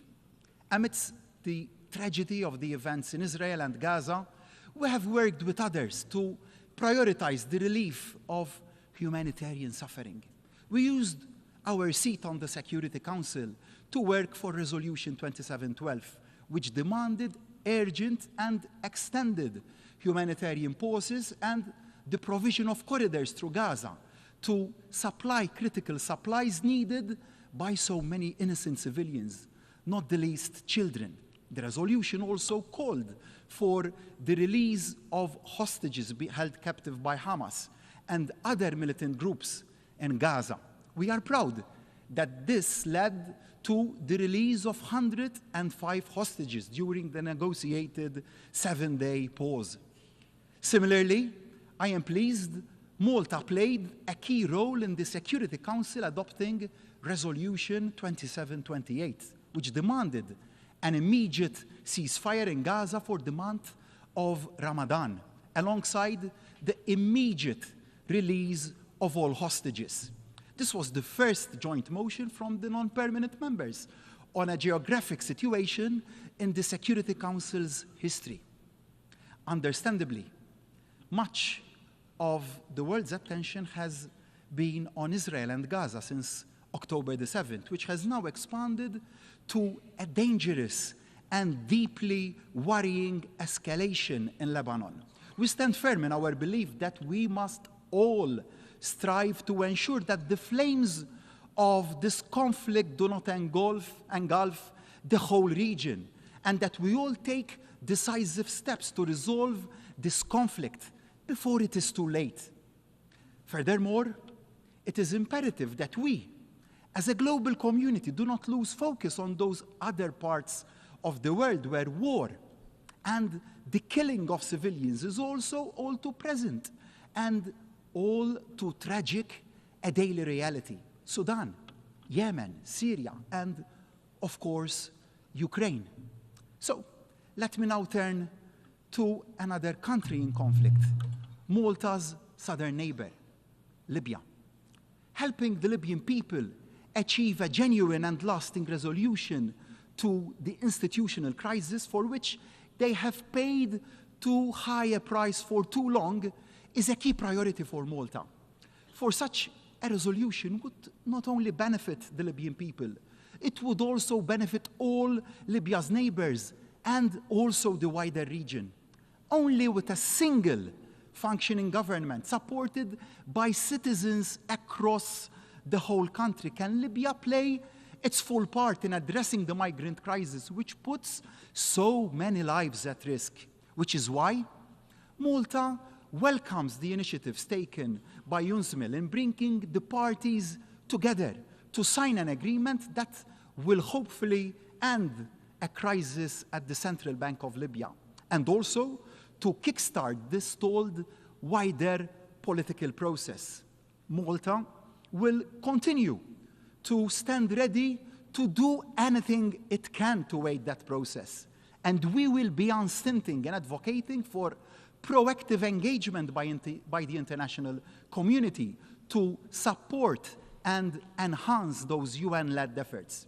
Together, we have a duty to aid the mediation needed to create a pathway towards national, parliamentary, and presidential elections in Libya.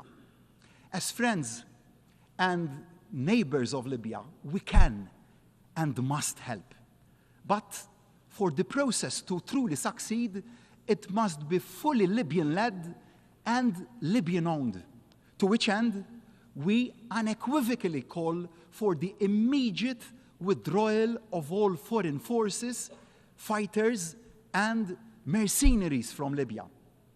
And Malta re-emphasizes the need for a full completion of the Libyan arms embargo in line with all the relevant Security Council resolutions.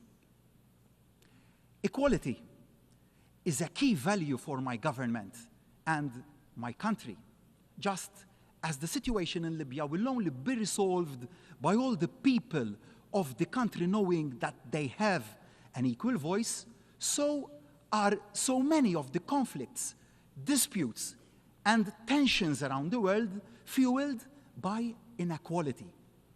Equality isn't some sort of added extra, nice to have, but not vital to tackling the world's problems. That view couldn't be more misguided.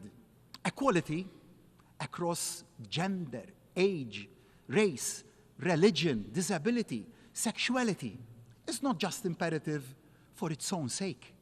Equality is also imperative in finding lasting solutions to so many of the challenges that face us all. So, I am honored Malta stands at the forefront of promoting civil liberties globally. We are one of the few countries that has already implemented an anti-racism strategy, and we are now in the process of drafting a second renewed anti-racism strategy. We will never take equality for granted at home, and we will always advocate and support greater equality internationally.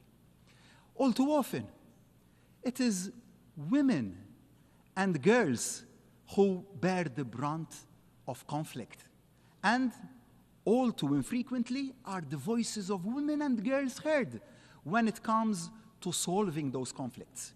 Without women, there can be no peace. As the world redoubles its efforts to bring peace, so must we all redouble our efforts to ensure the voice of women and girls is heard at the top tables as well as on the ground. During our term on the Security Council, Malta has worked hard to do just that. Malta has chaired the Security Council Working Group on Children and Armed Conflict. In the last 18 months, the working group has issued conclusions on the role of children in the conflicts in South Sudan, Nigeria, Mali, Afghanistan, CAR, Colombia, Iraq, and Somalia. That long list is a sad testament to the magnitude and gravity of the repeated violations against children in crisis zones. We must never let up in our outrage and actions at these persistent and flagrant abuses of the rights of the child as enshrined by this United Nations. President, we have a saying in Maltese, El-Bahar Senor, the sea is wealthy. And indeed it is. As an island nation for Malta, the wealth of the sea equates to the wealth of our people. The health of the sea equates to the health of our people. So we need no reminder just how essential it is to protect the wealth, health, and the biodiversity of our seas and oceans. And we know just how much small island nations like ours will be impacted as climate change warms oceans and raises sea levels. We, small island nations, are amongst the lower emitters of greenhouse gases. But we are literally the front line of the climate emergency. The impact of climate change will be felt by all our citizens. It is our duty to them to do all we can to minimize that change and maximize our resilience to the changes which are already being felt. Delay and prevarication simply aren't options. Climate change must remain at the top of the global agenda. Solidarity, standing shoulder to shoulder with our fellow small island nations, is a key value for Malta. Solidarity means actions, not just words. The Islands for Islands initiative is central to our foreign policy, providing concrete, practical assistance to small island developing states, sharing best practice and building capacity. That's why Malta has jointly taken the lead in developing the Climate Vulnerability and Resilience Index, a practical resource to help small islands identify and prepare better for the effects of the changing climate. As sea levels become an even greater concern, so does the health of our seas and oceans become ever greater a priority. Malta remains and will always remain at the forefront of efforts to protect our oceans. In the very first years of our UN membership, we were one of the foremost proponents of the principle of the common heritage of mankind. Thank you, Arvid Pardo. And it remains our lodestar. We have consistently spoken up in the Security Council about the existential threat from rising sea levels, and Malta will always remain unwavering in our support for the United Nations Convention on the Law of the Sea.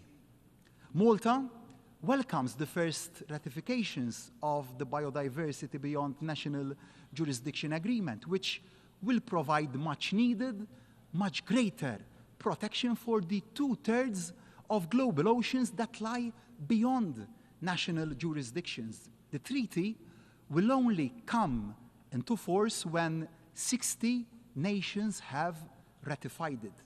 Our oceans need it. Our people deserve it. So I say to my fellow leaders, speed up and sign. To preserve healthy maritime environments, we all need to take practical, innovative solutions and steps. That's why I am delighted at the success Malta's new shore-to-ship initiative is having. The stunning Grand Harbour in the capital city of Malta, which is Valletta, is a magnet for cruise ships. But while docked in berth, they can produce serious amounts of pollutions if relying on their engines in the confined space. So shore-to-ship is installing onshore power supply alongside the quays, which are used by cruise ships, meaning that they can switch off their engines and help reduce pollution in this most special of places by around 90%. In Malta, we know that while the sea can yield great gifts, it can also be the host for illicit activity and the breaking of international laws. The high seas must never become the Wild West. The rule of law and the will of the international community must always hold on sea as on land, which is why Malta championed the creation of a unified database of all vessels which are involved in illicit activity, shareable and usable by all participating states. Shipping is central to international trade, so ensuring they are fully applied at sea is central to any successful sanctions regime. And that can only happen if ship owners know that trying to break sanctions brings consequences.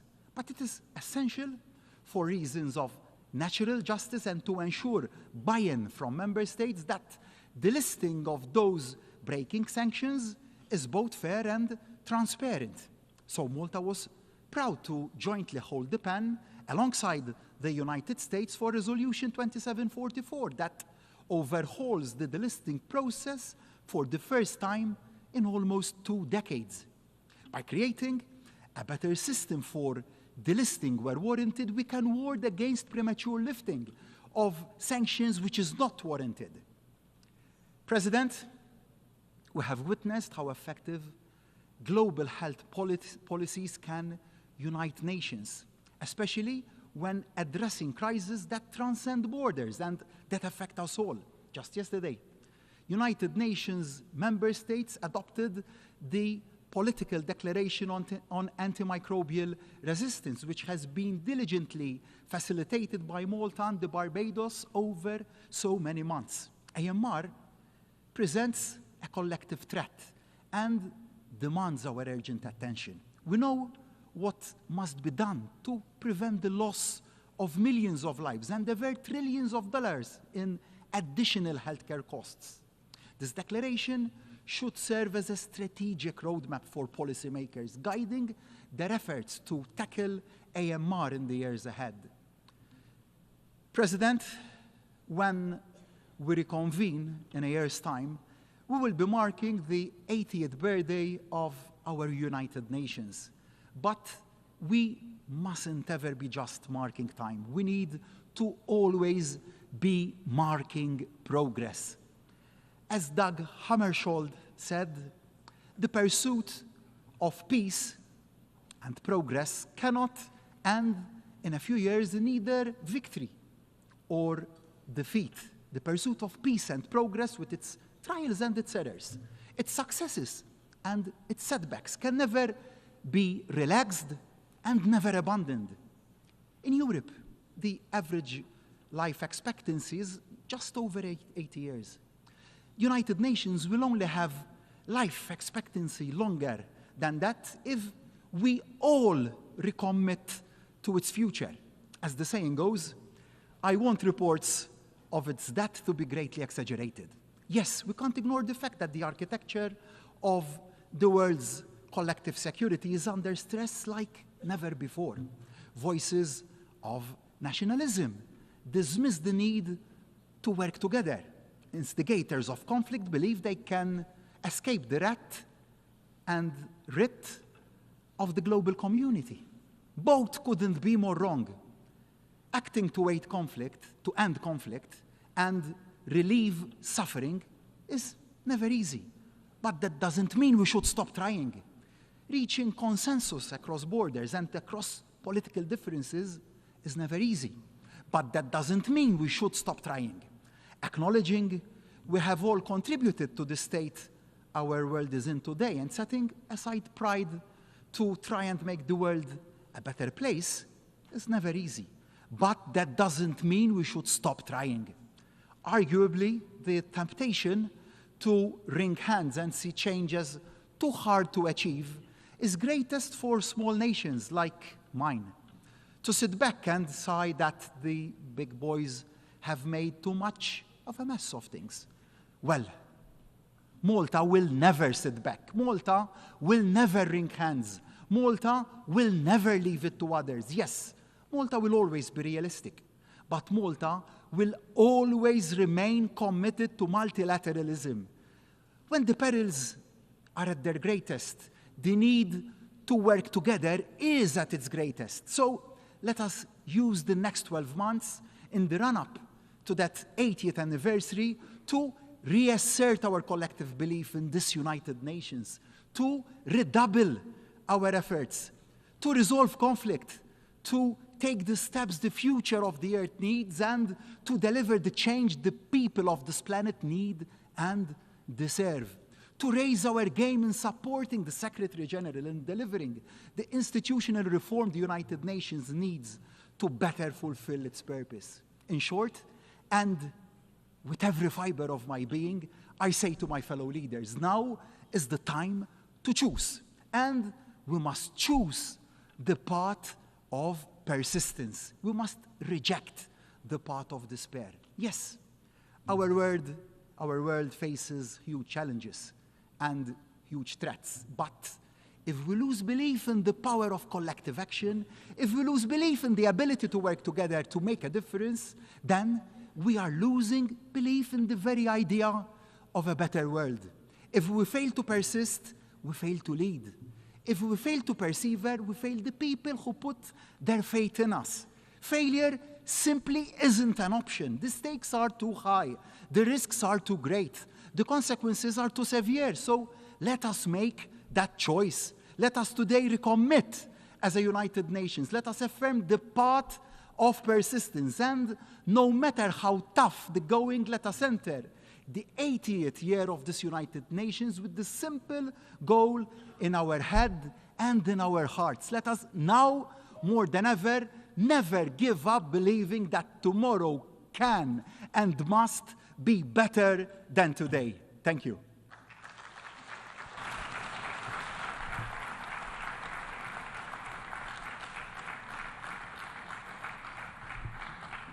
On behalf of the Assembly, I wish to thank the Prime Minister of the Republic of Malta.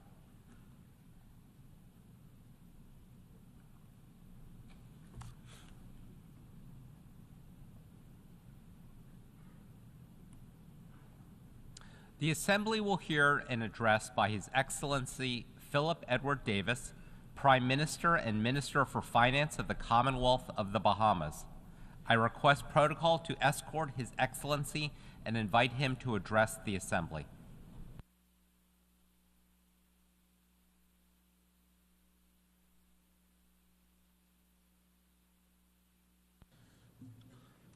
Mr. President, Mr. Secretary General, Your Excellencies, I wish to congratulate Ambassador Yang on the session to the presidency of the General Assembly for this year coming, and give my best wishes to outgoing Ambassador Francis for leading us in the last year. Over the past 3 years, the Bahamas has been pleading with member states to engage in urgent action in respect of climate change. Along with other small island developing states, we have highlighted our vulnerabilities and our predicament. We have told you what we know, shared our experiences from the front line, described what we are doing to address the various issues, and warned how our yesterdays are becoming your tomorrows. There's been some welcome progress, but it falls far, far short of what is needed. And now we all have to live with the reality of a climate crisis that has pushed our planet past the critical threshold of 1.5 degrees Celsius for an entire year. At this very moment, the new harsh reality manifests in hurricanes and heat, fire and floods. Member states can somehow quickly find eye-watering sums of money for bullets and bombs, but only rattle small change in their pockets when it comes to financing the costs of loss and damage, repair and recovery, so desperately needed to adapt to the new climate reality. Why? Why do members persist in ignoring the biggest threat of our lives?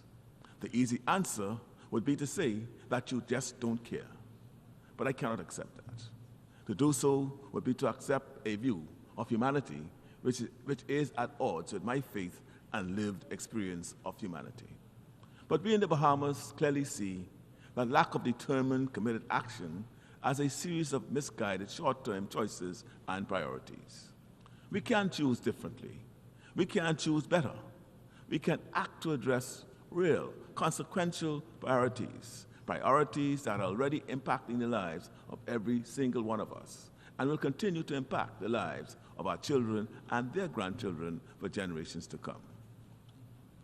The irony is that generations before us did not have an established forum such as this, a place to come together as a whole world, to work together for the common good.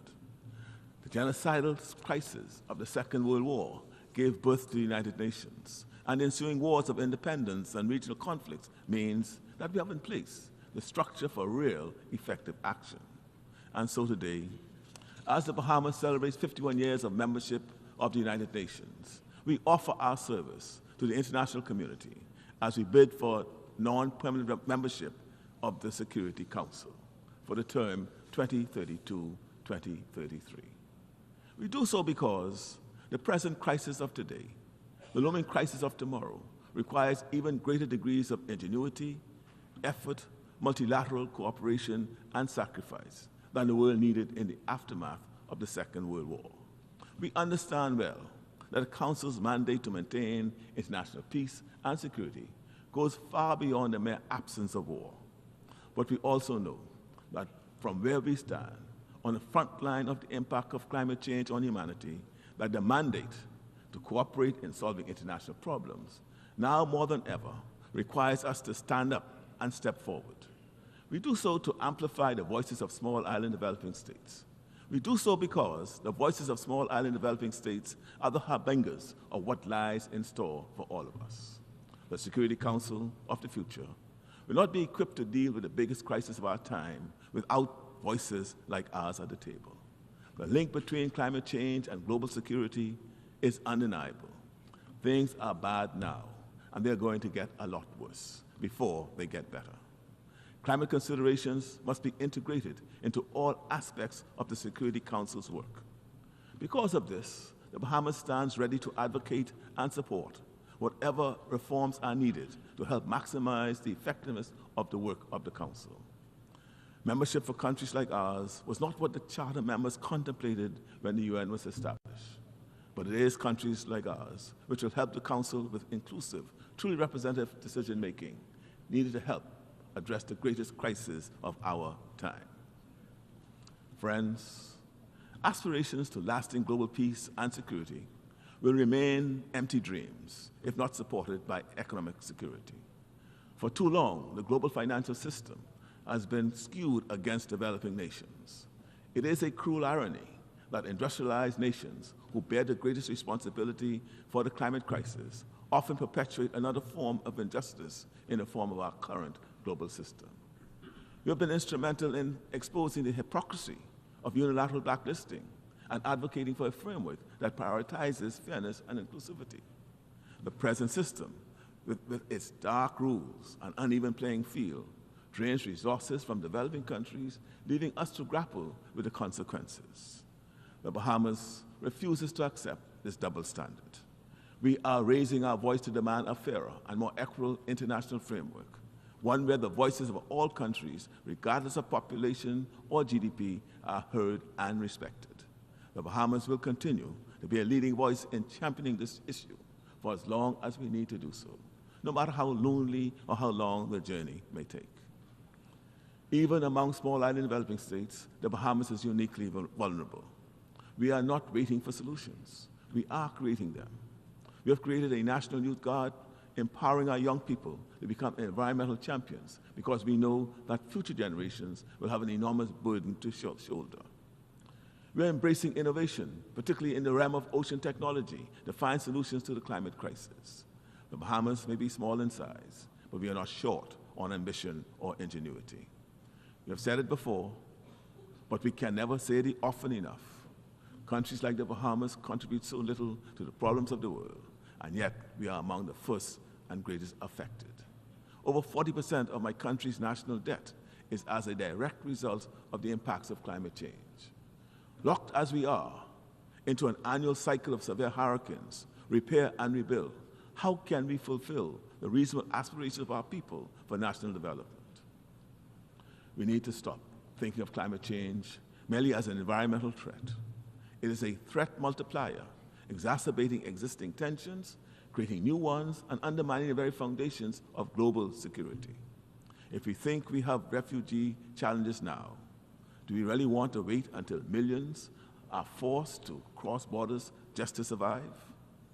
As resources become scarcer, as livelihoods are lost, the potential for conflict, for instability, and mass migration becomes inevitable. And so we ask you to take note of your own self-interest. Your Excellencies, in our Caribbean region, the Republic of Haiti is facing a multidimensional security crisis.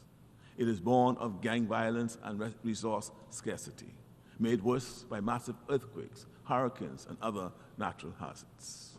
In accordance with UNSC Resolution 2966, passed in 2023, and in coordination with the government of Haiti, member states are contributing to a multinational security support mission. The Bahamas government is strongly of the view that any mission in Haiti ought to be Haitian-led and aim to build the capacity of the Haitian National Police to counter gangs and improve security conditions. The Bahamas reiterates the importance of continued and sustained financial support from donor countries to ensure that UN Trust Fund is able to fund the MSSM operations now and in the future. The CARICOM region in and of itself cannot do it alone, and so we urge you to take note of this important aspect of the MSSM mission. Looking beyond our region, in 2024, the Bahamas has looked to South-South cooperation to fill the gaps in development support. We continue to be active participants in CARICOM. We value the support of the Commonwealth and the solidarity between Caribbean and Pacific Commonwealth states, and look forward to meeting this year in Zamora. We value the deepening relationship between CARICOM and the African region. We see renewed value in the Group of 77 and the non-aligned movement. Our concerted efforts to collectively focus on climate reparations have resulted in new pathways to climate justice at the International Tribunal for the Law of the Sea and at the International Court of Justice. We remain determined to protect and preserve our climate and our precious biodiversity through the progressive development of international law. COP29 must be a turning point. It is estimated that by 2050, climate-related damage is projected to rise to an almost unimaginable $38 trillion per year. My friends, in some respects, it is already too late. Where we are is not good enough, but there's still time just enough if we act and act now. Let's revitalize the stalled negotiations on a new collective quantified goal on climate finance. We cannot afford another year of inaction. Developed nations must step up, not just with words, but with enforceable, concrete commitments that reflect the scale and urgency of the crisis. While global military expenditure soared to an unprecedented $2.4 trillion last year, the Loss and Damage Fund, painstakingly established at COP28, has secured a mere $800 in pledges. This is a drop in the ocean compared to the trillions needed to address the escalating costs of the negative impacts of climate change. This is not just an issue of funding, it is fundamentally an issue of sustainability and survival. Without it, peace and security mean nothing. The Loss and Damage Fund must be fully operationalized. This is about responsibility, accountability, and building a future where those who have polluted the most contribute the most to cleaning up the mess. The rise in global temperatures of more than 1.5 degrees Celsius this past year has put us in a new reality. But we must do more than roll the dice. Real effort, serious action, tangible progress. These are the only paths to sustainable solutions. And the same truths remain. We must prioritize energy solutions around sources of renewable energy. Redirecting the vast subsidies given to the fossil fuel industry towards renewable energy and climate adaptation and mitigation will be a powerful start. We must reform the global financial institutions and systems. We need multilateral development banks that are fit for purpose, providing accessible finance and prioritizing climate-resilient investments. We must continue to work to strengthen international cooperation. We need a renewed commitment to collective multilateral action. But friends, within this global emergency, we also see a glimmer of hope. The 1.5 degrees Celsius threshold cannot be an endpoint, but a turning point, an opportunity to reject complacency and chart a new course, one grounded in innovation, collaboration, and a resolute commitment to a just and sustainable future. We're not asking for a handout, but for a hand-up. Even the strongest swimmers drowns if left alone in a raging sea. I'll be remiss if I had to leave this podium without joining my sister, Prime Minister Barbados, in calling and renewing my call for the removal of the blockade in Cuba. It is hurting the people of Cuba, and though it is said that the blockade is against Cuba, it is the people in Cuba who suffers daily. It has not worked. It's been in place now for how many years? Over 70 years. So why should it still remain? And we call upon all of us here present to seek to persuade those who have the blockade to remove it and move it as soon as possible. Thank you for listening.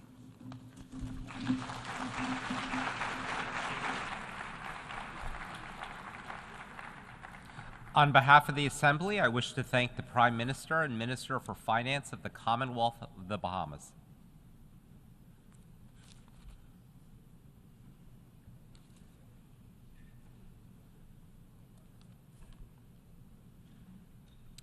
The Assembly will hear an address by His Excellency Kassim Majaliwa, Prime Minister of the United Republic of Tanzania. I request protocol to escort His Excellency and invite him to address the Assembly.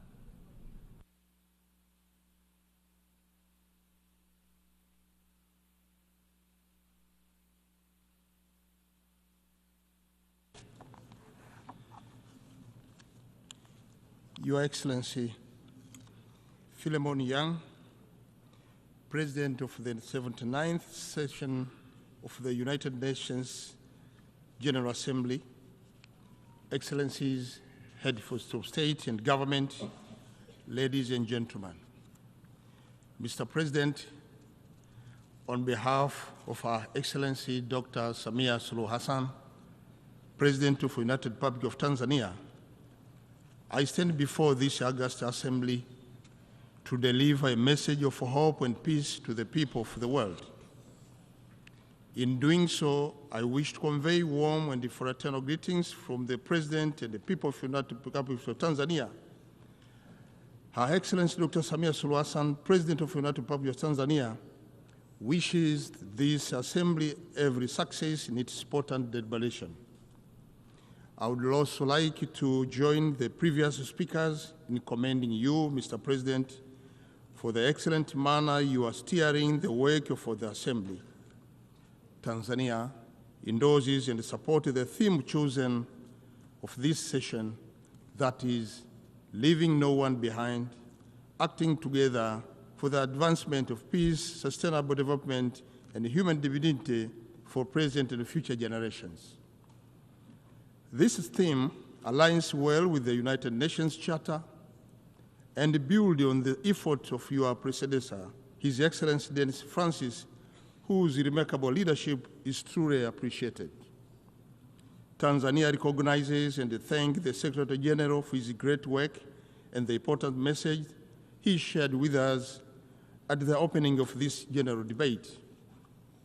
Mr. President, the participation in the 79th General Assembly has been a unique opportunity for us to share perspectives regarding to the pledge and the commitment made for addressing global challenges such as pandemics, extreme poverty, climate change, and the conflicts.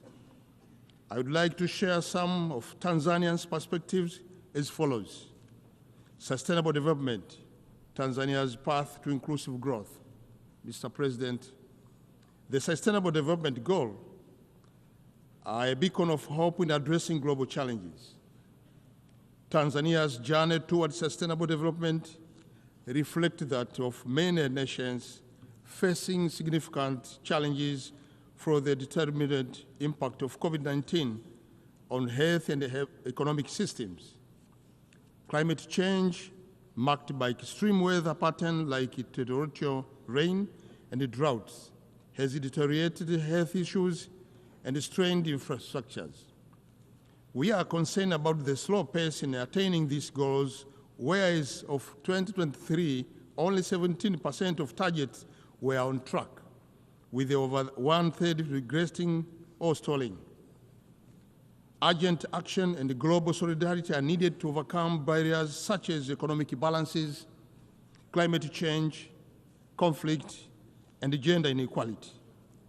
Mr. President, our commitment toward the realization of SDGs is focused on sustainability economic growth through strategic investment in agriculture, aquaculture, livestock, fisheries, infrastructure development, energy, and digital economy. Our goal is to improve food security, reduce poverty, ensure job creation, and drive inclusive economic growth. There are many success stories in Tanzania emanating from this investment, such as the empowerment of youth through the Building Better Tomorrow agriculture initiatives in mainland Tanzania, and empowerment of local women in Zanzibar through seaweed farming.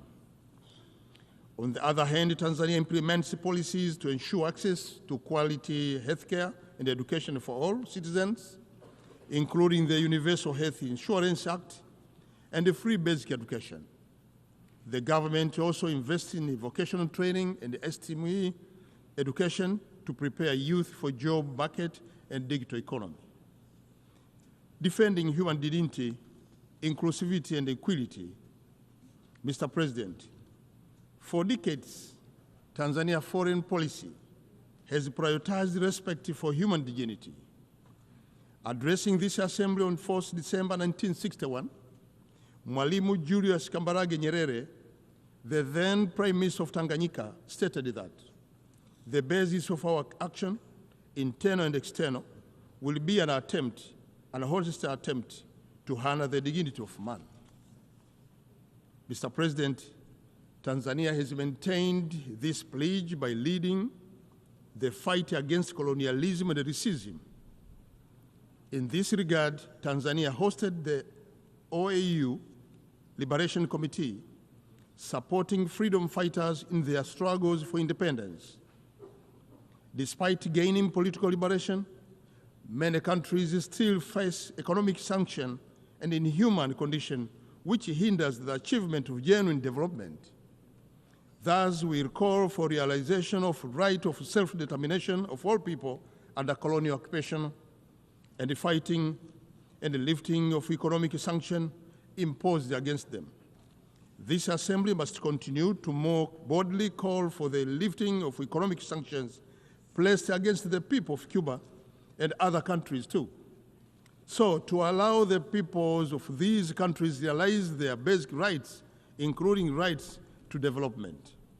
Mr. President, global humanitarian crisis due to war, conflict, and natural disaster requires unrestricted access to humanitarian aid, fair treatment of victims, accountability to actual sites, and the United Nations commitment to uphold human dignity for a peace world. Tanzania believes that every individual deserves to live in dignity, freedom, and security to reach their full potential. The United Nations must not remain indifferent in these solutions, as doing so would only determine its legitimacy. Mr. President, let me talk about peace and security. Security is indivisible. In the face of global health insecurity characterized by the pandemic, such as COVID-19 and current mpox, the saying no one is safe until everyone is safe truly gathers meaning. It is imperative that we should invest more in peace, foster unity, and rebuild trust.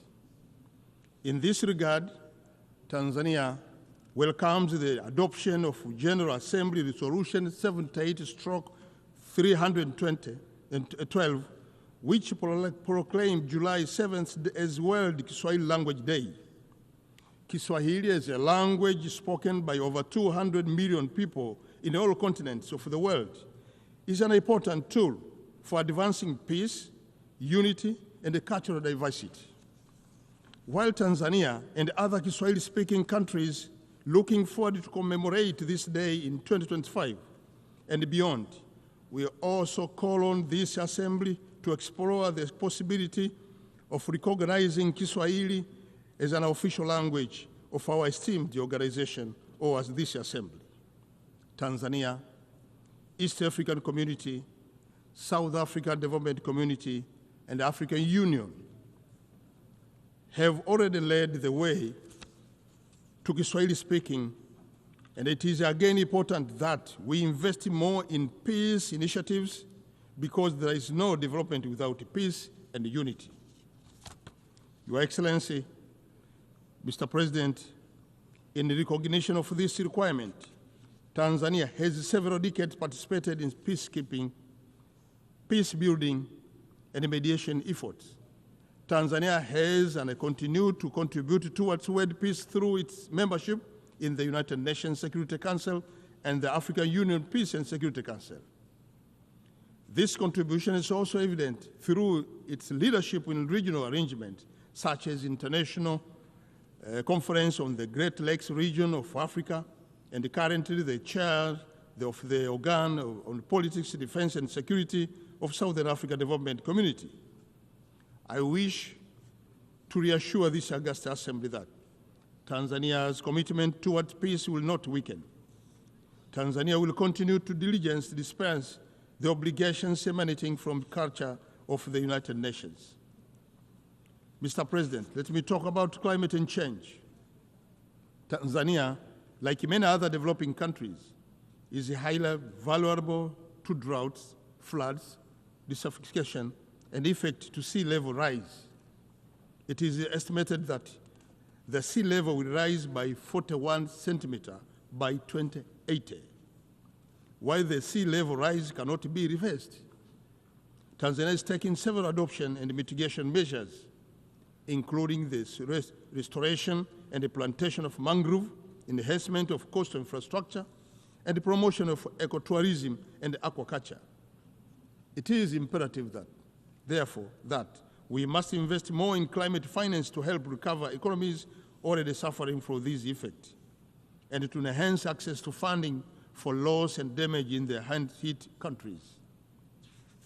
Mr. President, about transformation to clean energy, as we prepare for COP29 in Baku, Azerbaijan, it is worth remembering that globally, an estimated 2.4 billion people are still using polluting fuel for cooking. This contributes to health problems, food insecurity, gender inequality, and environmental damage, including millions of premature death, limited access to education and employment for women and children, and increased household gas emission and deforestation. Achieving universal clean cooking access in Africa by 2030 would require an estimated about $4 billion annually, a small fraction of global energy spending. Mr. President, in response to this alarming situation, Tanzania is championing a clean cooking agenda, which essentially contributed to several SDGs, including goals number 7, focusing on ensuring access to affordable and sustainable energy for all. Tanzania will host the African Energy Summit in January 2025, means next year, co-organized with the World Bank and the African Development Bank. The summit aims to accelerate the implementation of World Bank Group and the African Bank Group commitment to provide electricity access to 300 million people in Africa by 2030.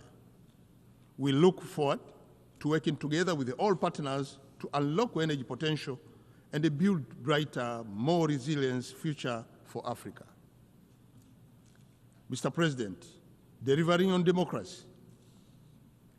In November this year, Tanzania will hold the local government election, followed by the presidential and the parliamentary election in October next year. As we prepare for this electoral event, I wish to assure this Assembly that democracy, human rights, and the rule of law will be upheld in line with President Samia's vision as captured in the 4 R's philosophy, namely reconciliation, resilience, reform, and rebuilding. Since the announcement of 4R principles in 2021, the government of Tanzania has continued to foster harmony and promote unity across political, religious, and ethnic divides. In implementation of 4R, the government has also undertaken several monumental reforms that seek to address shortfall within the criminal justice system, allow the effective political process, and enhance the enjoyment of human rights. Mr. President, reforms are crucial for countries and international organizations to stay relevant, for greater inclusiveness, transparency, and accountability, especially in multilateral bodies like UN Security Council and the Bretton Woods Institution. Tanzania remains committed to rebuilding its economy and society, focusing on inclusivity and empowering its citizens for a stronger future. Mr. President, when I go to conclude my speech, Tanzania argues all the world leaders to unite against international threats that undermine unity, peace, and human dignity. We are obliged to work together with goals stipulated in the Charter of the United Nations of sparing succeeded generations from the scourge of war. We must stop war and suffering that cause death and wanton suffering to innocent civilians, including women and children. Let us leverage innovation, adopt inclusive policies, and strengthen international cooperation in accelerating the implementation of SDGs. Together, let us build perhaps partnership that transcend borders, ensuring no one left behind. Let us undertake the necessary reform to make our multilateral institution fit for purpose. Let us rebuild trust and reconcile our differences, Let us cooperate to build resilience of our institution and the people. We can achieve the future we want if we commit to rebuild and restore what has been damaged by our past action. As we look to the future, let us honor the commitments made in various international fora. Together, let us embrace this moment with optimism and the shared dedication to inclusivity. Asante sana kwa kunisikiliza. Thank you so much for listening. Thank you so much for your attention.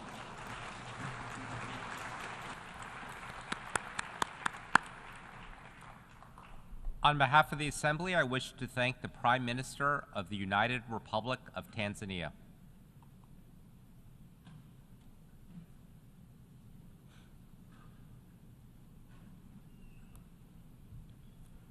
The Assembly will hear an address by His Excellency Ralph Gonsalves, Prime Minister and Minister for National Security, Legal Affairs, and Information of St. Vincent and the Grenadines. I request protocol to escort His Excellency and invite him to address the Assembly.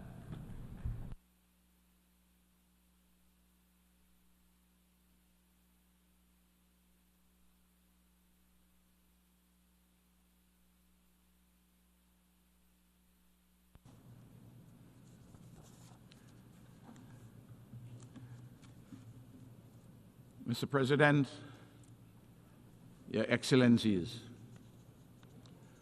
St. Vincent and the Grenadines is a magnificent exemplar of our Caribbean civilization. Despite the quarter century of analysis, advocacy, and prescriptions set forth by leaders of small island developing states and international institutions charged with advancing the interests of SIDS, our travails are enduring in a global community largely disinterested in our well-being and that of small states generally. We in SIDS remain unequally yoked in a global community motivated by the baser instincts of the untrammeled power of money, ideology, guns, lethal weapons, territorial and global dominance. To be sure, the SIDS have made incremental advances in the global community and in the architecture of international relations. Nevertheless, for us in SIDS, it has been a situation akin to going up a dung escalator, in which the dung escalator is moving at a faster pace than the upward baby steps. Frequently, it appears as though much of the powerful would wish the SIDS not to exist. But here we are, stubborn as the heavens. We are not going anywhere despite our massive vulnerabilities. Our people have a permanence in this world. Even if some of our lands wash away, we have a voice and we will continue to use it. We demand, as of right, a special support from the international community to address efficaciously the unique social, economic, and environmental vulnerabilities of SIDS in the interests of the nearly 70 million people who permanently occupy the seascape and landscape of the SIDS, and in the interest, too, of all the other 8 billion or so persons who inhabit Mother Earth. Small island exceptionalism ought to be a category embedded formally in international law and accorded most favorable treatment. Rather than securing a most favorable treatment, the SIDS are required to fight to maintain the special considerations which providence or serendipity has bestowed upon them. A case in point is the attempt currently by the International Development Association, IDA, to pit the most vulnerable, the SIDS, against the poorest countries in its quest to tighten the terms under which qualifying SIDS of a particular income level, such as St. Vincent and the Grenadines, obtain soft loans through the World Bank IDA nexus. In any event, why is the World Bank persisting with the single, anachronistic, and ill-designed metric of average per capita income in respect of vulnerable SIDS in the age of the Anthropocene, as against a more comprehensive and sensible measure of a multi-dimensional vulnerability index? Your Excellencies, the unvarnished truth is that the developed countries have not kept their promises to the SIDS, except the most marginal ones. Importantly, the countries of the developed world, the major historic and contemporary emitters of greenhouse gases, have failed and or refused to keep their solemn commitments of restricting the global temperature at below 1.5 degrees Celsius above pre-industrial levels. Unless there are drastic alterations in the patterns of consumption, production, life, and living in developed and large emerging economies, our planet is inexorably on a path to a proverbial hell in a handbasket. In the process, countries of an island or seaboard civilization are likely to be inundated by raging seas and enveloped in searing heat. On the matter of the financing of climate change, the developed countries which have the means and the major historic responsibility to contain this existential threat have been parsimonious and less than responsible in practice. Even today, the cynicism and doublespeak of several major developed countries is breathtaking in response to the quest of most of the global community to transform the international financial institutions as fit for purpose in today's world, and for responsible, reasonable alterations in the actual modalities of climate financing. High representatives of most of these developed countries pay lip service in general to the innovative proposals, the Bridgetown 3 proposals endorsed by the Caribbean community, only to nitpick and delay in the particular on the progressive essentials. Brazenly, when these developed countries make a marginal concession, they trumpet it as a major advance so as to send the proverbial fool a little further. The Antigua and Barbuda agenda for SIDS, adopted earlier this year, encompass an action-oriented framework for the way forward. The recently adopted Pact for the Future by the United Nations General Assembly provides a wider and promising buttress. In our advocacy for the 39 SIDS, we embrace too the cause of the least developed countries and the landlocked developing countries, all 92 vulnerable countries in the United Nations system. Your Excellencies, growing material dissatisfaction grips increasingly large numbers of people in both the metropoles and the hinterlands in this highly interconnected world. Noticeably, the ceremony of innocence is drowned. Things are falling apart. The centers cannot hold, and the cascading effects are ripping the world asunder. The best of all lack conviction, and the worst are full of passionate intensity. Creative resistance and reconstruction are the banners under which ordinary men and women across the globe are draping themselves. Sadly, in the North Atlantic countries, there is a growing and dangerous constituency for an illiberal, even a neo-fascist option of looking forward to an illusory past in search of making again their countries unalloyed mythical paradises of unrivaled dominance. They are looking forward to a past that never was. At the same time, even a modest middling social democracy is on the retreat because this old political shell of the post-1945 global order can barely contain the erupting contradictions within and outside it. A search for new modalities is emerging, but not yet fully formed, in part because the old order is unprepared to relinquish, cede, or share power, even as it realizes that it cannot continue to rule in the old way, but the new is yet to be born, and the forces of change lack a sufficiency of strength to deliver satisfactory alterations.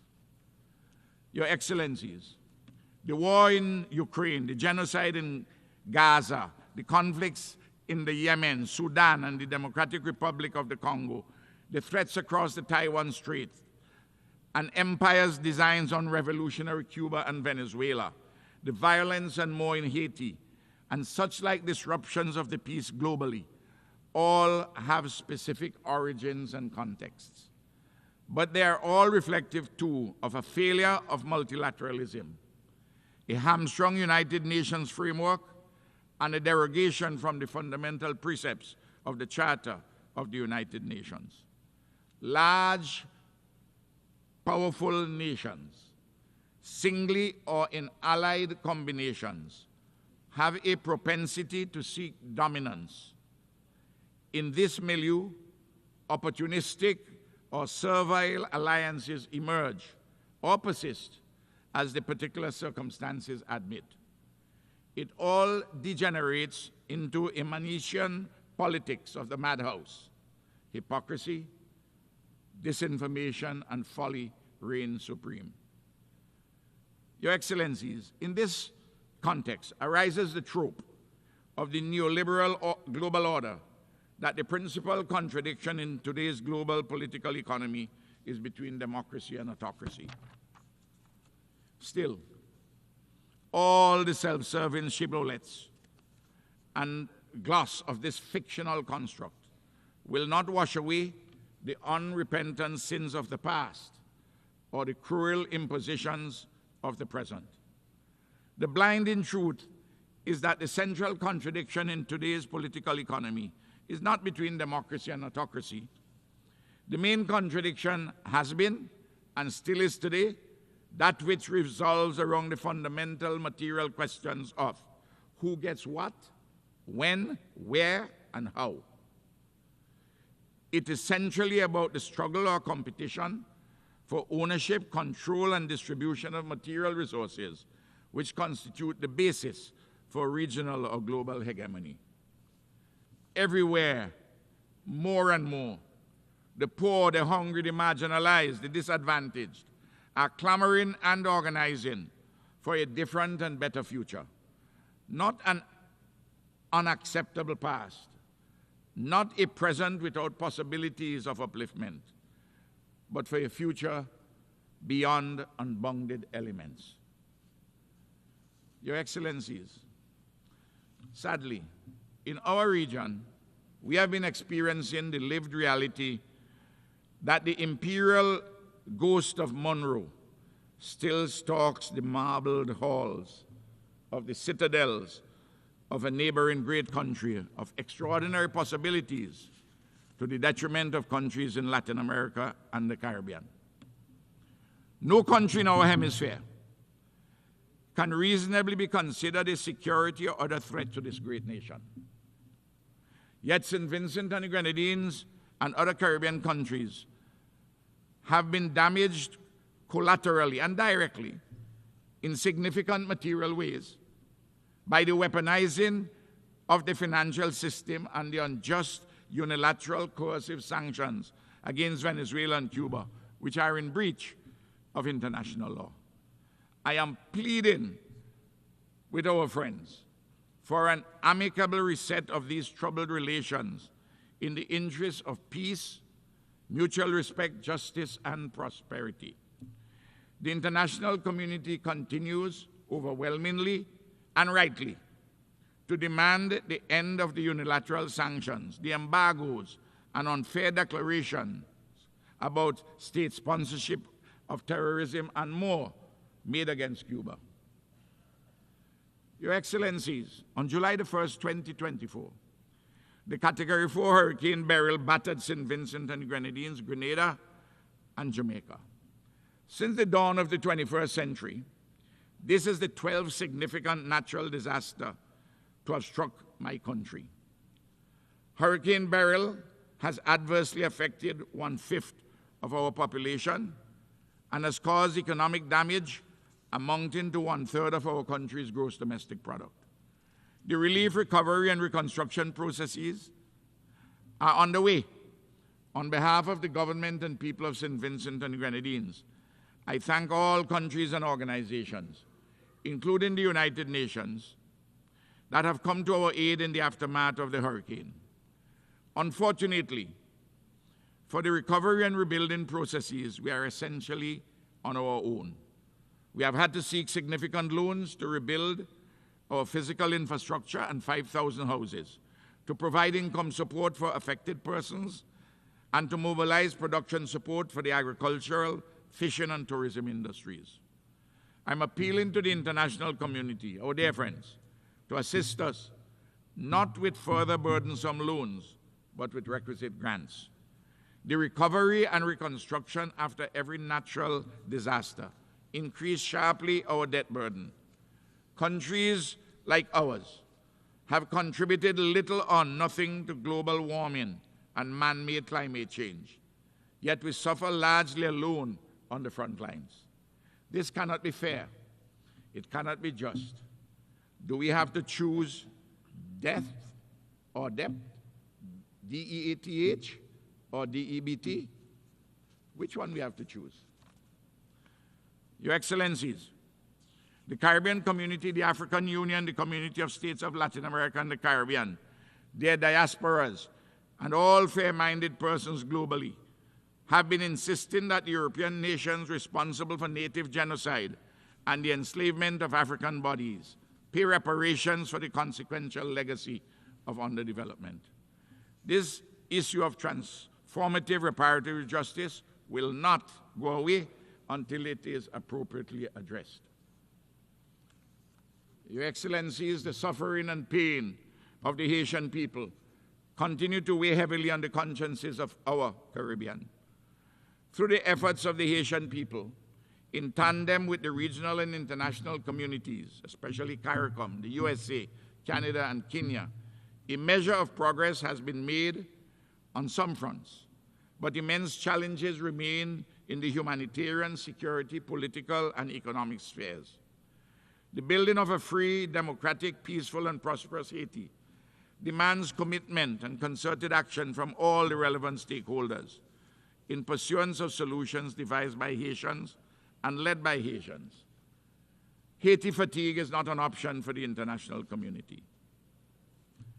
Your Excellencies, in our Caribbean, there is a growing challenge of violent crime involving the combustible mix of imported guns and bullets, illegally exported marijuana, and the trafficking of cocaine from South America. It is evident that this challenge demands much closer cooperation operationally between all the countries concerned in the Caribbean, North America, South America, and Europe. In the Middle East, the collective punishment meted against the Palestinians in Gaza and the continued illegal occupation of Palestinian lands, including in the West Bank, amidst accompanying state terror by an Israeli regime in total defiance of international law, is utterly unacceptable. Surely, despite the complexities of the problems at hand, this United Nations, especially the Security Council, ought to summon the courage and will to stop the carnage and facilitate a lasting peace and security. Your Excellencies, in the Far East, the prospect of a disruption of the tenuous peace across the Taiwan Strait is alarming. The quest for hegemony and the denial of a people's inalienable right to self-determination are wrong in the East as it is in the West. Bullying is objectionable in the West as it is in the East. Unilateral coercive action by a big power in the East is contrary to international law as it is surely in the West. St. Vincent and the Grenadines continues to urge that Taiwan be allowed to participate fully in the specialized agencies of the United Nations, including those pertaining to health, air and sea transport, climate change, disaster preparedness, and global policy. Your Excellencies, it appears that there have been recently some positive movements in the long quest to effect a judicious and just reform of the United Nations Security Council. It is evident to all reasonable persons that reform of this body is long overdue. As the chair of the L69 group, St. Vincent and the Grenadines will continue its advocacy for an inclusive, more accountable, effective, representative, and relevant Security Council. Excellencies, we know that a better world is possible. On the United Nations rests our hopes for a better world for peace, justice, security, and prosperity. Let us also act in accord with our responsibilities, obligations, and means. Please, let us not desecrate our future. Thank you.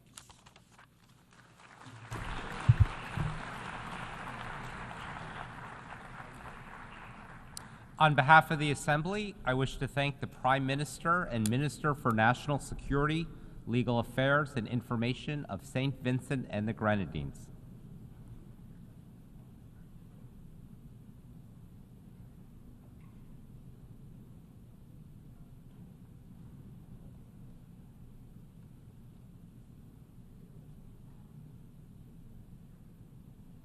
The Assembly will hear an address by His Excellency Russell M. Iso Dlamini, Prime Minister of the Kingdom of Eswatini. I request protocol to escort His Excellency and invite him to address the Assembly.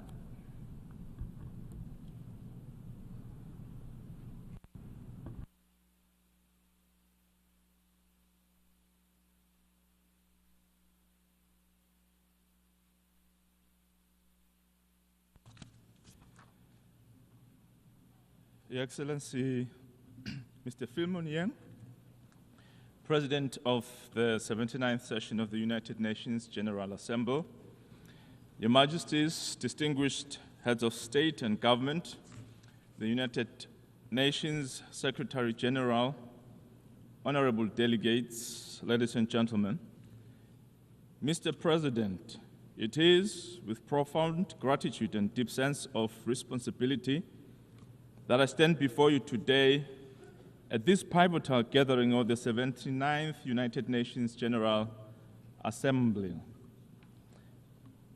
I bring you the warmest greetings from His Majesty King Mswati III, the Queen Mother, the government, and the people of the Kingdom of Eswatini. We are convened here not merely as representatives of our nations, but as stewards of a shared global community, united in our commitment to peace, security, and sustainable development. As we gather under the theme, Leaving No One Behind, acting together for the advancement of peace, sustainable development, and human dignity for present and future generations, we are reminded of our shared duty to create a world where every individual has the opportunity to thrive. Our obligation is to leave this planet in a better place for our posterity. The Kingdom of Eswatini joins this global assembly with unwavering dedication to the principles of peace, sustainable development, and human dignity. We recognize that the challenges we face today, marked by unprecedented crises, are deeply interconnected. It is only through collective action, innovation, and a firm commitment to multilateralism that we can forge a path towards a more just and equitable world. We commend the Secretary General for convening the recently concluded Summit of the Future, which has provided a unique opportunity to reinvigorate multilateralism, enhance global solidarity, and reform our international governance structures. Eswatini fully supports the summit and its outcomes, as they resonate with our belief in a fairer and a more inclusive world. Since the establishment of the United Nations in 1945, there are concerns that it no longer addresses adequately the issues faced by the global community. There is a need to reconsider the operations of the multilateral institutions such as the IMF and the World Bank, and particularly the Security Council. The Kingdom of Eswatini stands by its efforts to call for reforms in the United Nations. In 2005, the Kingdom of Eswatini hosted the African Union meeting that resulted in the Ezulwini Consensus, which articulated Africa's common position on the reform of the United Nations, including the call for greater African representation on the Security Council. While it has taken nearly 2 decades for this conversation to advance, Eswatini is proud of her early role in championing this cause. We urge the global community to implement these long-standing commitments and ensure that all regions and peoples have a voice in shaping our collective future. Mr. President, in Eswatini, we have embraced the spirit of Nkwe, which means run. This national ethos symbolizes our collective resolve to accelerate progress towards achieving the Sustainable Development Goals. It is a call for urgent action, for picking up the pace, and for ensuring that every effort is made to meet the needs of our people and our planet. With only a few years left until 2030, time is not on our side. We must double our efforts to bridge the gaps in development, combat poverty and inequality, and address the climate crisis. Nkwe is our rallying cry to run faster, to work harder, and to leave no one behind. We invite the global community to join us in this accelerated drive towards a better future for all. Africa is the youngest continent in the world, brimming with potential and promise. The Kingdom of Eswatini is committed to harnessing this demographic dividend by investing in our youth. Our youth empowerment program, supported by government, the United Nations in Eswatini, and other friends of the Kingdom, aims to equip young people with the skills and resources they need to succeed in a rapidly changing world. We believe that by creating opportunities for employment and entrepreneurship, we are laying the foundation for a more prosperous and inclusive society. Addressing youth unemployment and providing our young people with meaningful opportunities is not just an economic imperative, but a moral one. We must act now to ensure that our youth can participate fully in building the Africa we want, an Africa of peace, prosperity, and dignity. Poverty remains one of the greatest challenges facing our continent. In Eswatini, we are committed to eradicating poverty through inclusive growth and robust social protection programs. We have prioritized policies that provide safety nets for the most vulnerable in our society, including women, children, and persons with disabilities. We urge the international community to support these efforts by promoting fair trade, increasing development assistance, and fostering partnerships that create jobs and uplift communities. Let us work together to build a world where no one lives in poverty and every person can achieve their full potential. Mr. President, sustainable development is not a choice, but a necessity for the survival and prosperity of our planet. The Kingdom of Eswatini remains dedicated to advancing our development agenda as aligned with the 2030 Agenda for Sustainable Development. We have made significant strides in promoting poverty eradication, renewable energy, the protection of our natural resources, and ensuring equitable access to education and healthcare for Maswat. Our national development strategy aligns with global development goals focusing on economic diversification, poverty reduction, and human capital development. We've taken significant steps to promote renewable energy through investments in solar, wind, and hydropower projects, such as the Eswatini Electricity Company's initiative to increase the share of renewable energy in the national grid. These efforts are complemented by our progress in providing access to quality education through the free primary education program and improving healthcare services as outlined in our National Health Strategic Plan. However, as a small middle-income country, we face unique challenges, including limited access to international financing, vulnerability to climate change, and economic shocks.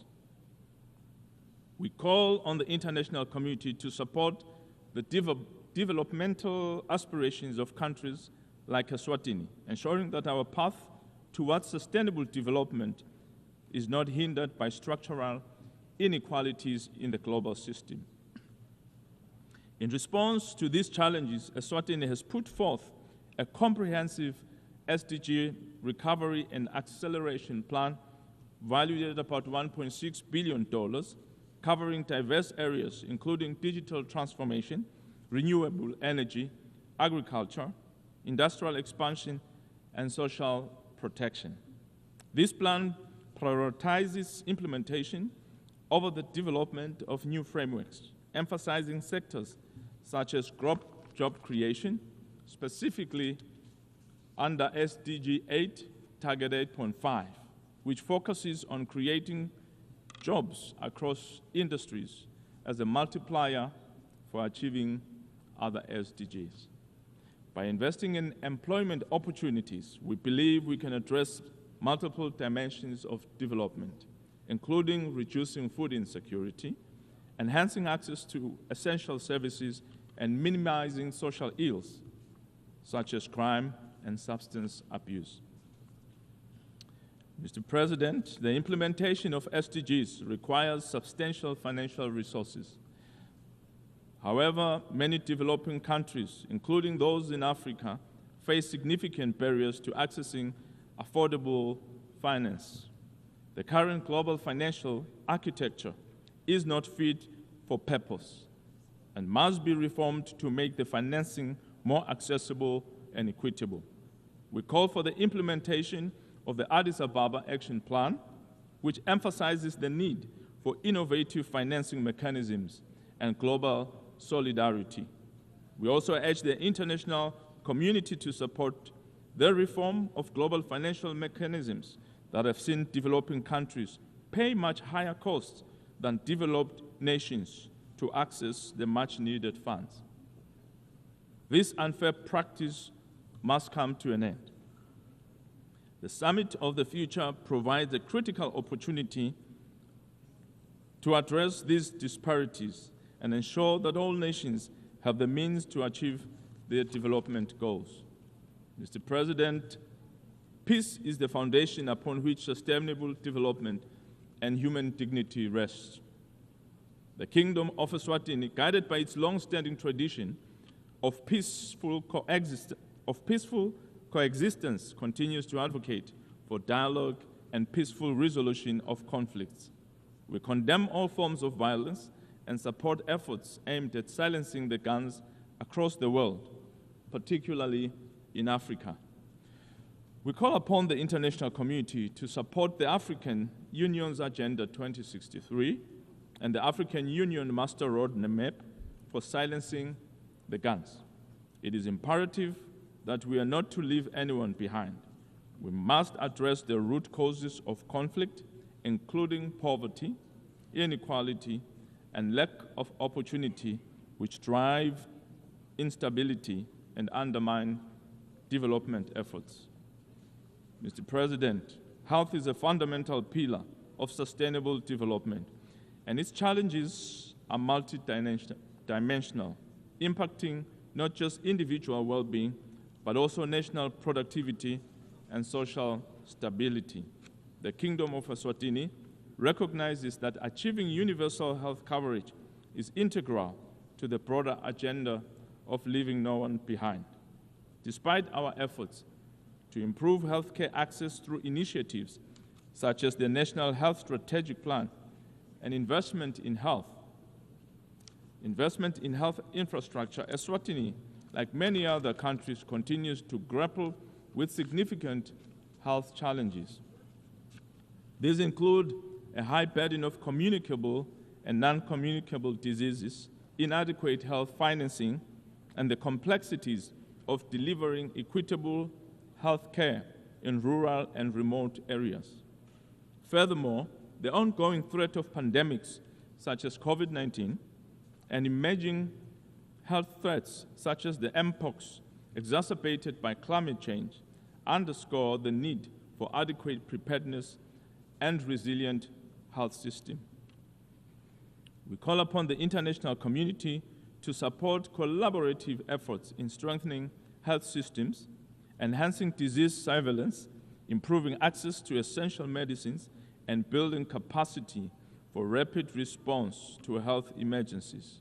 Only through such global solidarity and shared commitment can we ensure healthy lives and promote well-being for all ages as enshrined in SDG 3. Mr. President, climate change poses an existential threat to our future. In Eswatini, we have taken decisive steps to address this crisis. We have developed a comprehensive strategy to mitigate and adapt to the impacts of climate change, investing in renewable energy, sustainable agriculture, and disaster risk reduction. We are also proud to announce that Eswatini has recently adopted a ban on single-use plastics. This decision, supported by UNDP and the Eswatini Environment Agency through initiatives like Patsasako Nawe, is part of our broader commitment to environmental sustainability. However, our efforts alone are not enough.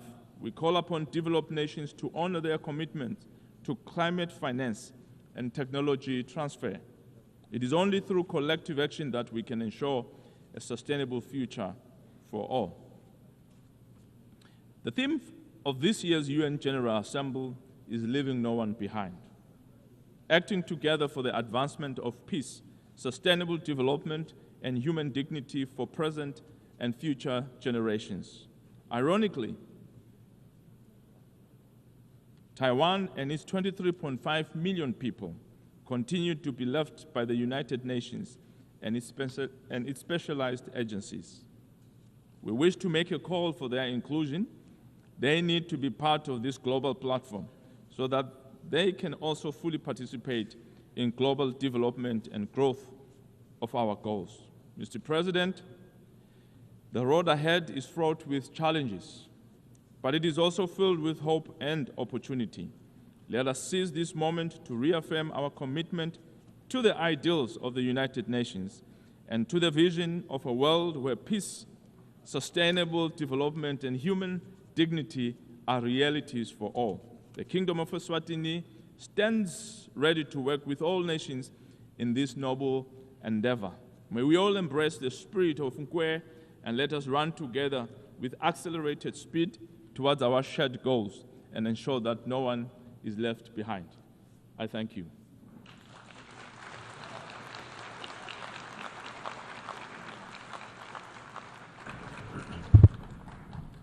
On behalf of the Assembly, I wish to thank the Prime Minister of the Kingdom of Eswatini. The Assembly will hear an address by Her Excellency Robina Nabanja, Prime Minister and Leader of Government Business in Parliament of the Republic of Uganda. I request protocol to escort Her Excellency and invite her to address the Assembly.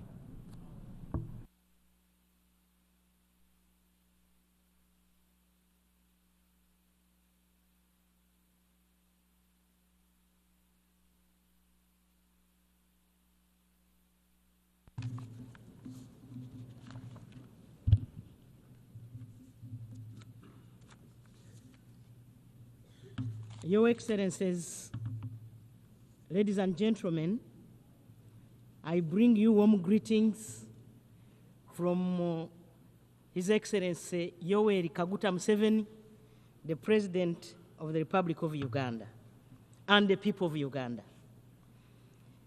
I congratulate His Excellency Mr. Philemon Yang on his election as President of the 79th session of the UN General Assembly, and I assure him of Uganda's full support. I commend His Excellency Mr. Dennis Francis, former President to the General Assembly, for his stewardship of the 78th session of the General Assembly, and equally pay tribute to the Secretary General, His Excellency Antonio Guterres, for his commitment to the work of the United Nations. Mr. President, in the face of the current global shocks occasioned by multiple human, natural, ecological, sociological, and financial crises, we can all agree that the world is not in a good place. Today, the negative consequences of disunity have given rise to conflicts, global instability, interstate rivalry, and has worsened the already existing problems of poverty, hunger, and disease in many parts of the world. There is therefore need to recommit ourselves to a common identity of shared humanity in the modern global village. As people of the United Nations, we should live by the Charter of the United Nations with a sincere determination to save future generations from the scourge of war. We should fully commit ourselves to upholding the dignity and the worth of human person for peaceful coexistence and tolerance regardless of our differences in values, cultures, race, ideologies, and religions without political, military threats or dominion by war. Your Excellencies, we must resolve our political commitment for the full implementation of the globally agreed frameworks for the promotion of socio-economic development and advancement of all people. In this regard, Your Excellency, urgent action is required to address global inequalities with regard to poverty, hunger, and disease, which continue to affect disproportionately the poorest and most vulnerable. Therefore, this is the time to ask the following questions. Why have we failed to forge stronger international cooperation in response to collective global challenges? The second question is, why is it that, in spite of the multiple global commitments derived through conceptually formulated solutions, decisions, and commitments, do all these remain unimplemented? This year's General Assembly, unlike others, should seek to answer these questions. Mr. President, we are all aware that most conflict drivers begin as unresolved local or regional tensions or problems, which become increasingly complex, sometimes involving multiple actors. Regional conflicts must be addressed comprehensively beyond security, with the need for broad and strong political commitments by the regional governments. Uganda believes in the peaceful resolution of conflicts wherever they occur. We are at the forefront of promoting regional peace, security, and stability necessary for economic development. In this respect, Uganda encourages international partners to support local and regional-led initiatives or solutions for building peace and stability as prerequisites for sustained and inclusive economic growth and development in our countries and regions.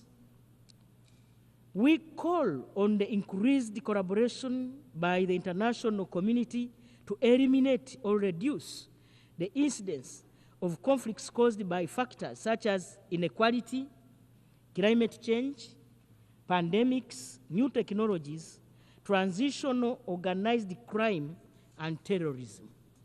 Uganda believes that the benefits of this world must be shared with all humanity and detests all forms of exclusion by the relatively few wealthy nations. We reject the increasing competition and confrontation between major powers, which undermines the collective international responses to security, peace, stability, and socio-economic development. Your Excellencies, Uganda reiterates its call for the urgent and comprehensive reform of the UN Security Council for Africa to be represented in both permanent and non-permanent categories as a special case in order to address the historical injustice and the urgent imperative to address it, and fully supports the common African position on this matter. The African Union Committee of 10 heads of state, under the leadership of the Republic of Sierra Leone, has been pursuing the mandate to promote, advocate, and canvass for support of the common African position on the reform of the United Nations Security Council as stipulated in the Ezurwini Consensus and the Sati Declaration. The position is that Africa should have 2 permanent seats with a veto if others have it, and 2 additional non-permanent seats on the Security Council. The Committee of 10 since 2005 has been driven with the hope and conviction of sovereign equality in representation and participation in intergovernmental negotiations for the reform of the UN Security Council to make it more responsive to the current circumstances to achieve a future of shared goals for humanity. The core aspiration is for Africa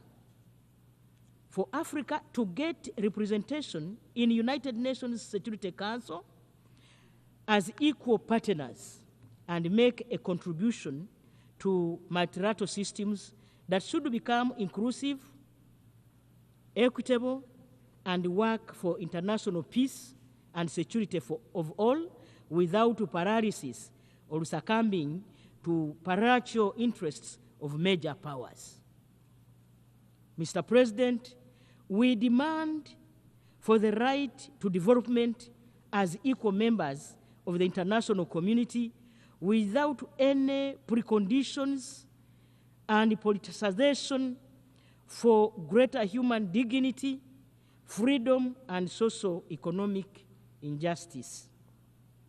We call for fair access to means of production, technology, and capital for the socio-economic transformation of our economies in line with our national legal frameworks and development plans.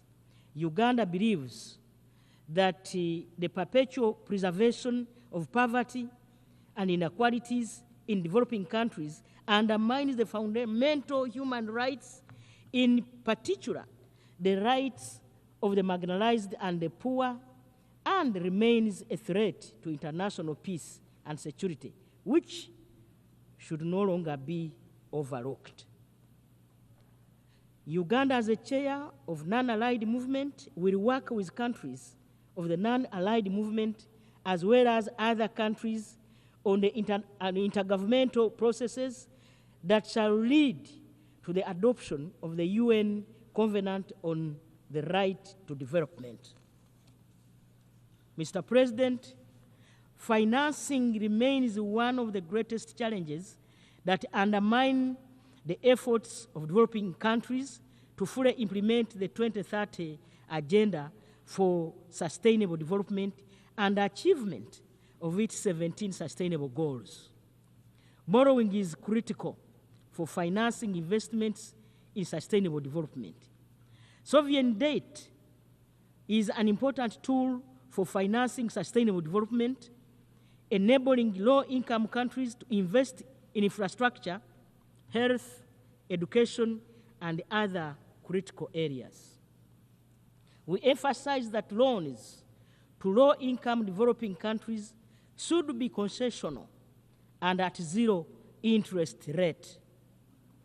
This will enable our countries to finance productive investments, including building infrastructure to improve connectivity, make debt sustainable in the long run, and spur economic growth, which will in turn help to improve domestic tax collection and raise revenues. Uganda, like other developing countries, faces constraints of domestic resource mobilization due to limited tax base. We call for strengthening of the international cooperation in tax matters to ensure that it is effective and inclusive by making multinational corporations pay taxes in countries of their operations, including collecting revenue generated by e-commerce in cross-border transactions. Mr. President, we fully support the ongoing discussions on adoption of the UN Framework Convention on International Tax Cooperation and call upon all countries to negotiate constructively. We also call for the strengthening of international cooperation in the prevention of and combating illicit financial flows with a view of ensuring that all illicit funds, all resources, including assets, are returned to their countries of origin. Furthermore, Uganda calls for the urgent reform of the international financial architecture, including the international financial institutions and their rules, to ensure equitable representation of developing countries in international economic governance decision-making that affect the trajectory of their national development. Your Excellencies, Uganda identified 4 key sectors of wealth and job creation in line with its national development plan, and that includes agro-processing, industrialization, services, information and communication technologies, digitalization, and skills development to support our socio-economic transformation. There is no doubt that affordable energy and access to affordable high-quality internet connectivity is vital to catalyze their full implementation in order to realize inclusive development outcomes and benefits for our people. We need to strengthen deeper collaboration with the Global South, with the support of our partners in the North, to unlock shared prosperity by building the necessary infrastructure and connectivity to increase productive capacity for rapid growth, economic takeoff, and sustainable development. In this regard, Uganda calls on the international community to support the full implementation of the African Continental Free Trade Area. Furthermore, Uganda calls on the international community to support its path to sustainable development We encourage foreign individuals and companies to invest in the country. We welcome inflows of money, technology, knowledge, skills, and expertise as major sources of non-debt financial resources for economic development of our country. Your Excellencies, Uganda also calls for collaboration by the international community in medical research for global health to develop vaccines and treatments to combat diseases like Ebola, COVID-19, monkeypox, and improving health care capability in low-income countries, particularly in Africa. Uganda advocates for mutually beneficial trade and investment. We encourage that in pursuing sustainable development, foreign direct investment should be geared to adding value by processing raw materials inside our country, where raw materials are produced, and to export high-value products. This will create jobs, generate high incomes, and increase taxable revenues. We call on multinational companies to desist from purchasing raw materials and only selling processed products for consumption in developing countries. We equally call on developed economies and multinational companies that buy raw materials to process them and add value in their countries should take measures to institute policies that allow sharing the profits they generate in the value chain with the low-income raw material producing countries where it is sourced for shared prosperity. Mr. President, climate change remains one of the greatest challenges to the pursuit of sustainable development. Uganda calls on developed countries to provide the necessary financial, technical, as well as capacity building to support developing countries to effectively address climate change. We demand for climate justice, recognizing that richer countries, having historically profited from high emission activities for the development of their economies, and bear a great obligation to lead in mitigating these impacts.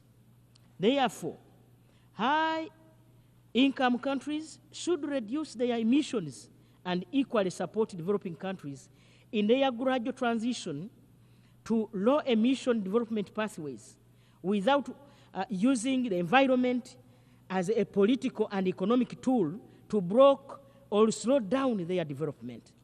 We emphasize that climate finance should be additional to official development assistance. Mr. President, developing countries face great challenges, including the increase in unilateral political, economic, and trade actions, or policies, and the weakening of multilateralism, which are flagrant violations of the principles established in the UN Charter, international law, and the purposes of the United Nations. We consider that it is urgent to stop these actions that threaten the economic and social development of the countries that are subject to them, and consequently prevent them from achieving the Sustainable Development Goals. Uganda reiterates its call to put to an end to the economic, commercial, and financial blockade imposed on these sister nations under sanctions, which is a major impediment to the sustainable development. Uganda also reiterates its firm rejection to the imposition of laws and regulations with extraterritorial impact and all other forms of cohesive measures, including unilateral sanctions against developing countries, and reiterates the urgent need to eliminate them immediately. Mr. President, Your Excellencies, ladies and gentlemen, Uganda took over the chairmanship of both the Group of 77 and China and the Non-Allied Movement in January 2024. I take this opportunity on behalf of His Excellency President Yoweri Kaguta Museveni, the President of the Republic of Uganda, to thank all member states of the group and the movement for their confidence in ensuring Uganda is in the capacity of chair. We commend the Africa Group for endorsing our candidature for the chairmanship of both organizations.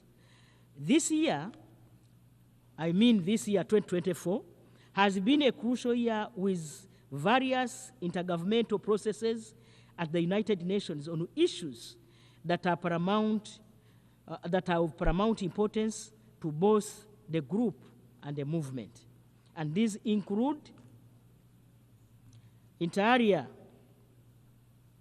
Fourth International Conference on the Small Islands Developing States, the Third UN Conference on the Landlocked Developing Countries, the Summit of the Future, the preparations for the Fourth International Conference on Financing for Development, the 2024 UN Climate Change Conference, COP29, all of which demand that we remain even more united and steadfast in promoting the interests of developing countries.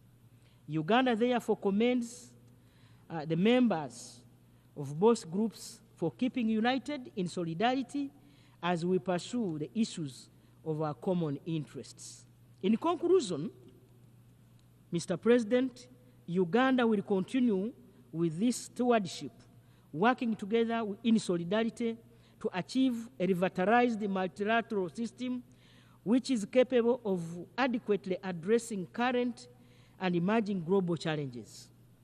We firmly believe that multilateralism remains a fundamental and crucial mechanism for addressing our common challenges, namely, 1, accelerating the implementation of the 2030 Agenda for Sustainable Development. 2, scaling up action to address climate change and biodiversity loss. 3, strengthening international tax cooperation. Then 4, availing adequate concessional financing for development. And number 5, the fight against illicit financial flows and enhancing global collaboration in digital and artificial technologies to maximize the benefit to society and minimize harm, among others. I thank you for God and my country.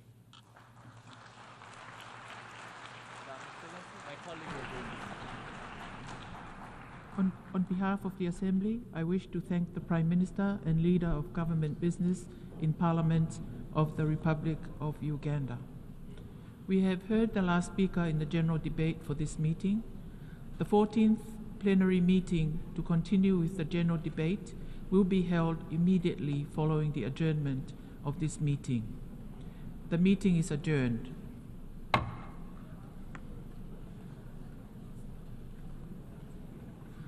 The 14th plenary meeting of the General Assembly is called to order.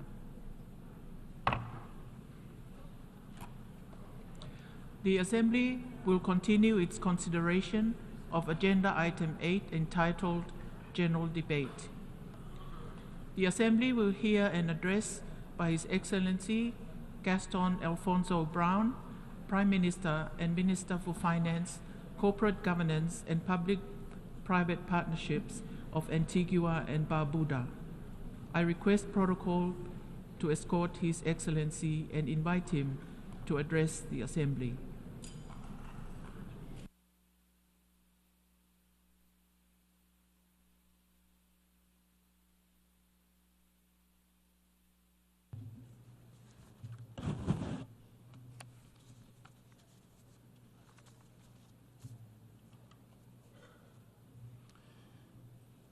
Excellencies, distinguished ladies and gentlemen, today we all stand at the edge of a precipice. Never before has humanity been confronted with such stark choices: to end wars or condemn humanity to endless suffering, to eliminate poverty or watch millions starve, to act on climate change or doom future generations to a scorched planet.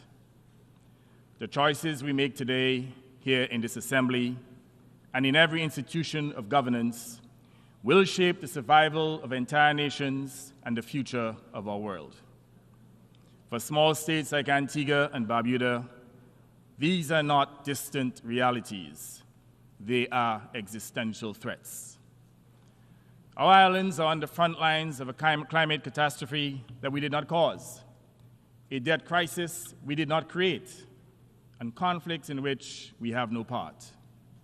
And yet, we suffer the heaviest toll. The world is at a pivotal point, and inaction is no longer an option for any of us.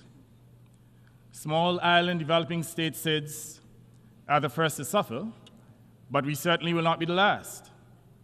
All will be consumed if we continue to dither and delay.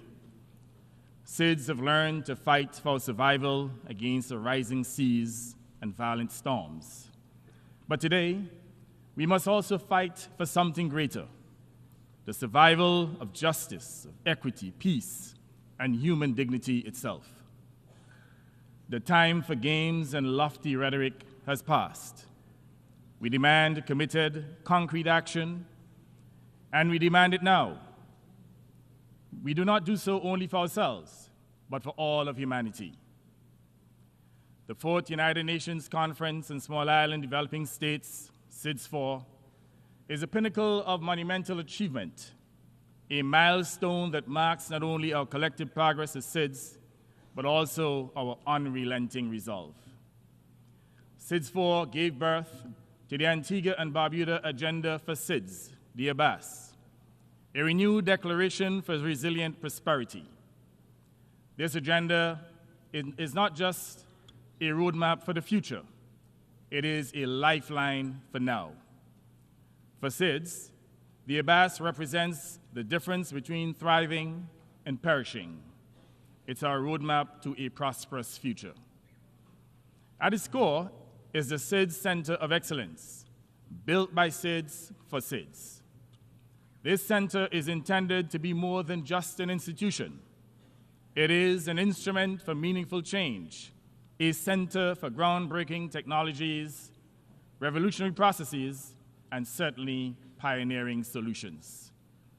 With its global data hub, innovation, and technology mechanism, as well as the Island Investment Forum and Debt Sustainability Support Service, the DSSS, the Center of Excellence can be literally transformed the way in which we adapt to our vulnerabilities and set a path for resilient prosperity. However, this vision cannot succeed in isolation. We need the cooperation and support of the global community to ensure its success. Without global cooperation, our hope of a secure future within our countries will crumble under the weight of inaction. That is why today I call for unwavering commitment of the international community to the center's success. Our survival depends on it. Mr. President, climate change is not an abstract or academic threat. For my people and the people of SIDS, it is a persistent and destructive reality. Intense hurricanes are now an annual terror. Coastal erosion is wiping away our productive areas for tourism and agriculture. The climate crisis is not on the horizon. It is here, now burning through our ecosystems, flooding our villages, and leaving us with fewer tomorrows. And yet, we find ourselves at an absurd situation. Continue to subsidize the very industries that are accelerating our destruction. Fossil fuel companies have become the architects of our demise while generating ostentatious profits for their owners. We must fight to end this madness. And I emphasize that we must fight to end this madness in protection of our planet and the interests of humanity. We need a fossil fuel non-proliferation treaty to halt the reckless destruction of our environment, to end fossil fuel subsidies, and to chart a course toward a sustainable future with a negotiated and graduated transition. Let COP29 be the moment we draw a line in the sand. Let it be known that we can no longer afford the luxury of delay. While we recognize that fossil fuels still play a vital role in the energy security of many countries, and we do not expect their production to cease overnight, we should not support companies extracting oil and gas to continue generating extravagant profits at the expense of our planet. It is only fair and just that these companies pay a global levy to fund mitigation efforts and compensation for the damage that they continue to inflict. And this is not punishment. It's climate justice.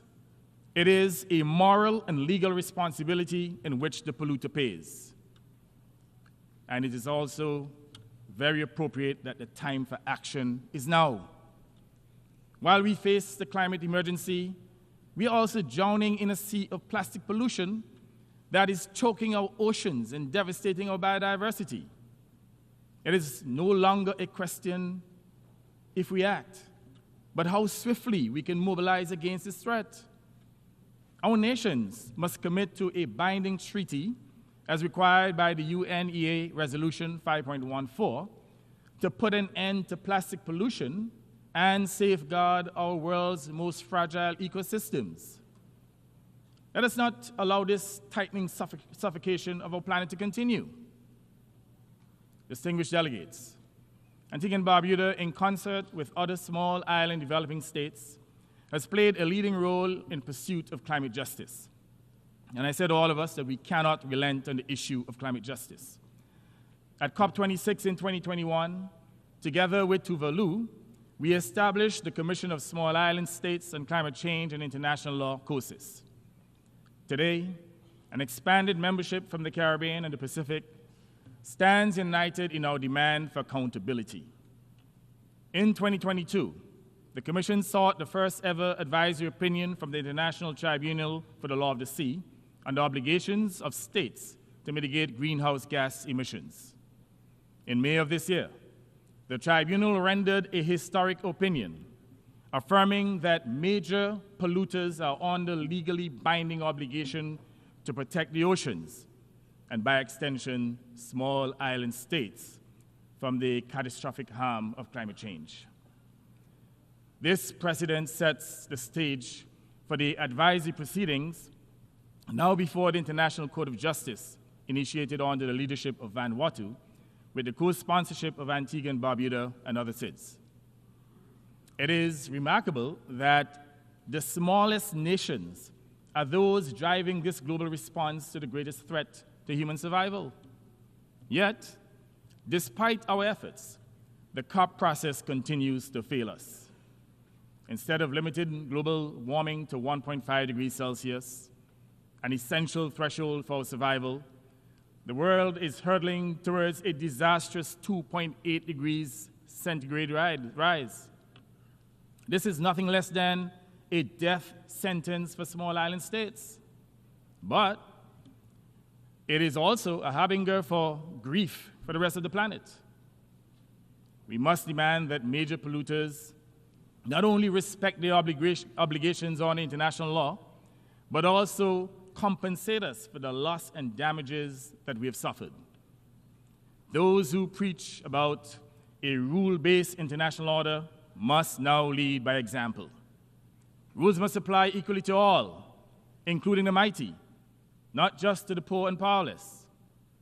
At COP29, we expect no further delay in the capitalization and operationalization of the Loss and Damage Fund, for which we have struggled so long and certainly so hard. Equity and fairness demand it. Mr. President, the fight for survival is not just about climate. It's about financial justice, reparatory justice, and other injustices and equity. The international financial system is skewed, outdated, and unjust, literally punishing the most vulnerable while rewarding the already rich and prosperous with favorable terms for their financial instruments. For too long, small states like mine have been shackled by debt we did not cause, debt that arose from recovery spending on recurring disasters that are beyond our control. We cannot achieve climate justice without addressing the structural inequities in the international financial architecture. It is time to lift the burdens that keep us bound to the past and unable to invest in our future. The SIDS Debt Sustainability Support Service is a critical mechanism that can provide tailored solutions, utilizing debt for climate swaps, debt relief, repurposing of SDRs and carbon pricing funding to help us escape the cycle of unsustainable debt. This is not charity. It is the justice of financial inclusion. And in the end, by remedying past injustices, it will establish a world that is fairer, more just, and more at peace with itself. Excellencies, the adoption of the Multidimensional Vulnerability Index, the MVI, which Antigua and Barbuda was honored to help advance in this organization, offers a path towards correcting the imbalance of unjust treatment accorded to small and vulnerable nations. It is a vital tool designed to acknowledge the complexities we face, not just in terms of limited economic capacity and other structural vulnerabilities and a lack of resilience, but also in our exposure to myriad external shocks. International financial institutions must act on this, integrating the MVI into their policies to ensure that support is targeted where it is most needed. The work has been done. The case has been made. The arguments are irrefutable. There can be no just and sustaining reform of the World Bank, other IFIs, and multilateral banks without their effective implementation and use of the MVI. There can be no legitimate excuse for failing to utilize the MVI. As I said before, the arguments for its use are irrefutable and just. Mr. President, these initiatives which SIDS have undertaken are a small component of the wider and more fundamental necessity for reform of the international financial architecture to provide greater funding accessibility and better terms to include lower interest rates and longer maturity transformations. They are part of the wider need for change to effectively address the historic imbalances against SIDS, including financial exclusion. The international financial institutions and the nations that sit on their controlling boards must develop bespoke funding instruments that meet the needs of small, vulnerable states and other developing countries, taking into consideration their vulnerabilities and lack of resilience. Mr. President, we must also recognize that the principles of justice and equity we champion here apply equally to all nations and are conditions precedent for a peaceful world.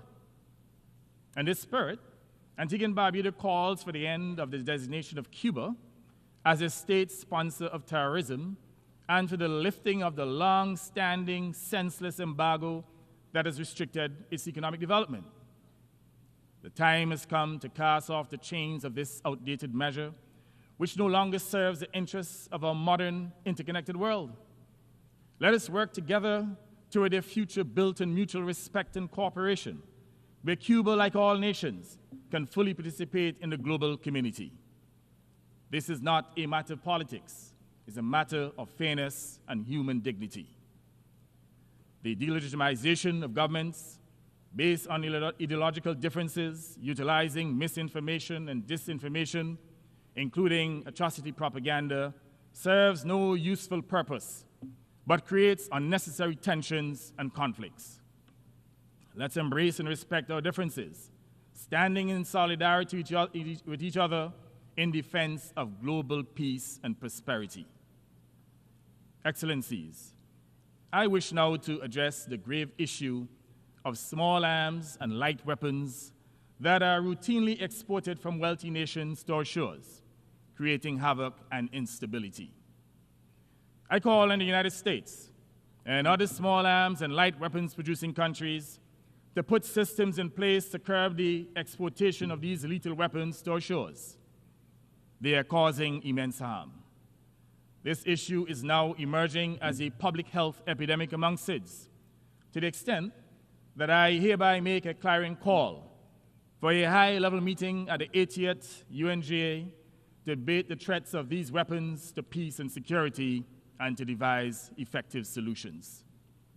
Antigua and Barbuda cannot remain silent as innocent lives are destroyed and generations are condemned to fear and hatred. The events unfolding in the Middle East, particularly the conflict between Israel, Hamas, and Hezbollah, are deeply troubling. The violence is destabilizing the entire region and reverberating across the world. Every missile fired, every life lost deepens wounds already too many to bear. The violations of international humanitarian law are alarming. We call on all parties to end the suffering by sitting down at the table of peace, where sincere negotiations can lead to a lasting solution. We believe that the only sustainable resolution is the creation of two sovereign states with borders respected and rights upheld. It is time for the people of this region and all conflict zones to end these conflicts and to give peace a chance. Let us give peace a chance. From Gaza to Sudan, Ukraine to Yemen, the scars of conflict run deep, leaving devastation in their wake. The anguish of families torn apart by war reverberates across the globe, and it is our collective humanity that bleeds. Conflict kills the victims of bullets and bombs, but it also diminishes all mankind. On September 17th, inspired by the Secretary General's impassioned call for peace, I wrote to him proposing an initiative that transcends borders, language, and conflict. With that letter, I transmitted a concept note setting out a proposal for holding international music concerts for peace across every region of the world. This initiative is intended not only to raise our global voices in a unified chorus against the horrors of war and other conflicts, but also to raise critical funds to support displaced persons and those who continue to suffer. Music is a universal language. It speaks to the soul in ways that words cannot. In moments when words fall short, music carries our collective cries for peace and justice. This would be more than a performance. It would be a global appeal, a powerful demonstration that peace is not just an ideal. It is an absolute necessity, a survival imperative for this and future generations. I call on all nations, large and small, to support the concept of international music concerts for peace. Mr. President, the world is crumbling under the weight of crises, to include poverty, wars, pandemic, and the climate devastation. We are at a defining moment, and the choices we make now will determine the fate of every nation, large and small. We can end these grave challenges, but it requires more than words. It demands decisive, concrete, unified action. Antigua and Barbuda, like all small states, does not stand on the sidelines. We stand on the principles of peace and love for common humanity and in the path of struggle against these global predicaments we did not create. Yet we fight not just for ourselves, but for a world where justice reigns, where peace endures, and where future generations inherit not a planet in peril, but one that prospers. The world must act now, for the choices we make today will resonate through history. Let us choose peace, let us choose justice, and let us choose the survival of our one human race in our one homeland, the planet Earth. Peace.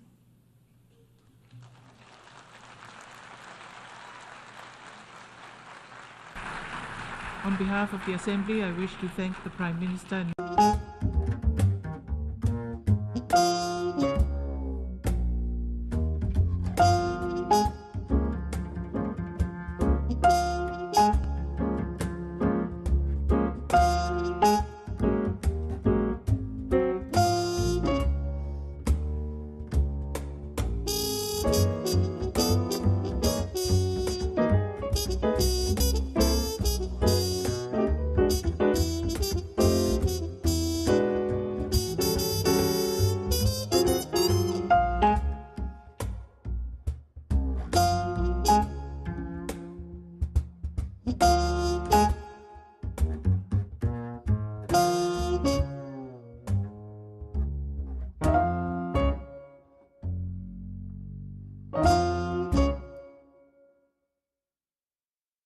Schweizer Musik mit Radio Swiss Jazz.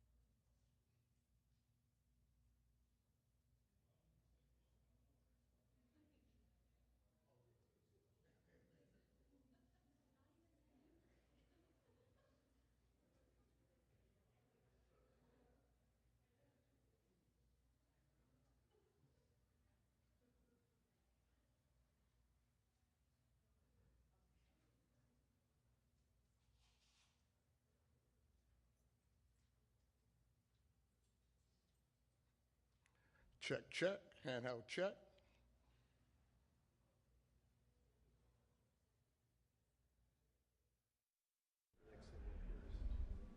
Yeah, I'm good. Yes, thank you.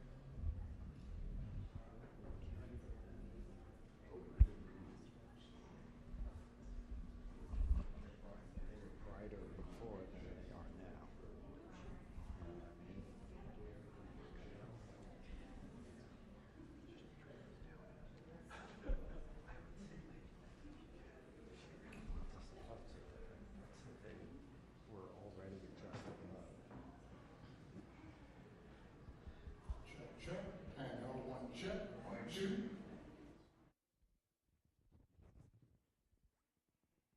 Check, check, handheld 2 check, 1 2.